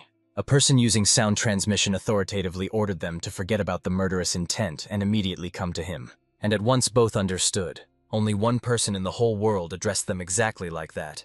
Surely it was the Mad Mountain Lord himself calling them. Therefore, the brothers immediately jumped up from their seats and rushed to where they were being called from. They could not believe that out of all the people in the world, they had somehow incredibly stumbled upon the very Mad Master of the mountain. And they were burning with the desire to find out what this crazy freak had forgotten here in the first place. The demon brothers decided to at least listen to what he had to say first, and then deal with everything else. At that moment, a man, completely unlike his former self, decided to ask the guys whether the legendary healing herb of the 9 branches of immortality was their merchandise. Of course the brothers perked up, not even understanding how this man knew everything. However, he sternly ordered them to give him this herb as a gift. Then he would leave peacefully, leaving them unharmed. And despite the fact that the Mad Master of the Mountain's appearance had changed drastically, both men immediately caught his signature mad look. It was that very madman. If they made even the slightest mistake in dealing with him, they would immediately die a torturous death. Counting to 5, Bom KV reasoned that perhaps the guys did not want to make a deal amicably, and decided to talk to them in a completely different way. However, the thin brother immediately shouted that they would gladly give the herb to him voluntarily. The fat man was amazed by the brother's unexpected decision. Even Bom KV himself did not expect everything to be so easy, but he decided to immediately go for the coveted herb. In the end, the fat man had to sit down and offer his own head as collateral to guarantee that his brother would indeed return. And the Mad Lord of the Mountain had no idea why these two surrendered so quickly. It was far too suspicious. He felt that something was clearly wrong. The situation was far too extraordinary. At that moment, he heard a mental transmission from Han Sol Hua. She believed that these guys surely had something far more valuable than the healing herb of the 9 branches of immortality. For this reason, the man demanded that these two give him something else. Something they were carrying besides the medicinal herb. They should fully understand what the formidable ruler was hinting at. The brothers, of course, tried to argue and began stammering out of fear. But immediately the man unleashed the scorching fire hidden in his mighty body. The demons instantly became frightened and trembled with indescribable horror. For during the time they had not seen the Mad Lord of the Mountain, he seemed to have become even stronger. They immediately swore to give absolutely everything. In the end, the brothers brought a box with the precious herb, as well as a shining jade orb. This amazing orb was called the Night Pearl. It was an incredibly valuable stone that emitted a soft light even in pitch darkness. At that moment, the two brothers decided to bow and quickly leave, but Bom KV asked them to stay, explaining, "Where are you heading with all these treasures?" Exchanging glances among themselves, they explained that, like everyone else, they needed to survive somehow. Not long ago, the powerful alliance of martial masters solemnly declared that it intended to completely destroy 100 great villains. They announced a real hunt for a whole 100 criminals, chosen by their own strict methods. Bom KV quickly realized. It seemed that 2 demon brothers were included in this sinister list, and they hastened to explain that even before being counted among the 100 great villains, they were already in the top 100 great martial arts masters. so among ordinary fighters, they were at the very top of the criminal world. Of course, Bomb KV found it hard to believe this, but still he wanted to find out. Where did these great masters plan to hide from the formidable alliance? And they only fearfully explained that they could not reveal this secret.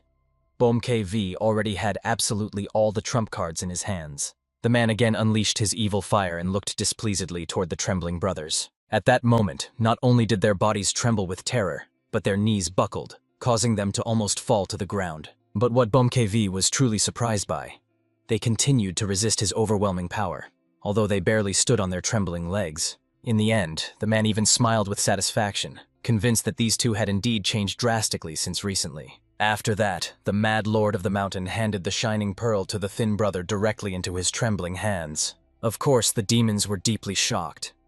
Why was the lord giving them back the night pearl?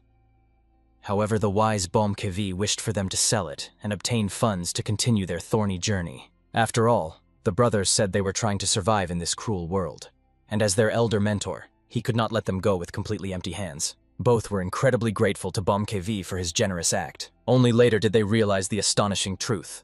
The mad lord of the mountains simply returned to them what he himself intended to take. And despite this strange circumstance, the feeling was that thanking the formidable master was still worth it from the bottom of the heart. In the end, after they solemnly parted with the precious box of healing herbs, the guards immediately raised the entire caravan and set off on a long journey. And Bomb KV stood with the coveted box, calmly watching the procession with a wise gaze. Cho Akryang still could not understand why the two demon brothers risked their precious lives so desperately. This mysterious question also greatly interested Bomb KV himself. After all, these guys used to reveal all information immediately without delay. Surely there is some secret place where all such skillful thieves gather, but that is their personal business, in no way related to the great masters. But still, when Cho Akryang learned that the powerful alliance of martial masters was going to mercilessly destroy a whole 100 great villains, not just a great 10, he realized, they were clearly crossing all reasonable boundaries. Bomb KV was already barely restraining himself from going right now and overturning their cursed administration to hell. However, the wise Cho Akryang perfectly understood. In this way, they would turn the honorable Denok's son into an ordinary villain in the world of martial arts. And it became obvious to everyone. Unfortunately, they could not act that way, although they strongly wished to stand up for their people. Soon a clear morning came, and everyone finally rested well in the cozy tent. The young healer sought a small chest during awakening, which was presented to him by the venerable masters. The boy could not stop rejoicing and, grabbing this precious casket, began happily jumping here and there. Such boundless joy remained completely incomprehensible to everyone else. After all, he looked as if he had received absolutely all the elixirs of this world, although it was just ordinary grass. And suddenly Bomb KV became incredibly interested to see the youth's reaction, if they really brought him absolutely all existing elixirs. Of course, the idea was simply delightful, but Choak Ryan and the mysterious Han Sol Hua had a logical question. How to make it happen? Unfortunately, the mighty demon had not thought about this in advance, so they still had to come up with a brilliant plan to achieve the desired goal. But since they all decided that they wanted to please the boy even more, they would definitely find a way to bring it to life. After some more time had passed, they reached the majestic capital of Shanxi province. The first thing the travelers did was enter an inn. However, even this simple action made the youth open his mouth in genuine surprise. This tavern was truly enormous. Here they were supposed to patiently wait for the arrival of Master Pang Jin's son. Choak Ryan hurried to explain that this was one of the 3 largest taverns in the entire Shanxi province. This exactly explained why so many people had gathered here. However, the noble warrior only gave a forced smile, not revealing that he felt some sinister trick. Despite the crowded crowd, he did not hear any noise or ringing laughter of the visitors. And most importantly, the wise master clearly noticed how all those present were looking attentively and intently in their direction. But all these prolonged glances concealed a soul-chilling murderous intent. Everyone also thought that perhaps someone decided to set a clever trap, and idiots from the notorious alliance of martial arts masters had gathered here. Soon they all sat together at a spacious table to order exquisite dishes for themselves. Choak Riang tried not to get nervous, understanding. If these people had some hidden motives, they would be able to find out and react in time to the threat. However, suddenly they noticed an amazing sight. All the people who had been watching them so attentively turned away in an instant. It seemed the reason was that they were not used to seeing strangers here. Han Sol Hua was convinced that the visitors really looked more like people from the Alliance of Martial Arts Masters. But suddenly Bomb Kivi's gaze was drawn to a young man who entered the inn. He stopped right at the middle of the passage, carefully looking around the spacious room with a sharp gaze. Moreover, The Mad Master of the Mountain immediately recognized the familiar face of this person. It was Samu Sim himself. Of course, Den Akson was surprised that all the masters knew this mysterious man. Therefore, Choak Ryang hurried to explain. He was the infamous Ghost of Poverty. In these parts, literally everyone without exception knows him. He is so stingy and greedy that everyone who dealt with him shuddered at his mere appearance. It is no wonder he was nicknamed the Ghost of Poverty. Bom KV believed that Samu Sim was simply obsessed with money to madness. His greed reached such monstrous proportions that even he and Choak Ryan and those around him did not compare in this regard. However, Choak Ryan hastened to justify himself.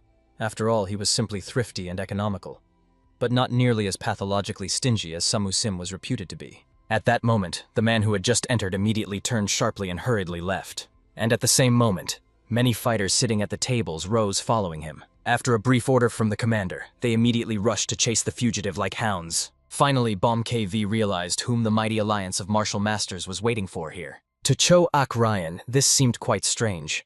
Although Samu Sim follows the dark path, the alliance had no good reason to hunt him with such fury. At that moment, people at the neighboring table began quietly whispering about the Ghost of Poverty, trying to understand why the region had been so restless lately. They had heard that the evil eradication squad had concentrated in these parts to capture him. After all, not long ago, the Alliance solemnly declared that it was launching a large-scale campaign to hunt down 100 great villains. Bom KV was quite surprised by these rumors. Of course, Samu Sim could be harsh at times, and the techniques he used were quite powerful. But he still seemed like a pretty decent guy. Moreover, as the demon had heard, he saved about 1,000 helpless orphans. The bloody fist barely restrained himself upon hearing those damned talks about the 100 great villains again. Bom KV was eager to find out what would be the best course of action, and whether they could leave everything as it was. But of course, Choak Ryan hastened to remind, if they simply interfered thoughtlessly, they would bring serious trouble upon themselves. But immediately after these wise words, the Mad Master of the Mountain trembled, and the boy saw that the man felt very ill. It turned out he had a severe headache. There was some nasty, disgusting smell in the air, making his head simply crack. At that moment, the long-awaited Pang Jin-seong appeared, who immediately apologized to the arrivals for the unfortunate delay. The young man jumped up from the table to joyfully greet the respected uncle. Only then did the boy notice the people standing behind his back. At the same moment, the ruler introduced the Lord of the Valley, a member of the Huashan sect, who would accompany them to the residence of the formidable alliance of martial arts masters. Only then did Bom KV realize why he suddenly felt so unwell. A single nasty smell of a millennium-old legend was quite enough, and when the entire Huashan sect was here, everything became even worse and unbearable. Choak Ryang was simply outraged, not understanding how these people could so arrogantly claim they would accompany them. These guys seemed to think they were definitely not strong enough for such a responsible task. When everyone heard these sharp words, the Lord immediately tried to somehow justify himself before his future companions. However, the wise old man only chuckled good-naturedly. He understood that with such eloquent comrades, they would definitely not get bored on this long journey. After that, the elder asked his disciples to show due respect to the healers from the renowned infirmary. Immediately, one of the young men respectfully bowed, introduced himself as the third follower of the Huashan sect, and warmly greeted the luminaries of the infirmary. However, the name of this boy seemed painfully familiar to Choak Ryang. Only later did he remember the pride of the Huashan sect, the 24 masters of the blossoming plum sword. This very boy was their recognized leader and chief swordmaster. But Choak Ryang was amazed that he was so young for such a high title. At that moment, the young man solemnly declared that from now on, they would relentlessly accompany the travelers to the residence of the mighty alliance of martial arts masters. But Pang Jin-son was amazed. The renowned master of the plum blossom sword himself had come after them. In the end, the old man hurried to explain. Even if the region seemed outwardly calm, things had not been going very well lately. And if, God forbid, something happened to their dear guests during the journey, it could greatly worsen the situation for their sect. So he asked Pang Jin-son to understand. Such strict security measures were simply vital. After that, everyone joined together at the spacious table to have a heartfelt talk and also to refresh themselves after the long journey. The venerable elder decided to find out from the young guest what he had been doing in the renowned Pang Jin-son sanatorium. The wise Pang Jin-son hastened to solemnly introduce Dung Akson as the beloved son of his mentors, and the boy himself was sincerely glad to be able to assist Pang Jin-son in his noble medical work. Only then did the elder realize with amazement that before him stood the very son of the legendary divine healer, and the man himself hastened to modestly justify that although the hero was still very young, His amazing healing techniques were simply astonishing. Even he, an experienced master, could not compare to such skill. Of course, everyone present froze after these weighty words, realizing the stunning truth. If even the techniques of Pang Jin-son himself were better than those of the Emperor's masters, and he says such a thing, then Den Ok-son was truly the most remarkable talent of his generation. After that, Pang Jin-son hurried to introduce his loyal staff from the clinic, who were responsible for reliable security, and the man laughed good-naturedly as he introduced those very eloquent gentlemen, thanks to whom they definitely would not get bored on the way. Pang Jin-son hurriedly tried to excuse himself in an apologetic tone. His assistants very rarely leave the secluded village due to constant in-depth study of new techniques, so they catastrophically lack social skills. In the end, the wise elder once again had to patiently explain that he was not at all angry at such manners, for the hermits living in the inaccessible valleys of the main mountains were not only extremely powerful, but also quite eccentric by nature. He had long been accustomed to this. Finally, it was time to introduce the last mysterious lady who silently sat at the edge of the table. But suddenly Pang Jin-son's speech was interrupted by loud cries outside. Moreover, a great crowd of curious passers-by had gathered there, surrounding the unfolding spectacle with a tight ring. Of course, Cho Ak-ryan was greatly alarmed by these disturbing sounds. He feared that it might somehow be connected to the fugitive who had fled from the tavern. However, Bom KV also had no definite guesses about this matter. At that moment, the interested elder was puzzled by the incident. His loyal warrior went to scout the situation and reported. Fighters of the powerful alliance of martial arts masters were pursuing Samu Sim, known as the sinister ghost of poverty, who had been spotted by the alliance's vigilant reconnaissance. Naturally, the man clearly got angry. All this unnecessary fuss was raised because of some ghost of poverty. Therefore, at that very moment, the young fighter also rose from the table with a determined look. However, the wise elder strongly asked him not to interfere in other people's affairs. After all, this was not their territory.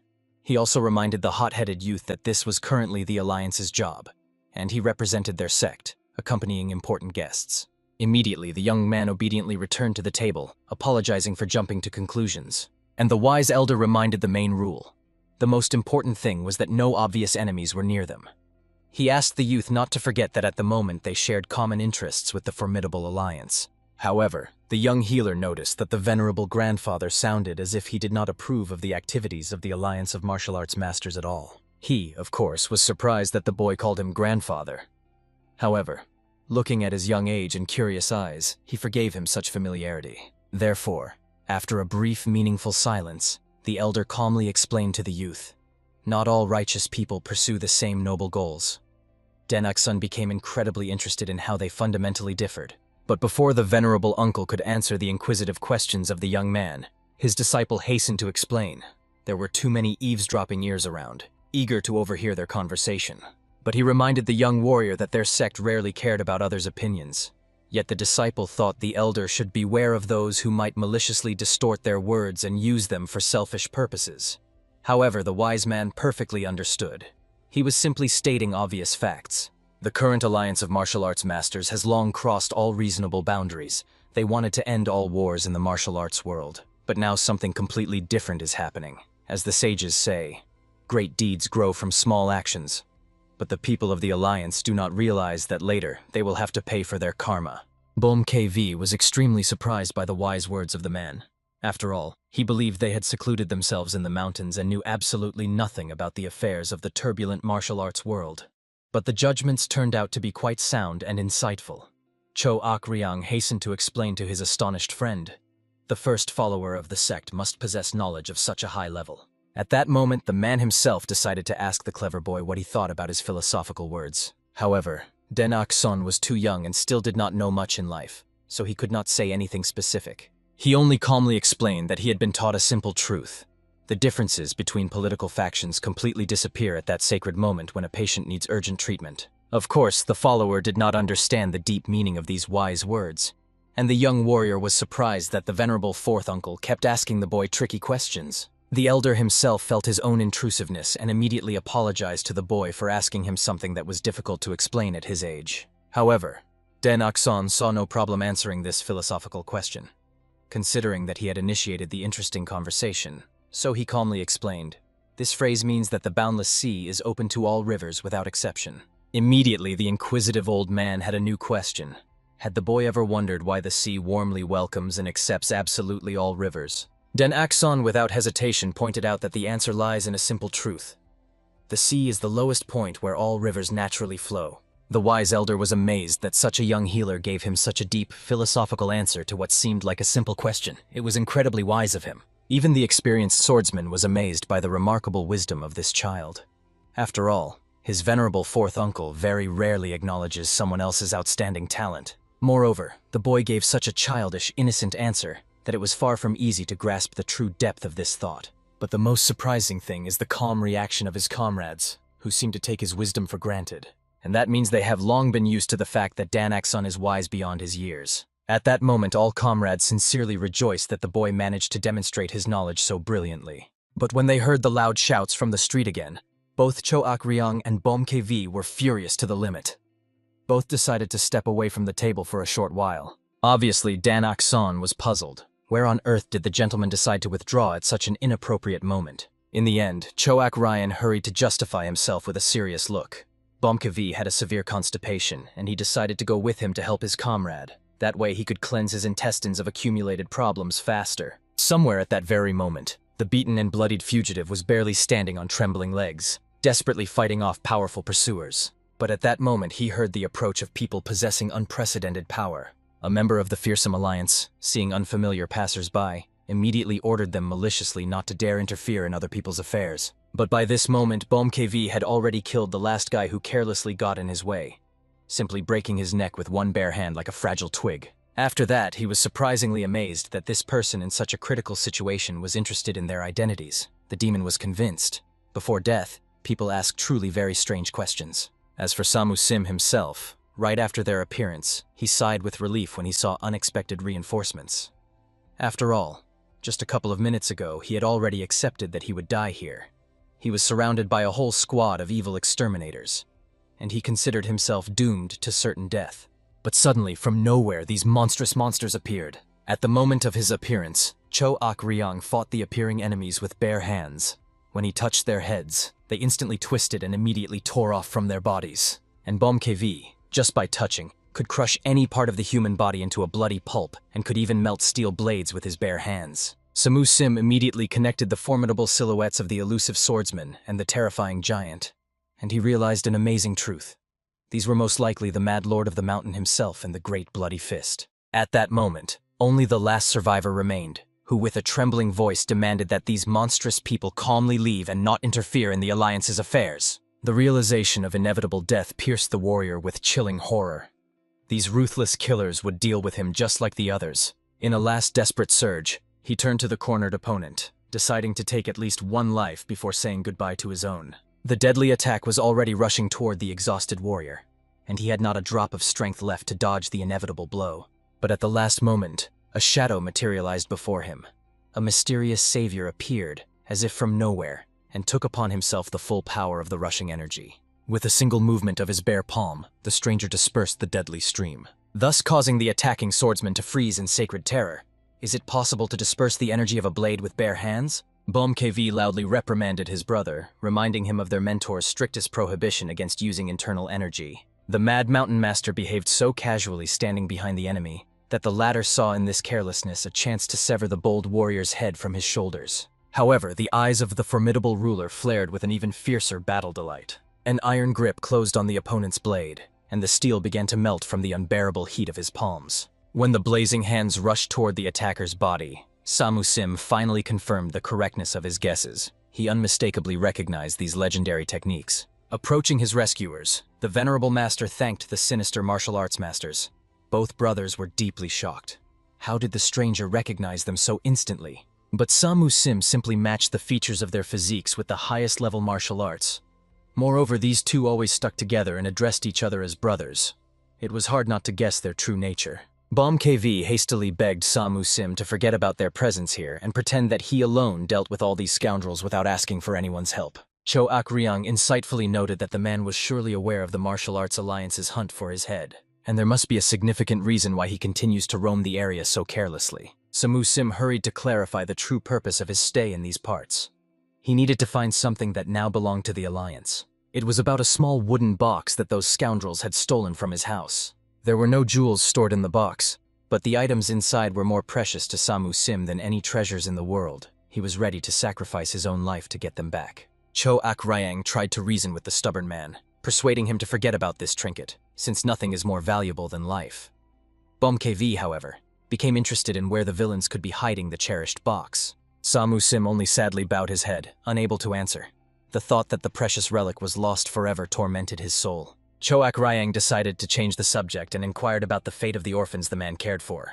The conversation about the children instantly transformed Samu Sim. His face lit up with warmth. With enthusiasm, he assured that the little ones were completely safe. Then, saying goodbye, Cho Ak Ryang asked the man to cherish his own life as tenderly as he cared for his wards.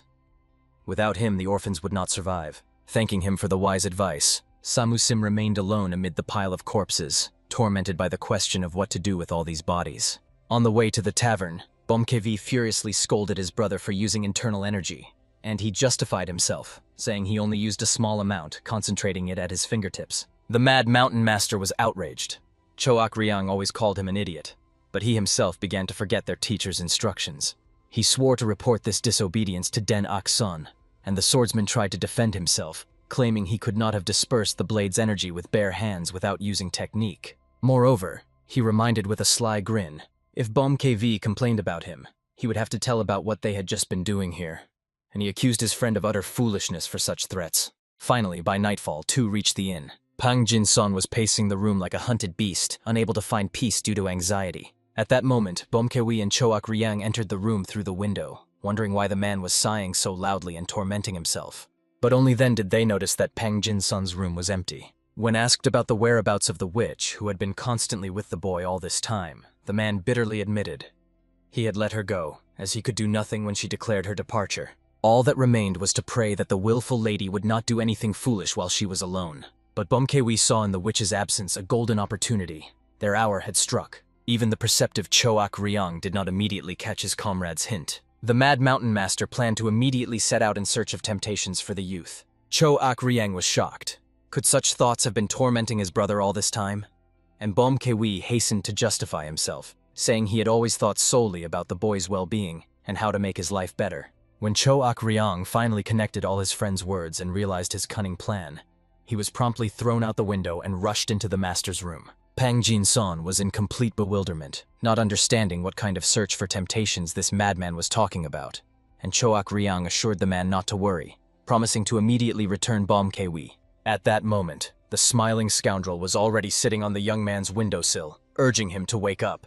He suggested to the young man to go on an exciting journey, but the latter was puzzled. Where could one possibly go in the middle of the night? Without waiting for an answer, Bom Kevi picked up the boy in his arms, carrying him to where he could finally become a real man. Meanwhile, Han Sol-hwa was having a leisurely conversation with a young warrior from the Huashan sect. The icy beauty made it clear that she no longer needed their escort. Starting tomorrow, she asked the guards to return to their primary duties. Their sect had already shown exceptional hospitality. The young man tried to object, saying he was not entitled to make such decisions unilaterally. Even if their presence caused inconvenience, he was merely following the orders of his sect. The Ice Witch was genuinely struck by the stubbornness of this boy, who indignantly declared that he was no longer a child. He thought that Han Sol-hwa had misjudged his age because of his youthful appearance. Only then did the warrior realize that he had not properly introduced himself from the very beginning of the conversation. With dignity, he pronounced his name, Min Jiang, the third disciple of the Huashan sect, who had turned 20 this year. After that, the young man dared to inquire about the mysterious lady's name and age. The woman preferred to remain silent, then slowly removed the blindfold from her face, indicating that noble ladies do not usually answer such questions. When Min Jiang's gaze fell upon the unveiled face of the incomparable beauty, his cheeks were tinged with a barely noticeable blush. The lady calmly noted that their escort had been unnecessary from the very beginning. It looked as if a rabbit was trying to protect a tigress. While she was expressing her thoughts, Min Jiang seemed to be completely ignoring her words, continuing to admire her otherworldly beauty. Only when the lady pointed out his inattentiveness did the warrior try to justify himself, saying that she was too harsh on them. The young man hastened to proudly declare that if anyone were asked to name the 100 greatest masters of the current world of martial arts, every swordsman of the Blooming Cherry would inevitably make that glorious list. But the lady was not impressed by such boasting at all. She recalled with a slight smile how one leader of the Blooming Cherry swordsmen had spoken about himself, after which she calmly recounted. Once such a leader confessed to her that if he could win her heart, he would without hesitation give up his meaningless position and all worldly claims. That leader constantly pursued her with his persistent courtship, solemnly promising to leave all sex and return to a peaceful life for her favor. And now, looking at the young man, the lady noted with surprise that Min Jiang's gaze was exactly the same as that of the love-obsessed leader from the past. However, the young warrior fiercely rebelled against what he had heard. Carefully comparing all the facts known to him, he came to an unshakable conclusion. The former leader of the Blooming Cherry Swordsmen was his venerable master. But his mentor was not like that. A noble man would never abandon the sect for any woman, even an incredibly beautiful one. Therefore, the young man indignantly ordered Han Sol-hwa to immediately stop defaming the honor of his venerable mentor with such vile slander. When the young warrior's rage reached its limit, he uttered a final stern warning, reminding that the glorious Hoshang sect never tolerated insults and never left them unpunished. Han Sol-hwa was sincerely amazed that the passionate Minjiang categorically refused to believe her words. After a brief reflection, she proposed to make a bet. If her story turned out to be pure truth, they would immediately stop this tiresome escort. Of course, the lady was ready to take full responsibility for her words, and in return, if it turned out she lied, she would unconditionally fulfill one wish of the young man. Min Jiang deeply pondered the proposal for a moment, and even slightly blushed at the possibilities revealed. Han Sol-hwa was practically sure that the passionate young man would definitely agree to this tempting deal. However, to her greatest surprise, the only wish Min Jiang made was to continue their escort further, no matter what. Fortunately for resolving the dispute, the young man's master was just at the sacred sanctuary of the Martial Arts Alliance on an important mission, and very soon the truth would inevitably be revealed. After which the young warrior loudly ordered the swordsmen standing guard at the doors to immediately go to the master and precisely recount everything they had just heard. The lady only smiled in surprise, admiring the unwavering determination of this passionate young man. After that, she calmly suggested to Min Jiang to quietly wait for the result over a cup of fragrant tea. Meanwhile, unsuspecting townspeople were peacefully strolling the streets near the inn, unaware of the drama unfolding behind its walls. At that very moment, Bomkevi brought the stunned boy into a luxurious brothel, where a line of beautiful courtesans stood in a row to provide worthy company to the esteemed gentleman. As soon as the beauties saw the young master, they immediately squealed together with delight. The boy was so cute and charming. The young man himself unexpectedly approached one of the women to check her health condition, which made Bomkevi hastily justify such behavior as a true sign of a real gentleman. Suddenly, the perceptive boy noticed an elderly old man who was awkwardly standing near the women. He recoiled in fear, reminding that he was the owner of the establishment, and looked with bewilderment at how Denak-san was reaching out to him. The master of the mountain was extremely surprised by the young man's unusual tastes, but it turned out that the boy only wanted to check the old man's health.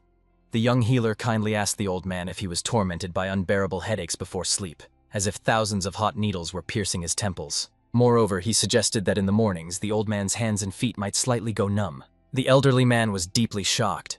All of this was pure truth, but he had never told anyone about his ailments, so he could not understand how the boy had found out. The young man himself anxiously realized that if they had come here even a little later, everything would have turned out much worse. He urgently asked to be given a separate room where he could immediately start treatment, and hurried to reassure the old man that at such an early stage he could easily cure him. It was good that they learned about the health problems right now, otherwise it would have been much harder to help later. Only now did everyone present realize that this young guest was a truly skilled healer, and the women immediately excitedly crowded around him. The boy continued carefully checking the pulse and condition of other beauties, while the owner of the establishment busily searched for a suitable free room, and Bomkevi was indignant with frustration, understanding that Denok's son clearly thought he had been brought to some kind of clinic filled with patients. At that very moment, the master of young Minjiang entered the inn with majestic steps. The young man immediately bowed, greeting the master. Importantly, stepping over the threshold, he menacingly swept his gaze around the room, striving to find out who dared to so boldly insult his honor. Then Minjiang, with apparent awkwardness, introduced to his mentor the guest from the clinic Pang Jin-sun, who had arrived together with the young healer himself. Suddenly, the man, looking intently at the woman, realized with amazement that he had seen her somewhere before. She, however, only looked cunningly at the master, mysteriously smiling with her eyes alone, radiating secret knowledge. And then, trembling with sacred horror, the man finally realized whom he was seeing before him. At that moment, the woman greeted the little snot with a slight mockery, after which she authoritatively asked him not to express his thoughts so openly in the future. After these words, he had not the slightest doubt about the identity of the guest. The master immediately bowed respectfully before the lady, introducing himself as a martial arts disciple, the second follower of Huashan, and solemnly greeted the immortal lady. Minjiang was in complete bewilderment, not understanding what was happening to his usually proud master. After all, it had never happened before that his mentor called himself a mere martial arts disciple before someone. The woman, having bestowed the bowing man with an attentive, assessing look, soon only smiled mysteriously, closing her eyes. However, then she noted with slight surprise that the master had changed so suddenly.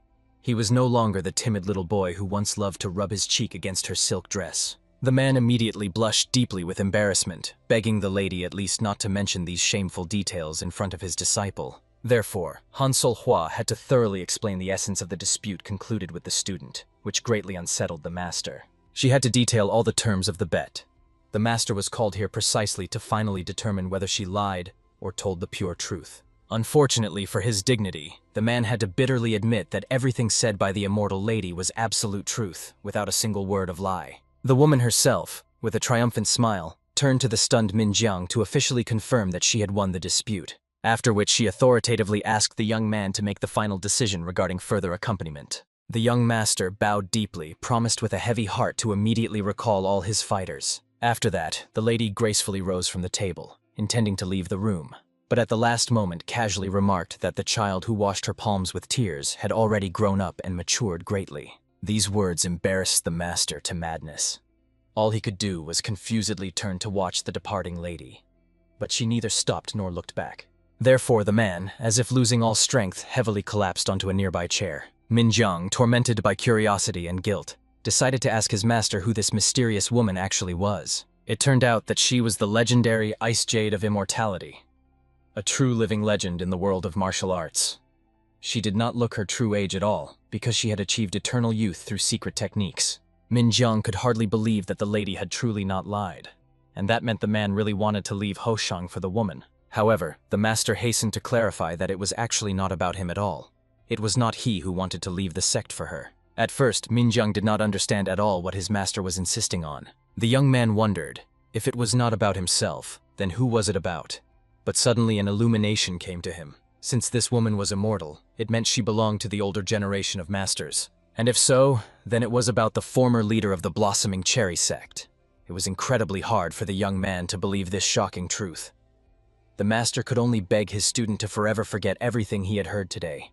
It was necessary to preserve the honor and safety of them all.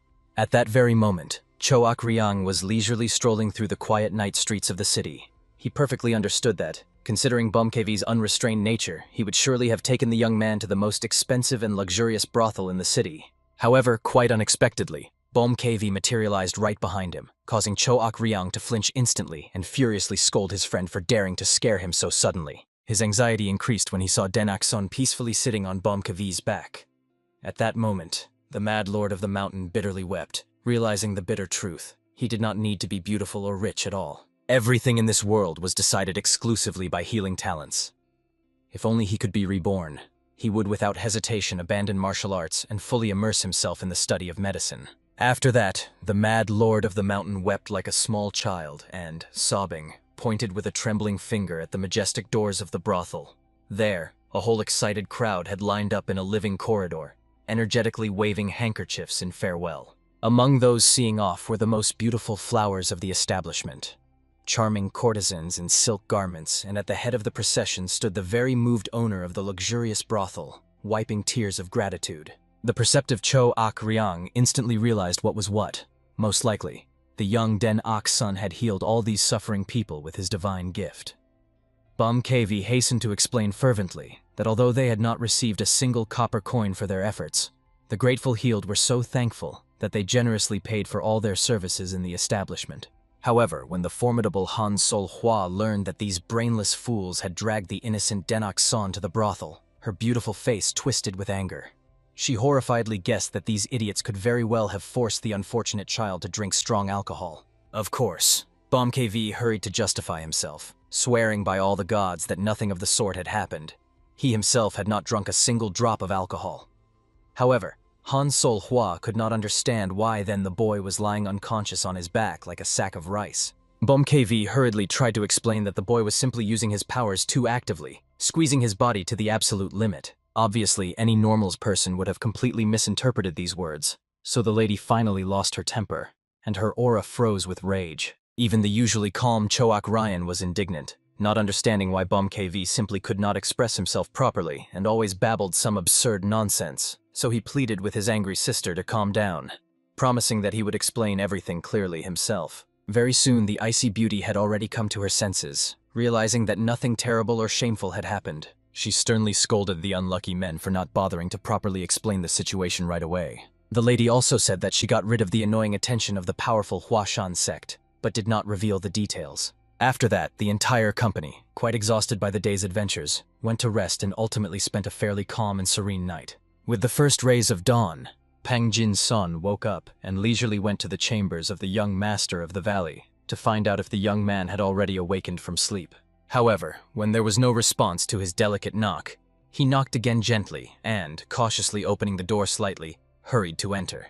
What he saw made him freeze in amazement. The boy, already from early morning, dressed in his special medical clothes, selflessly treated martial arts masters. Sweat streamed like rivers over the young body, so deeply was he focused on his sacred task. Pang Jin-san only smiled warmly, watching such incredible concentration from the child, worthy of the greatest master healers. Finally, having placed the last silver needle at a specific point on Bomkewi's body, Den Akson slowly turned to Pang Jin-san, who had come to visit him. At that moment, the venerable man sincerely praised the boy for his diligent and meticulous work, then respectfully asked permission to carefully examine how skillfully he had arranged the acupuncture needles. However, when he approached and looked closely, what he saw truly stunned him. He realized with amazement that the boy had decided to use the legendary acupuncture techniques of both his renowned parents simultaneously. The young man only smiled modestly and explained that he had long studied this most complex combined technique and had recently finally begun to see impressive results. Indeed, the longer the experienced man gazed at the skillfully placed needles,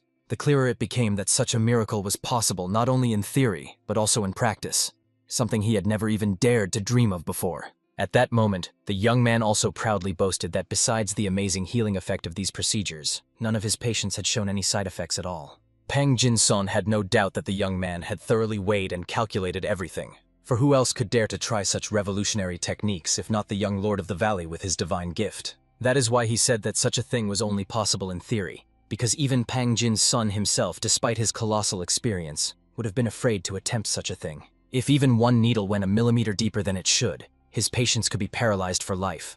Or, if the young man inserted them at the wrong angle, the unfortunate could lose their hearing forever. It was incredibly dangerous. After all, a person could also go blind from the slightest mistake. Even the master's hands would tremble with fear, and he would not dare to use such risky acupuncture. At that moment, the perceptive boy noticed how the patients tensed and clenched with anxiety upon hearing such terrible words, so he immediately strictly forbade them all from moving even a centimeter, after which he decided to find out from Pang Jin's son what had brought him at such an early hour. And then the man anxiously revealed that they needed to hurry immediately. He had just received an urgent letter from the Alliance of Martial Arts Masters itself. The condition of the mysterious patient was rapidly deteriorating with each hour. The events majestically shift to the grand city of the Alliance of Martial Arts Masters, where our entire brave company has already arrived. However, Bumkavi was still tormented by guesses about who currently holds the position of leader of the Alliance, suspecting it might be someone from the renowned Namgung family. Choak Ryan only bitterly concluded that the former proud Azure Heights of the Namgung clan had long turned into a foul snake's nest of vice, and the Alliance leader himself was that very poisonous snake in human form. Therefore, Bumkv could only pray to all the gods that his hot-tempered friend would be able to keep himself together when he saw the leader of the Alliance. Both hardened men perfectly understood. They simply had to do it, but not for the sake of that pompous leader, and solely for the young Denak-san. Finally, when the thorough inspection was completed, the massive gates majestically swung open, and Pang Jin-son respectfully asked the escorts to enter. Soon the graceful maid was already leading them through the luxuriously furnished palace complex towards the majestic mansion immersed in blooming gardens. Choak Ryan still could not believe that it was they, the former outcasts, who dared to set foot on the sacred territory of the Almighty Alliance, and even more so that they were received with such incredible honors, as if they were the most important guests. Soon the procession stopped near the marble doors and stairs leading to a tall, richly decorated mansion shining in the sun with golden tiles. Suddenly, a sonorous voice of the youngest offspring of the Namgung family sounded, who ceremoniously saluted the great immortal lady. The young man politely suggested that the high guests might be quite tired after a long and exhausting journey, and with a bow invited them to enter his luxurious residence. Of course, everyone was extremely surprised and impressed that absolutely everyone treated Lady Ice Jade with such reverent respect. Even the cynical Cho Ak-ryang was at a loss to guess how many people from the current martial arts world the leader would have greeted with such incredible honors. But the simple-hearted Bom KV could only wonder how old this mysterious woman was, since she was so famous and revered. At that moment, the lady, as if hearing the audacious thoughts of these two rascals, turned around angrily and scorched them with a chilling gaze, which sent shivers of horror down both their spines. In the next moment, the Alliance leader himself once again ceremoniously greeted the great immortal, bowing deeply. He also sincerely thanked the respected Mr. Pang Jin-son for deigning to come here at his humble request. Of course, he fully understood that although he was the almighty leader of the Martial Arts Alliance, besides that he was also a desperate father, and Pang Jin-son's help was simply invaluable at this difficult hour. However, the modest man reminded that he was a healer, and his sacred duty was to help suffering people. After that, he intended to officially introduce the young Denak's son, but the Alliance leader was already well informed that this was the very legendary child who inherited the divine gift of the heavenly healer. Of course, the influential man would not refuse to talk with the guests longer, but he imploringly asked them first to look at his dying daughter, after which the entire procession followed the worried head of the family. Cho Ak-ryang and Bom KV walked a little apart, whispering and understanding that from such pompous peacocks as the Alliance leader, there were always only problems and headaches. He was strikingly similar to that disgusting head of the demon clan who disappeared in the Haryun Mountains, behaving exactly the same, as if he were the very center of the universe around which everyone else must revolve. Even the usually restrained Bom KV was indignant because no matter how hard he tried, he never managed to find common ground with such narcissistic handsome men. However, Cho Ak-ryan calmly and sarcastically noted that it is incredibly difficult for the comrade to find common ground with anyone in principle. But immediately Bom KV objected that they had communicated quite well and sincerely with Cho Ak-ryan himself. Of course, the man was instantly mortally offended, because Bom KV had literally just indirectly called him a freak. He instantly boiled with rage and decided to kick this impudent fellow's ass right here and now, moving to a sufficiently safe distance from the others. The enraged Cho Ak-ryan was already preparing his deadly magic. At that moment, the exhausted boy pleaded with these two grown children to behave more quietly and stop embarrassing themselves. And in the end, no matter how angry the two bosom friends were, they still had to reluctantly stop. At this dramatic moment, a real commotion and panic reigned near the chambers of the young lady. The servants whispered fearfully, some screamed in terror, not knowing what to do in this catastrophic situation. When the leader of the Alliance, scared half to death, saw this heartbreaking scene, he asked in a breaking voice to immediately explain what had happened to his precious daughter. It turned out that the condition of the unfortunate girl was rapidly and catastrophically worsening. In the last half hour, the desperate doctors had tried absolutely everything they could think of, but saw no slightest improvement. On the contrary, with each minute it only got worse and worse, as if death itself was already standing at the bedside. Of course, the father, maddened by grief, immediately rushed inside the chambers to be beside his dying daughter. His heart was breaking when he saw that the poor girl by that time was covered with a whole dozen warm blankets, but still trembled from the unbearable cold that gripped her from within. Despite the piles of warm blankets, wave after wave of chilling shivers ran through the unfortunate girl, and she trembled from unbearable cold, chattering her teeth so loudly that the sound echoed throughout the room. Looking at this heartbreaking scene, the Alliance leader, scared half to death, trembled all over, not knowing how to help his only daughter, slowly fading before his eyes. In an instant, the boy swiftly donned his special medical uniform and authoritatively asked the man, crazed with grief, to step back immediately and not interfere with the sacred healing process. Immediately after that, with a decisive movement, he threw off all the blankets that the dying lady was wrapped in. The Alliance leader instantly went berserk like a wounded tiger, not understanding what this audacious boy was doing to his precious daughter. However, the young healer calmly but authoritatively ordered the worried father not to intervene under any circumstances. After all, if he did not take decisive action now, the patient would inevitably die in terrible agony. The man desperately tried to object and intervene, but Pang Jin-son hurriedly explained with passion that Dan Ak-son understood the finest aspects of medicine much better than even himself. Of course, the influential man perfectly understood that the boy had inherited the legendary gift of the divine healer, but deep down he believed that the child simply could not cope in such a catastrophic situation. Pang Jin-son hastened to clarify.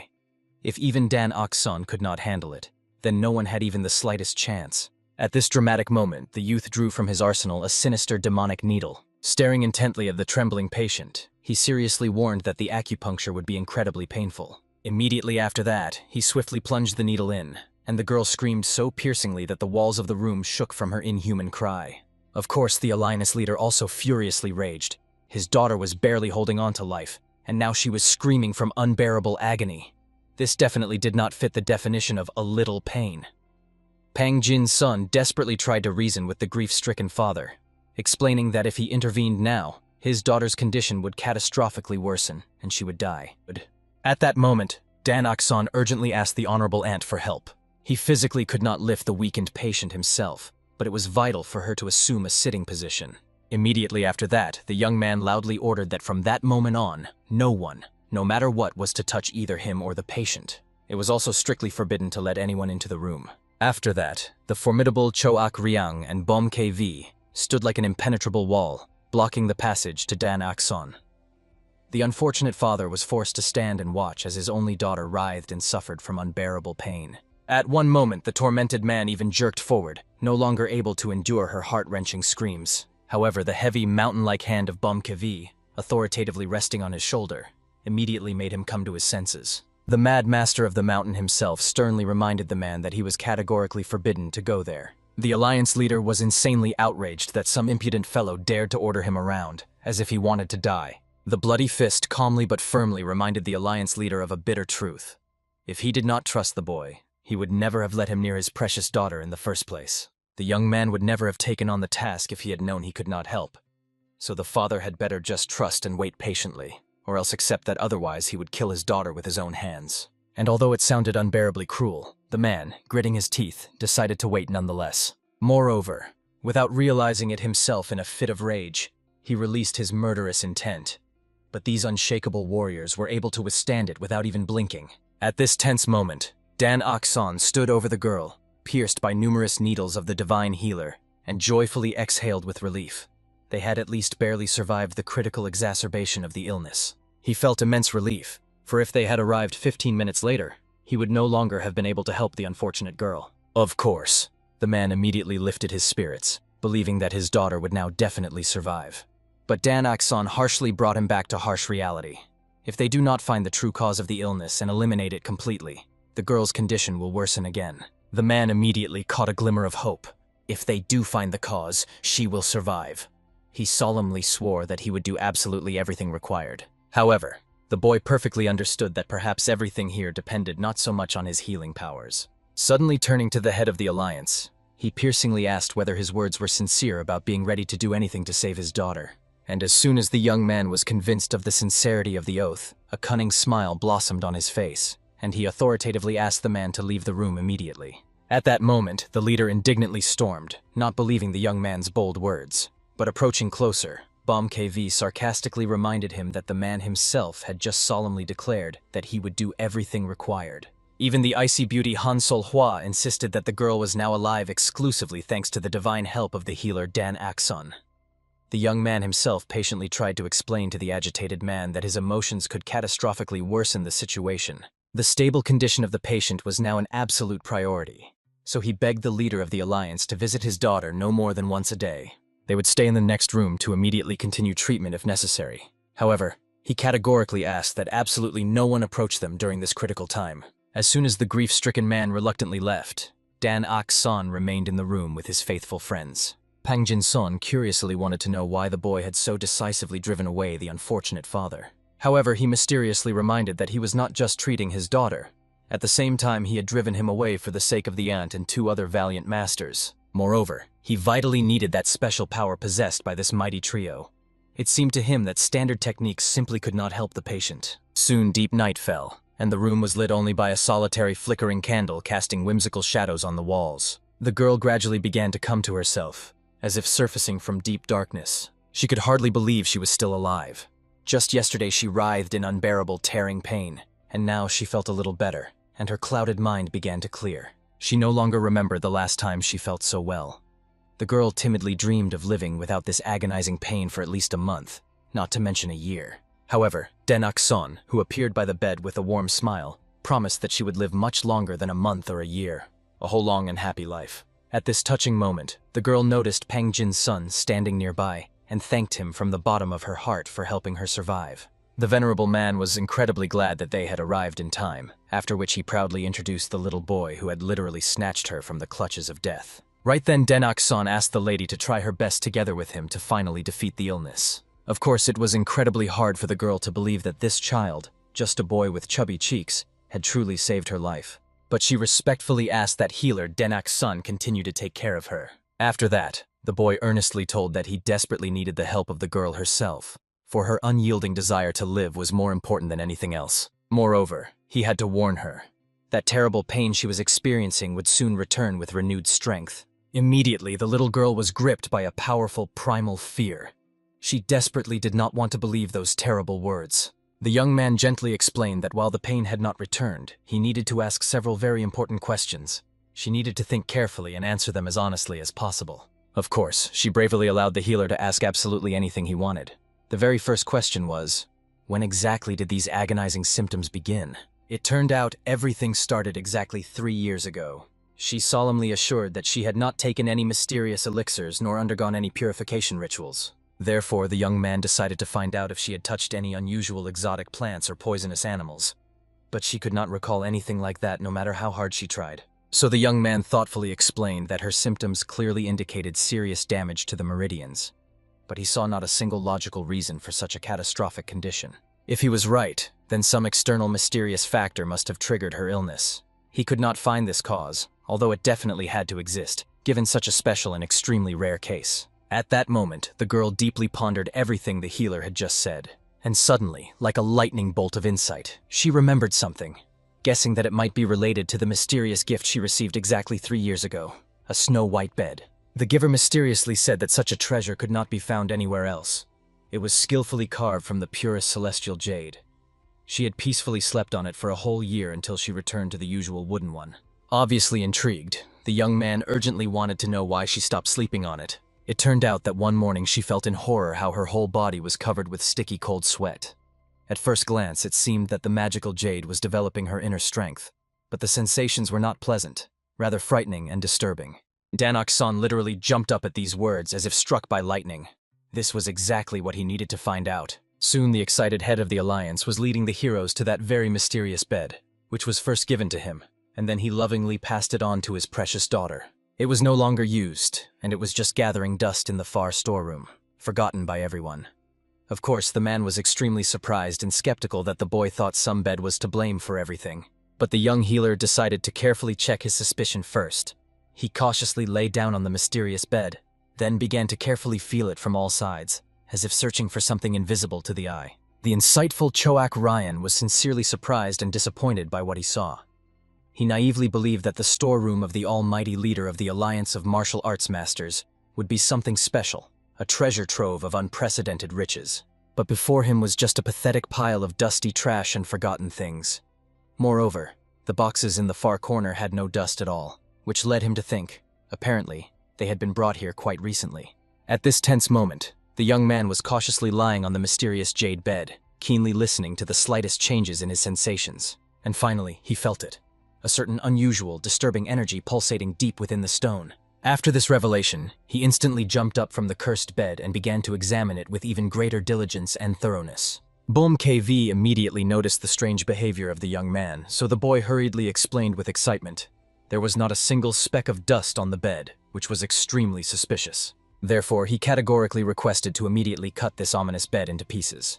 To the surprise of everyone present, despite the fabulous cost of the ancient relic, the Alliance leader himself unhesitatingly drew his legendary blade. The weapon shone with dazzling energy as he authoritatively asked the servants and the healer to step back and allow him to help. Bom KV instantly felt that the man was using the true energy of the sword, and Choak Ryan confirmed his suspicion with an affirmative nod. Until that moment, Choak Ryan had contemptuously considered the man nothing more than a pompous fool.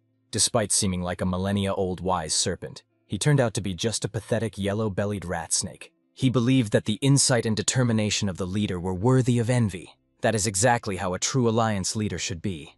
But it turned out that behind his back this cunning man had been hiding another deadly blade all along. At that moment, with a light, almost careless movement of his hand, the man cut the massive bed into 2 perfectly even halves. They were stunned by what they saw. This legendary technique was called blade swing. and the hill disappears, or as it was also known, the river tears its bank.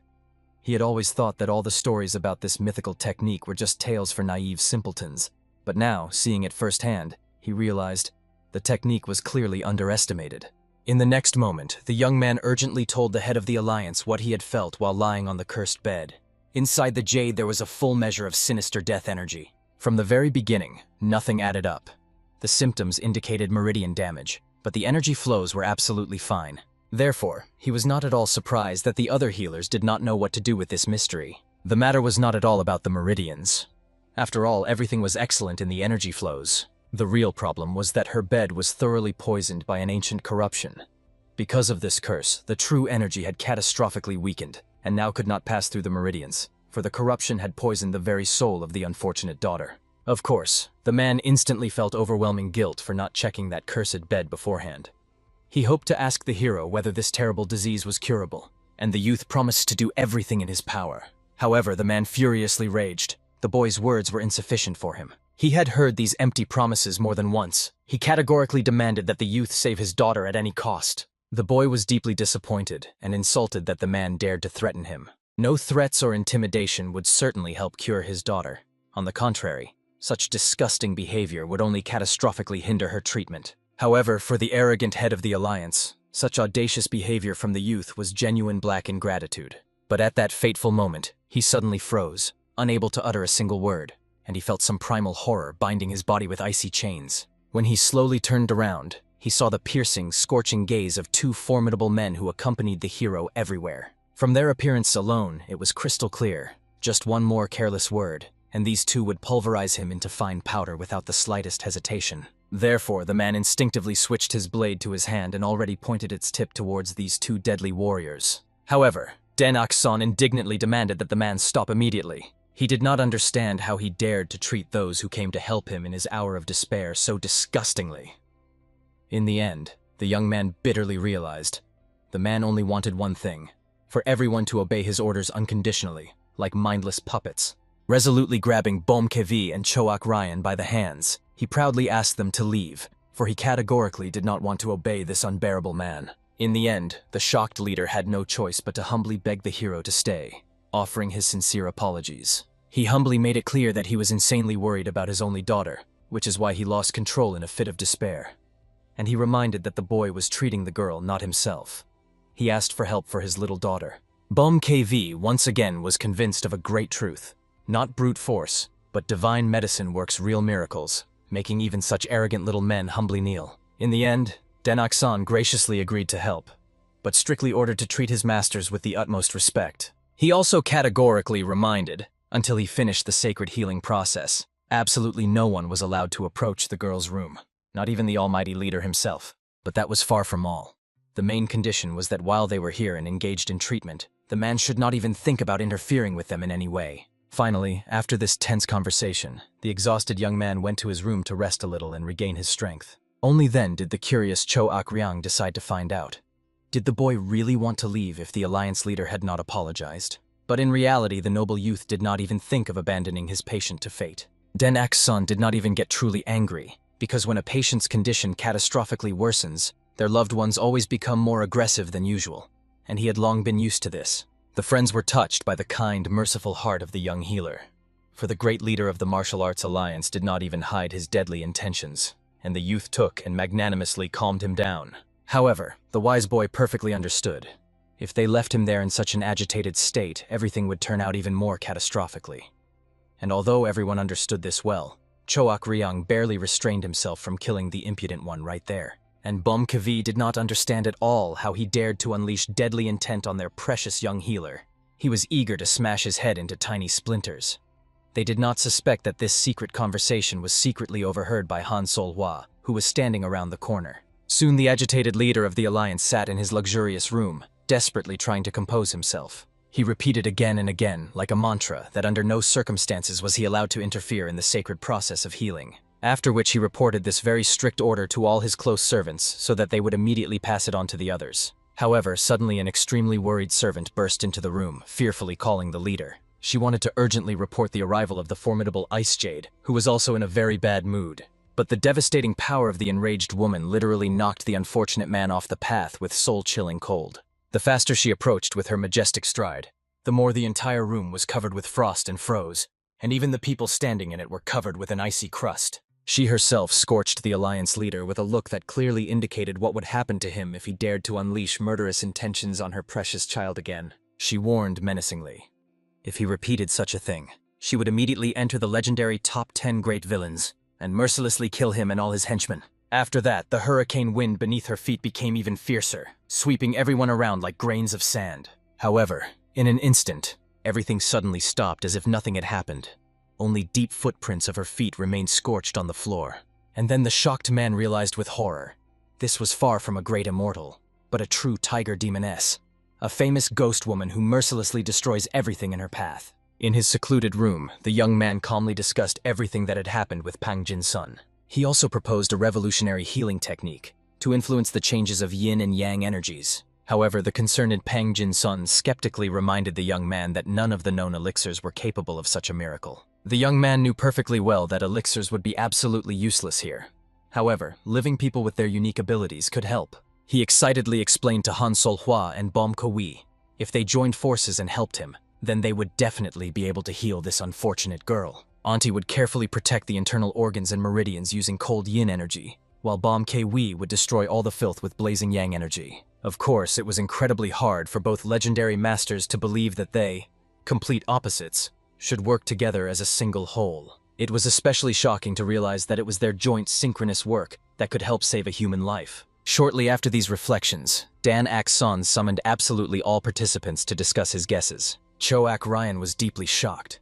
The noble warrior could not even imagine that they would have to unite forces to save the daughter of the Alliance leader, and then continue to improve in this art of healing. However, the young healer hastened to explain that Choak Ryan's role would be the most important, since his condition was closest to the patient's ailment. But the experienced fighter had not the slightest desire to allow this pair to experiment on his body. He seriously doubted whether such methods could be trusted. Nevertheless, the boy asked the mentor not to worry about anything. If something went wrong, he could always come to help. And indeed, Choak Ryan trusted the skilled doctor 100%. The problem lay only with the two other masters, but unfortunately, they simply had no way out. They would have to rely on each other, and Choak Ryan was well aware. Everyone except him had already agreed. He had no choice left. At that very moment, Pang Jin-sun decided to leave in order to pay a visit to the Alliance leader. At the same time, the ruler received the sad news that the wanted person had still not been found. Although a whole squad was sent to search, they still needed additional time. The head of the Alliance Intelligence Corps, under the formidable name Thousand Wings, indicated that the former leader of the trading company Black Dragon had disappeared many years ago. Obviously, the Alliance leader was extremely disappointed that even the elite Thousand Wings squad had not completed the assigned task. The woman submissively bowed her head, fully understanding that such reconnaissance activity was not part of her direct duties. Moreover, it was a personal request from the leader, unrelated to the affairs of the Alliance. Nevertheless, she solemnly promised that she would find the right person at all costs. As soon as she was ordered to leave, she immediately left the chambers, silently closing the door behind her. The leader of the Alliance pondered for a long time about the head of the trading company who once gave him that very bed and then disappeared without a trace. But at that moment, a servant approached him, reporting that the head of the clinic, Pang Jin-sun, requested an audience. The man immediately bowed respectfully, greeting the great leader of the Alliance with reverence. He promptly decided to inquire about the condition of his daughter. It was for this reason that Pang Jin-sun paid him a visit, because they had discovered a way to heal the girl. Hearing this joyful news, the man almost choked with happiness, but Pang Jin-sun hastened to calm him. Nothing could be guaranteed. However, having studied the proposed method, he could confidently say that it was capable of helping to save the daughter. Of course, the father had boundless trust in the honorable Mr.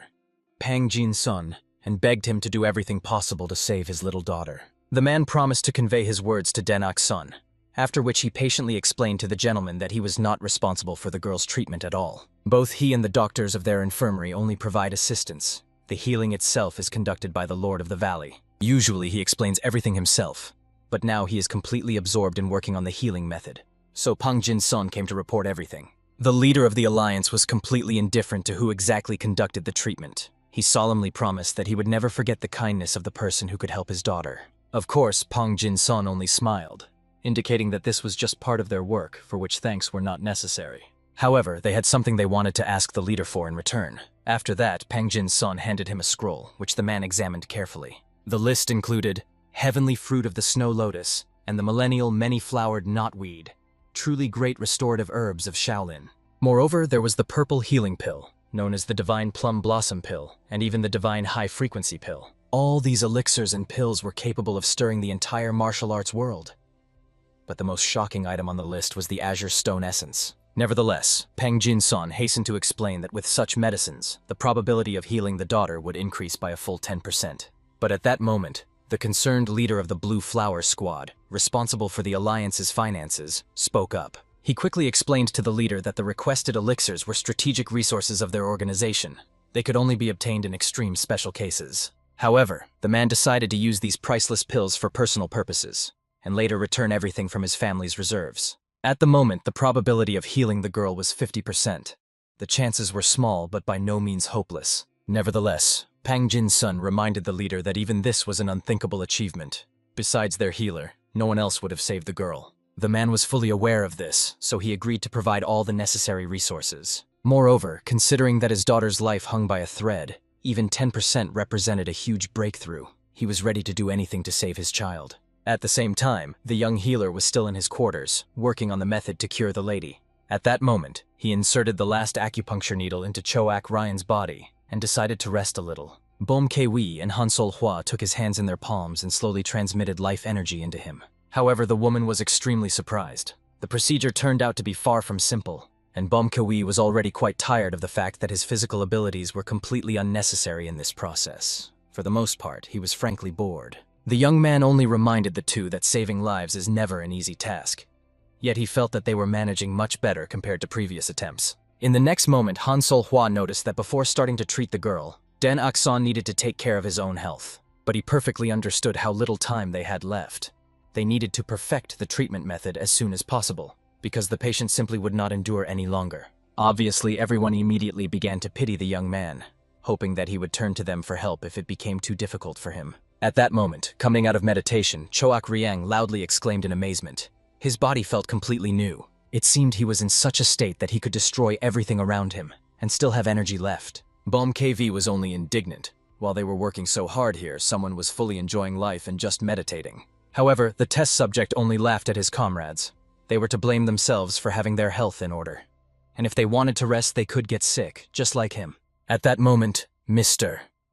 Pang Jin-sun entered the room, having prepared a decoction from the immortal leaf of 9 branches, as the young man had requested. The boy immediately flew to the tray, thanking Uncle for his efforts, and dipped his finger into the decoction to try its taste. As he had expected, Uncle's medical skills were simply amazing. Such a compliment even made the old healer involuntarily smile. At that moment, Den Aksan asked Choak Ryang to drink the healing decoction, and then distribute the internal energy. Only it was necessary to direct it not to the dantian, but to transfer it through the whole body. It must touch even the small meridians. Of course, the man was deeply touched that he was given the opportunity to drink such a valuable decoction alone. But all this was just feigned modesty. He was sincerely happy, feeling the disapproving glances of Bom KV and Han Sol Hua on him. After that, with full confidence, he drained the full cup of the healing remedy. Immediately after that, he immersed himself in meditation, redirecting the energy. Bom KV decided to ask the young healer Den Aksan some questions. But at that moment, the boy staggered and began to lose consciousness. It was good that Han Sol Hua was nearby. She managed to catch the young man at the last moment. Pang Jin-sun immediately ran up and began to feel the child to understand what had happened. He quickly determined that Den Aksan was in a state of complete exhaustion because he had overexerted himself. Choak Ryang even felt ashamed. He wished that the decoction he drank had gone to the boy. Han Sol Hua was only wiping the young man's face with a cold cotton cloth, hoping that they would manage to save the lady for whom the boy had worked so selflessly for many years. She was confident that their young healer would definitely cope with all the trials. And although the young man was unconscious, he seemed to hear their thoughts and smiled, being in a deep sleep. Soon the patients carried the young healer to his quarters, so that the boy could rest to his heart's content. Finally, Bom KV only looked worriedly at the sleeping one, hoping that he would really feel better after sleep. Moreover, seeing the peaceful expression on the young man's face, he went out to his comrades, sharing the joyful news. The boy is dreaming a beautiful dream, surely about the boundless sea of healing elixirs. Choak Ryang was sincerely happy. After all, soon the young healer would really manage to get mountains of precious remedies from the martial arts masters. Truly a prophetic dream. Moreover, despite the fact that many elixirs would be used to treat the leader's daughter, there would still be just as many valuable preparations left. However, Peng Jin-son, hearing these conversations, reasonably noted that most likely the remaining remedies would last at most 2 months, and all because the martial arts masters would not hesitate to use them for their own healing. Cho Akryang knew the character of their young healer perfectly, and was sure he would not spare anything to help those in need. Moreover, a curious question arose in his mind. Were the boy's parents equally generous? The man only warmly recalled that his mentors seemed even more magnanimous than their son, but then a natural question arose. How did Peng Jin-son have enough means to continue studying with such extravagant teachers? Exactly for this reason he became the secretary of this couple, because they constantly quarreled over medical herbs. One day, the spouses entrusted him with the authority to manage the entire valley. After that, they no longer quarreled over trifles. And yet Peng Jin-son did not take anyone's side, and paid for it, because both parents pressured him considerably. He remembered how the demonic mentor fiercely scolded her husband for buying a warming jade mushroom, although they barely made ends meet. In the end, they started arguing, because neither of them, in their opinion, had made such an order. Immediately both turned to Peng Jin-son for help, so that he would say who was lying. In the end, the frightened man had to justify himself, saying that it was he who bought some mushrooms for the young master of the valley. After that, he also reported that he paid for this remedy out of his own pocket, and they had nothing to worry about regarding the expenses.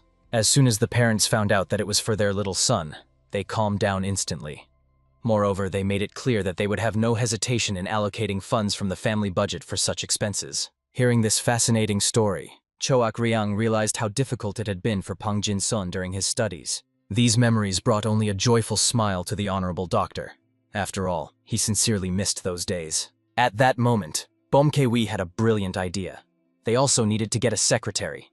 Then they could hand over all organizational matters to him and stop arguing with each other. Even if some disagreements arose, a competent secretary would be able to resolve them. Immediately, Han Sol-hwa decided to ask her comrades if they had any suggestions regarding the identity of this very secretary. Instantly, both Bom Kwi and Cho Akryang turned to Peng Jin-son. Catching their eloquent looks, the man understandingly indicated, if the Lord of the Valley allowed, he would take these responsibilities upon himself. But most likely, the young man would be against such a decision. Therefore, the man decided to find at least one person who was excellent at mathematics, catch him, and bring him to them. Such a person was on Cho Akryang's radar. It turned out to be the ghost of poverty. And indeed, judging by everything they knew about this mysterious man, he would be perfect for them. But Bomkewi still had no idea how to find this person. After all, Cho Akryang himself had ordered him to lay low as soon as possible. Nevertheless, Cho Akryang was confident. He would appear after some time anyway. In any case, they could deal with this matter later. After that, Cho Akryang decided to rest a little and take a walk to put his thoughts in order, something his comrades could not understand at all. Bom KV even got slightly irritated that Cho Akryang constantly went somewhere. He behaved like a person who had no problems at all. As soon as he disappeared, Han Sol-hwa looked at Bom KV in bewilderment. Could the man really be convinced that Cho Akryang just went out to get some fresh air? If so, it seemed he had completely forgotten where they were. At that moment, putting everything together, Bom KV for some reason thought that Cho Akryang wanted to scout the situation before a possible attack, and decided to follow him. However, Han Sol-hwa sharply stopped him, reminding him that amateurs better not go anywhere. Besides, it was much more important to train together with her than to conduct reconnaissance with Cho Akryang. Therefore, she extended her hand to the man. Obviously, he did not understand what Han Sol-hwa was hinting at, so she had to directly ask him to take her hand. But the man made it clear that if Han Sol-hwa wanted to confess her feelings to him in this way, he would politely refuse. After all, even a modest person like him was not interested in a relationship with a woman older than himself. However, at the very moment he uttered these words, his whole body began to be covered with frost. After that, the girl completely shut his mouth so that he would no longer talk such nonsense. Of course, Bomkevi could not understand why Han Sol-hwa was so upset. After all, anyone can be rejected in life. However, she angrily reminded the guy that she had not confessed her feelings to him at all.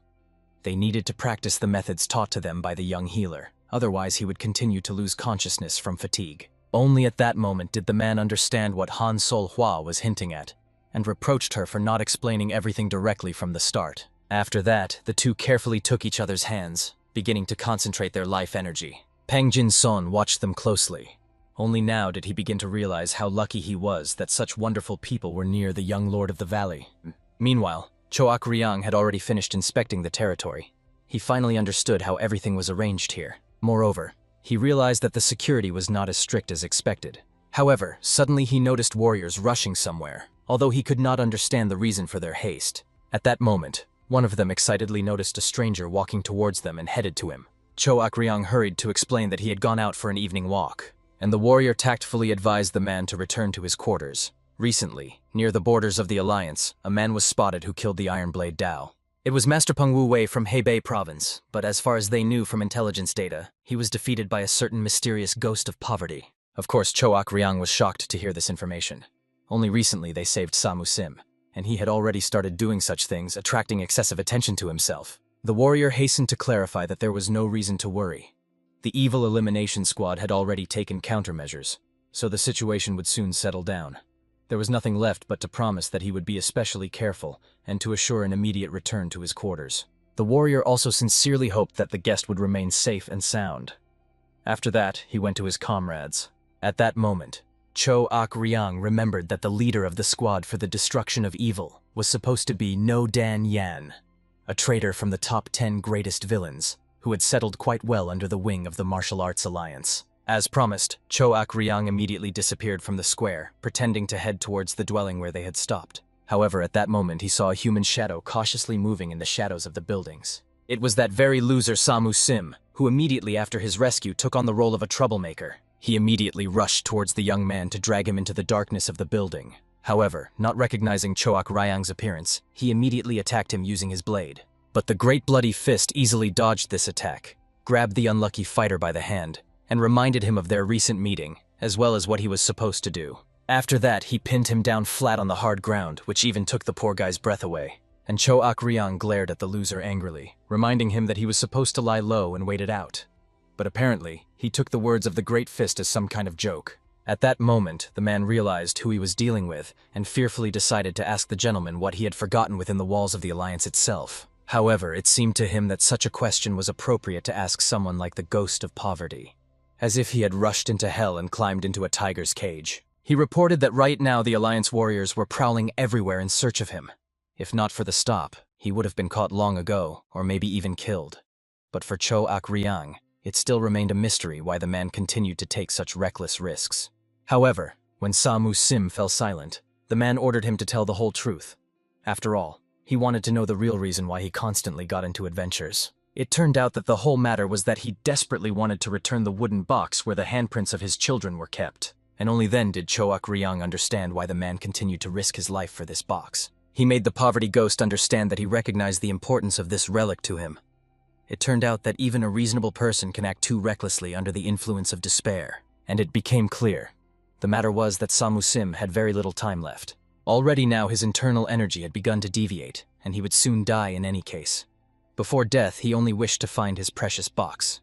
And suddenly the man remembered that when he entered the warehouse, he saw a certain box of suitable size. So he described it to Samu Sim, a box made of walnut wood. Obviously, he was amazed, not understanding how the Great Bloody Fist knew that he was the one looking for it. And when Cho Akryang told him that he had found it in the Alliance warehouse, the ghost immediately explained that this was exactly the thing he was searching for. In the end, the gentleman instantly realized that he had helped Samu Sim twice during their brief meeting. The first time saving his life from the Alliance soldiers, and now also helping to find the cherished box. And of course, he immediately swore that he would never forget such kindness. He sincerely wished to thank the nobleman, but, to great misfortune, due to persecution by the Alliance, he had absolutely nothing left. Moreover, all the wealth he still had was spent on the children he had adopted. In the end, Cho Akryang graciously agreed to accept the young man's loyalty as payment. In exchange for bringing him the coveted box, the young man would serve him until death. Moreover, a person who excelled in the art of calculation was exactly what was needed. Of course, the unfortunate man immediately agreed. After all, he had at most 6 months left to live, and he could not refuse the box for such a foolish reason. Therefore, Cho Akryang immediately helped the man to his feet, and ordered him to run to Henan province and hide near the Pangjin Son clinic. Cho Akryang would find him there. Naturally, the young man doubted, so the Great Bloody Fist had to remind him that he was making a promise, and he never breaks his promises, so he would definitely return the precious box. Bowing with special gratitude, Samu Sim decided to trust the Great Bloody Fist. A moment later, he disappeared from the Alliance territory, thus saving his own life. And Cho Akryang was extremely proud of himself. realizing that he had so unexpectedly solved the problem of lacking a loyal assistant. After that, he headed to his chambers.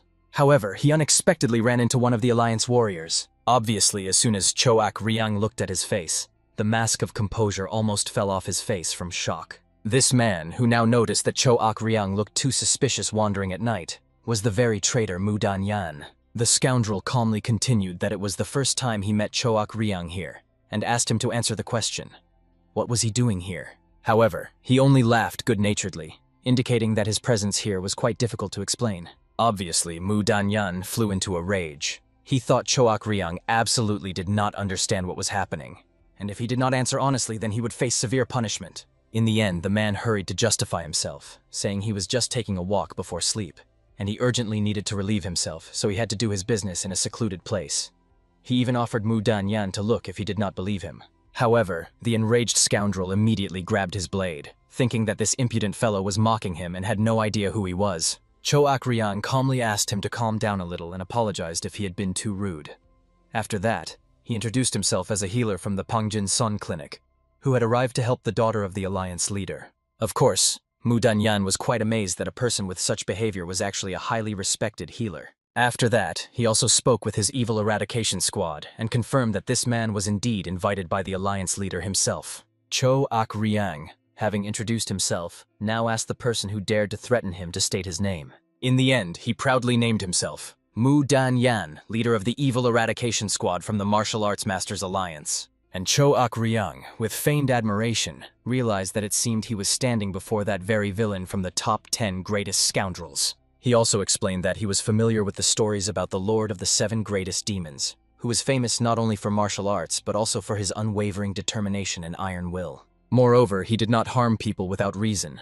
Even in cases of enmity, he first clarified who was right and who was wrong, and only after understanding the situation did he punish or release. And of course, the widely known story about the courage and righteousness of this man, who fought against the demonic cult on the front lines, uniting the orthodox and unorthodox sects. Obviously, the man was extremely pleased to hear all these praises. But Choak Ryang pondered. Although he was a healer, he still knew about Mu Dan-yan as a follower of the Dark Path. Therefore, purely out of curiosity, he was interested in what the man was doing in the Alliance of Martial Arts Masters. Immediately, the scoundrel stumbled, trying to find a reason to justify himself. And Choak Ryang, with the most innocent face, suggested that perhaps the great Mu Dan-yan betrayed the unorthodox sect? Obviously, the man was extremely enraged by these words, and his subordinates hurried to calm the leader. After all, he could not cause harm just because of careless words. At that moment, Choak Ryang laughed. He roughly expected that Mu Dan-yan would not be able to do anything to him even after such words. And the man was terribly furious, watching how this impudence literally mocked him. But still, turning around, he resolutely made it clear that no matter how vast their world seemed, one day they would meet again. And then the man would realize how lucky he was today. Choak Ryang only laughed at his words, understanding that the lucky one here was far from him, but Mu Dan-yan himself. But he was sure the man would definitely understand everything when the time came. Of course, hearing these words, he was barely restraining his rage so as not to attack this impudent fellow. But Choak Ryang calmly turned around and serenely headed towards his dwelling. After that, he thought about the young man he saved, Samu Sim. One day, the young man noticed bandits attacking parents who were gathering herbs with their children, leaving the little ones orphaned. This was already a common occurrence. Peaceful citizens constantly died in conflicts between the Alliance and Masters around the world. Then he could not leave these children alone. Approaching the boy, he asked him to be as quiet as possible, after which he joined the fight. He subdued those 2 scoundrels, for he could not forgive that many children lost their parents because of them. Grabbing the first man, he struck him with his blade straight in the ear, piercing his head through. He then attacked the second and struck him with his weapon straight in the stomach, instantly slashing him open. After that, he decided to help the unfortunate children. And then he took care of thousands of orphans. He supported the children until they became independent. Such was the true nature of the ghost of poverty. Soon, Choak Ryang told this whole story to the young healer so that he could decide what to do with this man. And he was extremely glad that Samu Sim would work with them. Not some hypocrite pretending to be someone else. But Choak Ryang was worried that the man suffered from a chi disorder. In such a state, he would not live more than 3 months. However, the boy was confident that as long as the man was still able to move, he could heal him. Therefore, he decided to ask the Honorable Mr. Pangjin Sun to help them deliver the box, Precious, to Samu Sim. After that, He cheerfully suggested focusing on the treatment in order to finish all his tasks as soon as possible. Once he dealt with the patient, everything would resolve itself. At that moment, Mu Danyan appeared before the head of the Master's Alliance. Of course, the man was quite surprised that he came to him at such a late hour. However, the scoundrel came to ask the Alliance leader to provide him with the conditions they had originally agreed upon. The man was quite shocked at how shameless Mu Danyan was, who hadn't even completed the task but was already demanding something. Then he hurried to explain that he would still complete the task exactly as the Alliance leader expected from him. But he still did not want to serve as a hunting dog after the rabbit hunt was over. The Alliance leader immediately realized that the man did not trust him at all, but in principle, he could understand that. After that, he took a small book from his sleeve and immediately threw it at Mu Danyan's feet. This book had a red cover and contained the secret scripture about the blood silk. However, when the man grabbed this bound book, he immediately felt that it somehow had too few pages. The leader of the Alliance expected such a reaction and explained that this was only half of the book so far, and if Mu Danyan wishes to obtain the rest, he must bring him the heads of the remaining villains. And he agreed to everything, now that half of such valuable mastery was in his hands. Finally finishing all his affairs, the leader of the Alliance was strolling through the mansion together with his faithful assistant. He anxiously tried to explain to his master that over time he had become too old and weak to perform the work of their family, and even considered himself a burden. Obviously, the leader of the Alliance was concerned. Perhaps the man had made a mistake regarding the essence of the azure flame. However, he confirmed the quality of the potion. The problem was different. He had mortgaged and spent his own savings, but even that was not enough. And now the Namjoon family was deeply in debt. Of course, the leader of the Alliance, coming from a wealthy family, did not expect such a thing at all. It seems this had happened for the first time in 500 whole years. But still, this precious essence ended up in the hands of the boy, and he was already shining with joy looking at it. The leader of the Alliance hoped that with this essence the young man would be able to heal his daughter. After all, he had already done everything he could, and simply had no more resources left. Moreover, he was extremely curious to know how the young man planned to conduct the treatment. The boy with the kindest smile hurried to explain that he intended to use the energy of harmony and acupuncture. Seeing the misunderstanding, the boy immediately wanted to clarify everything. However, Pang Jin-son interrupted him, reminding that it was a secret technique of the Lord of the Valley, which they could not reveal. But still, Pang Jin-son could vouch that this was the best method that exists, and Denak-son was grateful for Pang Jin-son's intercession. After all, he almost blurted out all his secrets. After that, the young man kindly suggested to the man to visit his daughter. She was about to wake up any moment. However, he warned the man that as soon as they resumed treatment, his entry would be strictly forbidden, no matter what. However, he was so happy to have the chance to see his daughter that this did not bother him at all. He simply ran towards the chambers with his little daughter to see her as soon as possible. Seeing that now, despite all his power and arrogance, he behaved like the most ordinary father, everyone understood. Even the emperor or the leader of the sacred mountain become the same in the face of danger. They are all equal in parental love. It was precisely for this reason that Bomkewi continued to fervently argue that a healer is the best of all possible specializations. After all, everyone without exception in the world of martial arts approved and respected healers. Only at that moment, distracted from his thoughts, Pang Jin-son decided to ask why Denak-son called his technique energy of harmony. And the whole matter was that the young man, after long experiments and countless attempts, found a way to combine the unique abilities of Bomkewi and Hansol Hua. Moreover, even the treatment itself was possible only thanks to the sincere help of these two devoted comrades. He was immensely grateful that these two had worked so selflessly for him, and asked them to put in maximum effort so that he could save the young lady. Soon the boy, along with all his loyal assistants, gathered near the patient, noticing that the girl was indeed doing excellently and was on the mend. And she faintly smiled, wishing to ask the skilled healer whether she really had a chance for a full recovery. Denak-son was able to promise her an absolute guarantee that she would definitely return to a normal life. However, he asked the girl to give him a solemn promise in return. She must not tell anyone about the method they were about to use. No matter what happens during the treatment, she must neither be surprised nor frightened.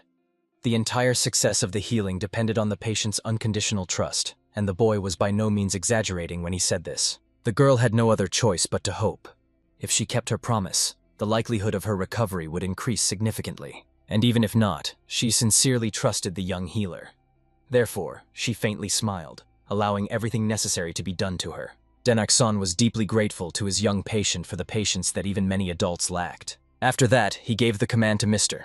Bomkewi and Aunt Hansol Hui to prepare for the start of using the sacred method. Immediately both moved to the lady's bed, after which they gently took her fragile hands. At this solemn moment, Denok-san took out his acupuncture needles and asked Choak Ryan to ensure that no one entered the room. After that, he glanced at the girl one last time, explaining that from this moment they were beginning her life-saving treatment. Somewhere around this time, deep night had already fallen, and the leader of the Alliance was still awake, standing on the balcony of his chambers. Today was an extremely important day, and he wanted to make sure that all the guards were in their places, as agreed. The commander of the Azure Sky Guard Squad immediately reported that they had doubled their numbers and, of course, arranged the fighters in such a way that they would not disturb the skilled healers. The man himself was an extremely nervous person. 45 agonizing minutes of the procedure had passed. He did not know how things were going, which made him even more anxious. However, at that moment he noticed some strange mystical glow. At that instant, the entire building where his daughter was located was flooded with bright yellow-purple light, as if divine flame had engulfed the structure. Moreover, the man felt simultaneously aggressive and dangerous energy along with a soft yet still frightening power. Everyone was amazed at how powerful this boy healer could be. Even now, true, infinite, warm, and incomparably pure energy was oozing from the building. So the man perfectly understood why he was told that this technique was absolutely secret. Even now, looking from afar at this amazing technique, the energy still calmed their minds and souls. At that moment, the guard was so deeply absorbed in the unfolding magic that he almost forgot himself and nearly fell over the balcony railing. He was saved only because the leader of the Alliance brought him to his senses in time. He immediately apologized guiltily for his inappropriate behavior, but the leader asked the man to go to the fighters and return the guards to their positions, after which he was convinced. The energy flowing from the building was capable of attracting everyone around. The higher the level of mastery in martial arts, the stronger the temptation to feel. But one thing the man was sure of. It was a divine and demonic technique at the same time.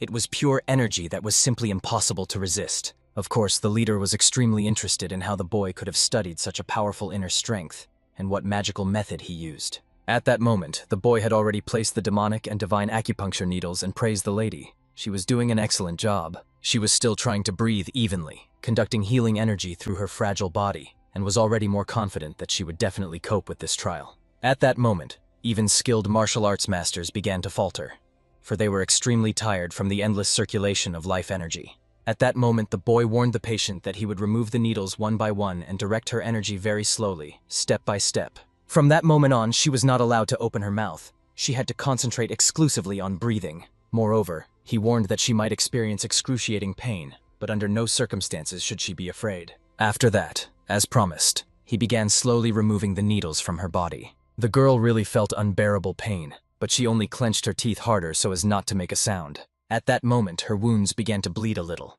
but this was a normal phenomenon. This usually happened, and it meant that her sensitivity was returning. Finally, the last demonic needle remained, which would put an end to this agonizing procedure. However, this one was the most painful to pull out of all the others, causing the lady to hiss softly in pain. After that, she began to gradually lose control of herself and moaned quietly. The young man immediately realized that everything had gone completely off plan. At this critical moment, the lady screamed loudly. Energy began to pour out of her in all directions. Of course, the boy understood that the girl needed to pull herself together immediately, but she simply could not calm down. And the energy emanating from Bomkevi's body began to burn the clothes she was wearing. Dan Aksan was fully aware. If this energy spread from the main meridians to the secondary ones and dissipated, it would mean that the girl was about to lose control. Therefore, he looked fearfully at the Honorable Mr. Bomkevi and Aunt Han Sol Hu. He believed that they could complete this sacred ritual, as they only needed to make a little more effort. At that moment, energy was flowing out of the lady's body in such a powerful stream that bright rays of bluish energy were already pouring from her eyes and mouth. After waiting another moment, the young man waited for the right moment to make the final prick with the divine healer's acupuncture needle. There he drove it into the spot located just above the navel. The energy became so powerful that even the mighty Bomkevi was knocked off his feet. He barely held on to the girl's hand, and Cho Ak Riang, who ran over at the loud cries, absolutely did not understand what had happened during that time. But some more time passed, and all the sounds finally subsided. Complete, almost deathly silence came. The healer first opened the massive doors to go outside and take a breath of fresh air. Following him appeared Mr. Bomkevi together with Mrs. Hansol Hui, and they were already falling from deadly exhaustion. The frightened alliance leader immediately approached the boy to find out how everything had gone. However, they were all so exhausted that they could not even say a word. The man became even more frightened, not understanding what had happened to them and how his daughter was feeling. But when no answer followed, he decided to figure everything out himself, and immediately ran inside the room. Den Akson was lucky that only at the last moment he managed to grab the man by the sleeve, after which he shook his head, indicating that it was not yet time for him to enter inside. Of course, the man was beside himself with rage. After all, if something happened to the girl, he had to help. At that moment, looking at the fury of the alliance leader, Pang Jin-sun appeared worried, not understanding why the man was so angry. At that moment, the boy explained with his last strength that the procedure was successful. He wanted to say the most important thing. She needed to maintain a stable condition, and the father was too eager to visit her. After that, he hurried to explain to the man that his daughter, except in special cases, would be able to live a full life. By special cases, the young man meant that the girl might lose control a little if some impatient guards bothered her unnecessarily. Just at that moment, Cho Ak-ryang appeared, delighting everyone with the news that the girl had finally come to her senses, and immediately Pang Jin-sun rushed into the room to visit her. At that moment, the Great Bloody Fist thanked everyone for their excellent work on the recovery of the young lady. However, Den Ok-son did not forget to thank Cho Ok-ryang himself. Of course, he had no idea what he had helped with. It seemed to him that Den Ok-son had done the most. However, the young man believed that everything succeeded only because they worked together. Therefore, without Cho Ok-ryang, nothing would have worked out. At that moment, cautious footsteps were heard.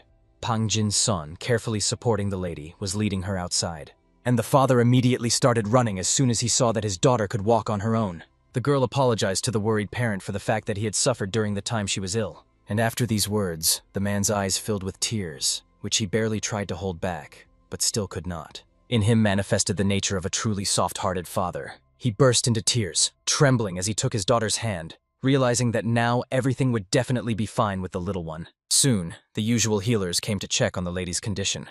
But they were convinced that a real miracle had happened, because the girl was completely healthy. Of course, the lady was surprised that the father did not stop arranging checkups. Even though Dan Ok-son had already healed her, he had invited the third doctor in a row to check her condition, and the man perfectly understood that he might be worrying excessively.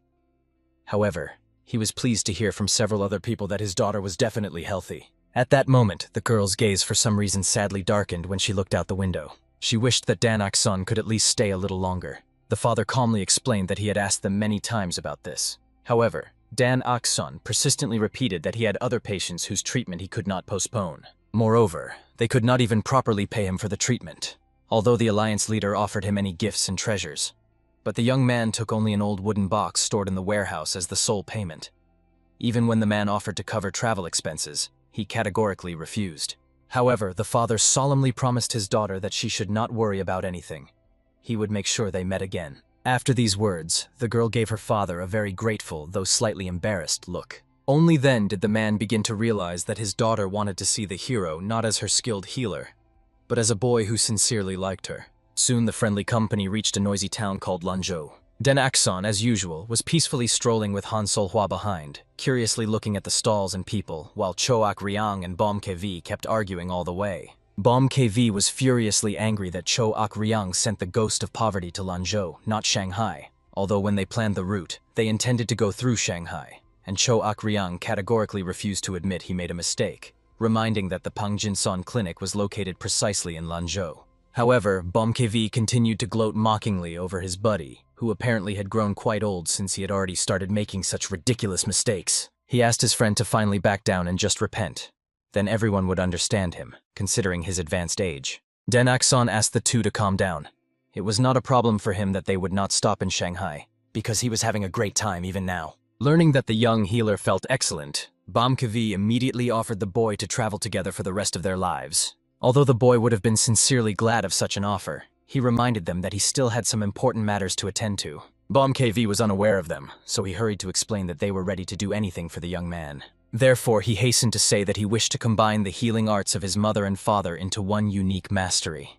Den Ok-son could not leave the valley until he fulfilled his plan, because now they had so many precious materials that he would hardly be able to organize them all. Only then did Han Sol-hwa realize that the boy's desire was to revive the art of the divine and demonic healer as something completely new and unified. And Den Ok-son hurried to explain that it was something like a homework assignment left to him by his parents. But now the most important thing was to find Samu-sim as soon as possible. Cho Ok-ryang suggested to start by finding a crowded place. Most likely they would meet him there. However, suddenly looking back, he saw a man who had gathered a huge crowd of people around him. Samu-sim, having changed his name, decided to arrange some charlatan games to earn some money. He hid a small yellow ball under opaque cups, making people guess where it would be next. Immediately, the whole crowd began to shout loudly, making all kinds of bets and attracting even more attention. And Choak Ryang was indignant. After all, yesterday he had asked the ghost of poverty to lay low. At least it was pleasing that he concealed his identity, even if only with the most ordinary mustache. Now he was playing thimble rig, placing a bead under one of the glasses and mixing them. People placed bets on which glass the ball would be under. If they guessed correctly, the money was returned doubled, and if not, the money was taken by the one who shuffled the glasses. Of course, Denak-son understood that this was not a very profitable game for the one mixing the glasses, and did not understand why people arranged such unprofitable lotteries. However, the thing was that most participants were confident they would win. But at that moment, those who lost had already begun accusing the ghost of poverty of fraud, demanding their money back. Of course, the man was surprised by the behavior of the townspeople, because when he won, they did not shout like that, and everything suited him. However, such reasonable arguments did not at all convince the enraged townspeople, so the losers immediately rushed at him to punish the swindler. At this critical moment, he gathered absolutely all the coins that had accumulated in the bets in order to disappear with them. At that moment, the whole crowd had already pounced on him. His table and dust flew in all directions. However, Danak-son noticed that in this chaotic moment, the man successfully escaped with the money. Of course, the boy immediately asked the honorable gentleman Bomkavi to follow this elusive man. The latter suggested the youth climb onto his back. Soon the ghost of poverty approached one of the city women and was buying something from her. Danak-son carefully observed the man, studying every step he took. He had to understand what kind of person they would live with, so he wanted to study him better. In the next moment, having stocked up, the man went somewhere into the courtyards, which resembled slums more. There he saw 3 little children playing with a homemade ball. The man immediately opened his large bag and gave the children fried potatoes, which they eagerly took to share with their families. They were insanely grateful to the gentleman for his generous help. However, he asked the children to come to him if they needed anything else. After that, he watched with a sincere smile as these children rejoiced over the most ordinary food. But at that moment, Choak Ryang, the ghost of poverty who appeared behind the phantom, scared him almost to the point of losing consciousness. He immediately decided to find out what the gentleman needed. However, he was simply curious to find out whether Samusim was a good person or not. Of course, he excused himself, saying that he played gambling games just for entertainment. After all, waiting was too boring. But Bomkavi quickly interrupted the man making excuses, pointing to the young master whom he was supposed to greet. After all, this talented healer could cure him.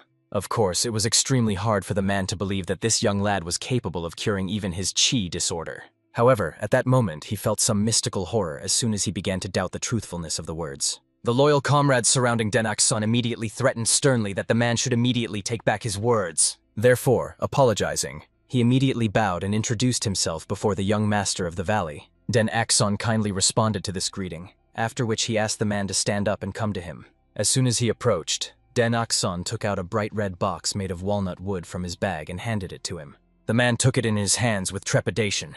The trembling in his hands betrayed his nervousness. He was extremely happy that this small chest was safe and was immensely grateful to the gentleman.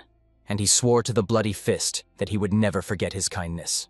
However, Choak Ryan reminded him that he should thank the doctor, without whom nothing like this would have happened. After that, all of them moved as a large group to the Pangjin Sun Clinic. There, Denak-san immediately began his duties. He cut Samusim in half at the waist and laid him on the bed. Before starting the procedure, he decided to ask the man what he would like to do if he could live longer. Without much thought, the man replied that he had no desires. This was typical of a person who had only a couple of months left to live at most. However, the young man understood that living that amount of time would be extremely difficult for him. Obviously, the poverty ghost thought that the doctor was hinting that he would live much less. Choak Ryan hurried to explain. These words of the young doctor mean that the man will live, because earlier it would have been harder to cure him. But now they have precious elixirs and energy harmonization techniques. Of course, the man still found it hard to believe that Denak-san would even treat his chi disorder. However, he saw the very confident Mad Master of the mountain and the great bloody fist behind the young man. After that, the boy decided to ask the man, had he practiced any martial arts? And the man quickly told the truth, but did not understand where the catch was. As it turned out, the boy could save the man's life, but his dantian was too damaged, so he might no longer be able to practice martial arts. But for him it was not a problem. If he could survive, he would ask for nothing more. Life itself was already enough for him, and Denak-son agreed with him like never before. After all, there was nothing more valuable than life itself. But still, for the boy, the patient's life after treatment was more important than the healing process itself. Therefore, he explained that he would think about how to restore his dantian. After all, although it is a rather complex procedure, it is by no means impossible. Of course, the man immediately promised that if Dan Akson could do it, he would fulfill any of his requests. Behind the boy, the villains laughed wickedly, understanding that as soon as he recovered, he would work until he lost his pulse right up to the moment he died. At that very moment, having taken out the acupuncture needles, the boy explained that the treatment needed to start immediately. The longer the man remained in that state, the more his body would deteriorate. Today, he decided to begin harmonization methods, so he should sleep a little and regain strength. Of course, the man made it clear that he did not want to sleep at all. However, as soon as he saw the acupuncture needle in the boy's hands, he began to have some doubts. And the young man himself smiled slyly when he explained to the man that he would definitely want to sleep, and quite soon. About 2 hours passed, and Peng Jin-sun burst into the Lord of the Valley's room, having learned what remedy he intended to use to treat the ghost of poverty. And indeed, everyone froze in amazement when he began pouring the essence of azure flame. In the end, having scooped a full spoonful, he poured this priceless essence directly into the man's mouth. And at that time, while Pang Jin-sun was practically losing consciousness from the shock of wasting such a precious potion, the others were just biting their lips out of envy, because they very much wanted to be in Samu Sim's place. At that moment, lying on the couch, he began to recall how he had lived his life. Once he pondered, a woman who lost her husband was called a widow. And when a husband lost his wife, he was called a widower. If children suddenly lost their parents, they were called orphans. However, to great regret, there was not a single word to describe a person who lost their precious children. And the man, digging a grave with his trembling hands, raged at the fact that such a word simply did not exist. Simply because parents should not outlive their children. This contradicts the very order of things. After that, the man bitterly wept, apologizing to his son. He hoped that the little one would forgive his unfortunate father. They had no money. He could not help him at the critical moment. In the end, the man continued digging with only one painful thought, that his son in the next life would definitely be born into a wealthy family and live forever with dignity, never knowing want or suffering. By that time, Samu Sim had spent absolutely all his savings, but still could not save either his wife or son. But he sincerely believed, if he had had more money, then he could have saved both. He thought again and again about the day he decided to bury his son. Since that very time, the man returned to the cruel world of martial arts. He did everything that brought him money. He was literally ready for anything, as long as that vile job paid well, but only for anything that did not involve harming children. People endlessly pointed fingers at Samu Sim, calling him a heartless monster and a bloodthirsty demon.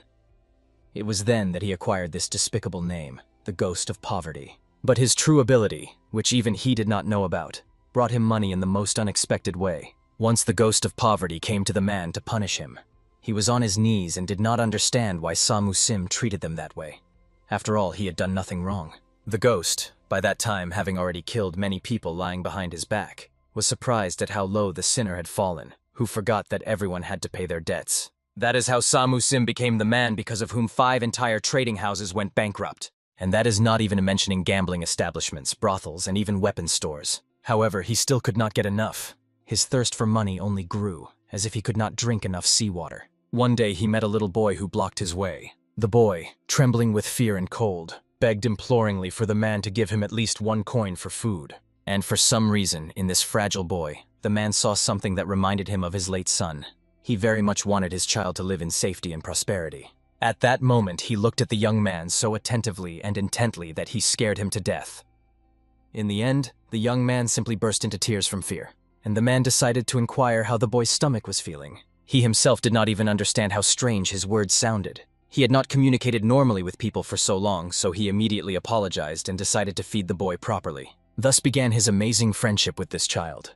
And for some inexplicable reason, it was like a feeling of atonement before his own child who had left life too early. In the end, the man began to spend his own hard-earned money on homeless, unfortunate children. In that blissful moment, he could for a moment forget about that tormenting emptiness that had long plagued and eaten him from within. However, as soon as the first alarming signs of chi deviation appeared, he immediately understood what was what. The chasm between heart and mind kept growing. His strength, which once supported him, always hovered somewhere in the past.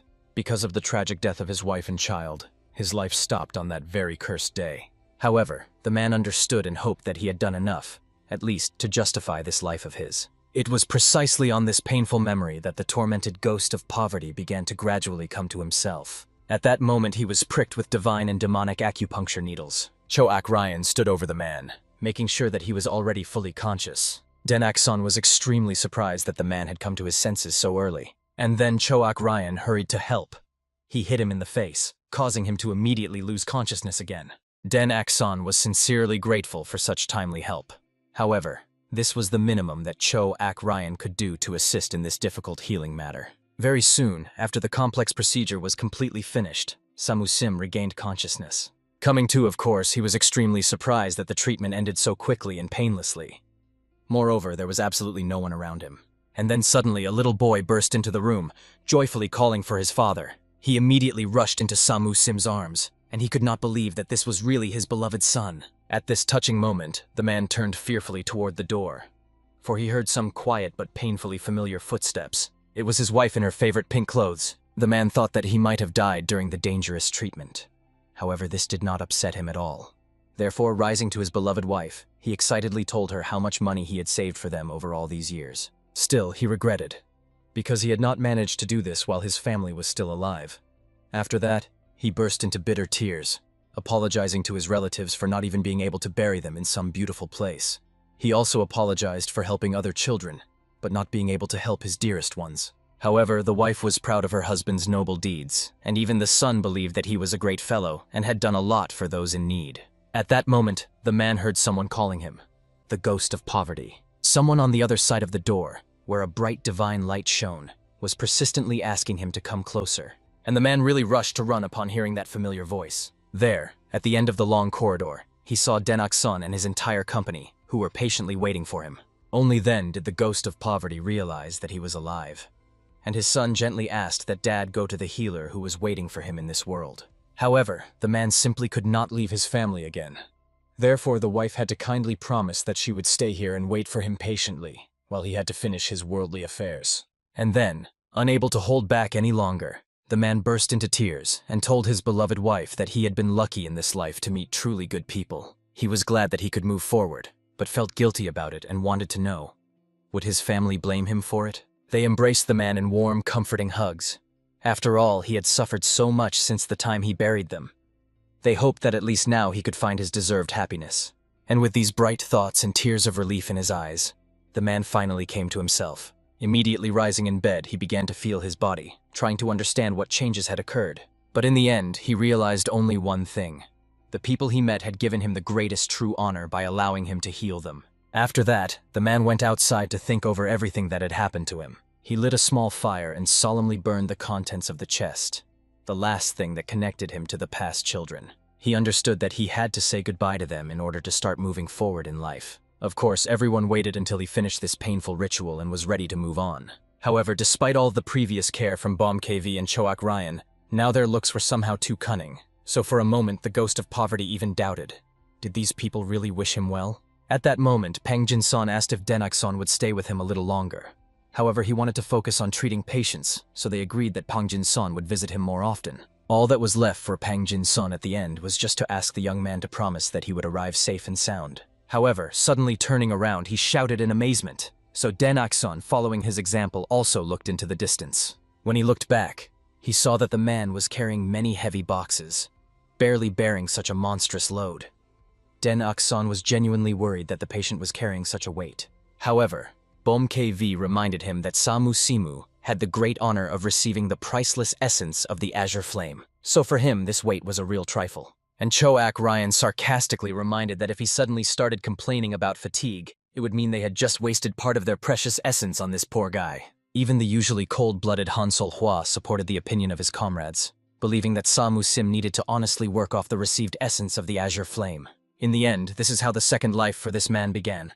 It seems in the status of a slave. After some time had passed, they returned home, and a whole month quickly went by since they returned to the Valley of the Divine and Demonic Healers. The young man was calmly gathering medicinal herbs when suddenly his patients joined him, watching him attentively from afar. Choak Ryang came to complain that Bom Kwi declared he would no longer treat him.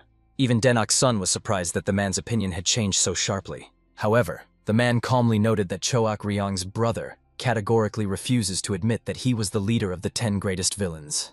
And indeed, the man insisted that he was only in 3rd place and definitely could not compare to him. Bom Kwi saw no point in treating a person who behaved so contemptuously, especially considering that even when Choak Ryang was healthy, Bom Kwi was in second place and now he belittles him, saying he has fallen to third. Of course, Denakson pleaded for Choak Ryang to admit that Bom Kwi was the leader, and finally they closed this painful topic. And the man sincerely understood why this formality was so important to Bom Kwi. After all the others from the 10 had died. The Lord of the 7 greatest demons was killed. Only the 3 of them remained. However, Bom Kwi immediately shouted loudly that for him the position of leader was the most important thing in the world. In the end, Choak Ryang had no choice but to admit that Bom Kwi was indeed the leader of the 10 greatest villains, and he could not contain his joy at being first, to which Denakson joined his victorious dance. And Choak Ryang simply gave up, realizing that there was clearly no sense in this house. However, he unexpectedly encountered a puzzled look from Han Sol Hua. She also treated Choak Ryan, but she did not receive the same honors as Bom Kwi at all. In the end, although the man was somewhat indignant, he asked the woman to say what she wanted to get from him. However, when she said nothing, he even began to suspect. Perhaps she had not even thought about what she wanted to ask for. But as it turned out, Han Sol Hua had already thought everything out. She simply wished for Choak Ryan to fulfill a certain request of hers. She asked him to carve a figure out of wood especially for her, as he could. The thing was, she wanted to preserve her appearance. In the end, Choak Ryan realized that time continued to relentlessly pass, and considering that Den Aksan had healed Han Sol Hua, she would age like all other mortals.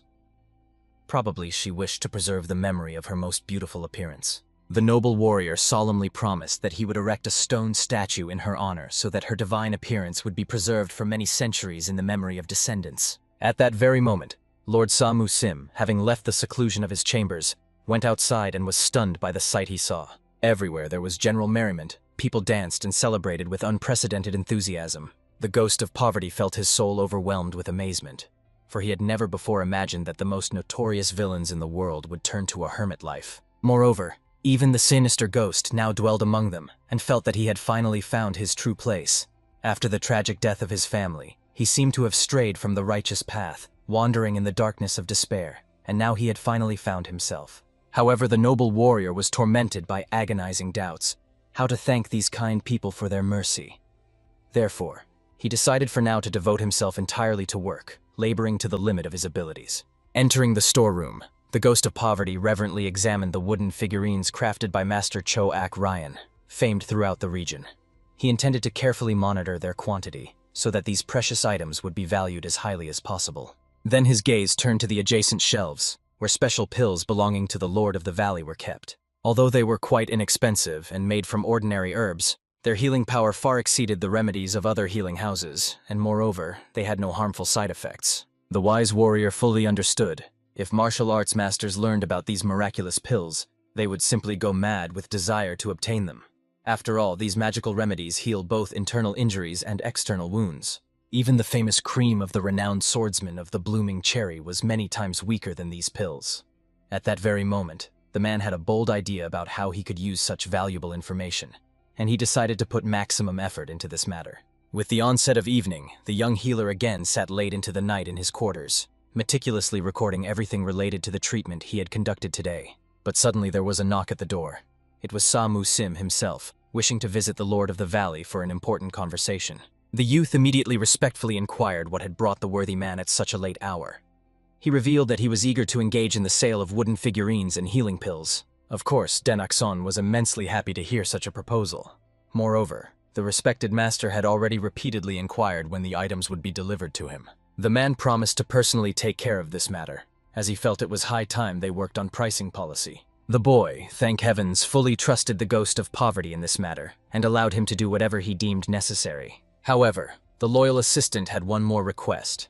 He had an acquaintance who desperately needed treatment, the head of the largest trading house in the city. His holdings extended even to Wei. He was known not only as an expert in his field, but also enjoyed great respect for his wisdom and impeccable reputation. Therefore, this man was an extremely influential person.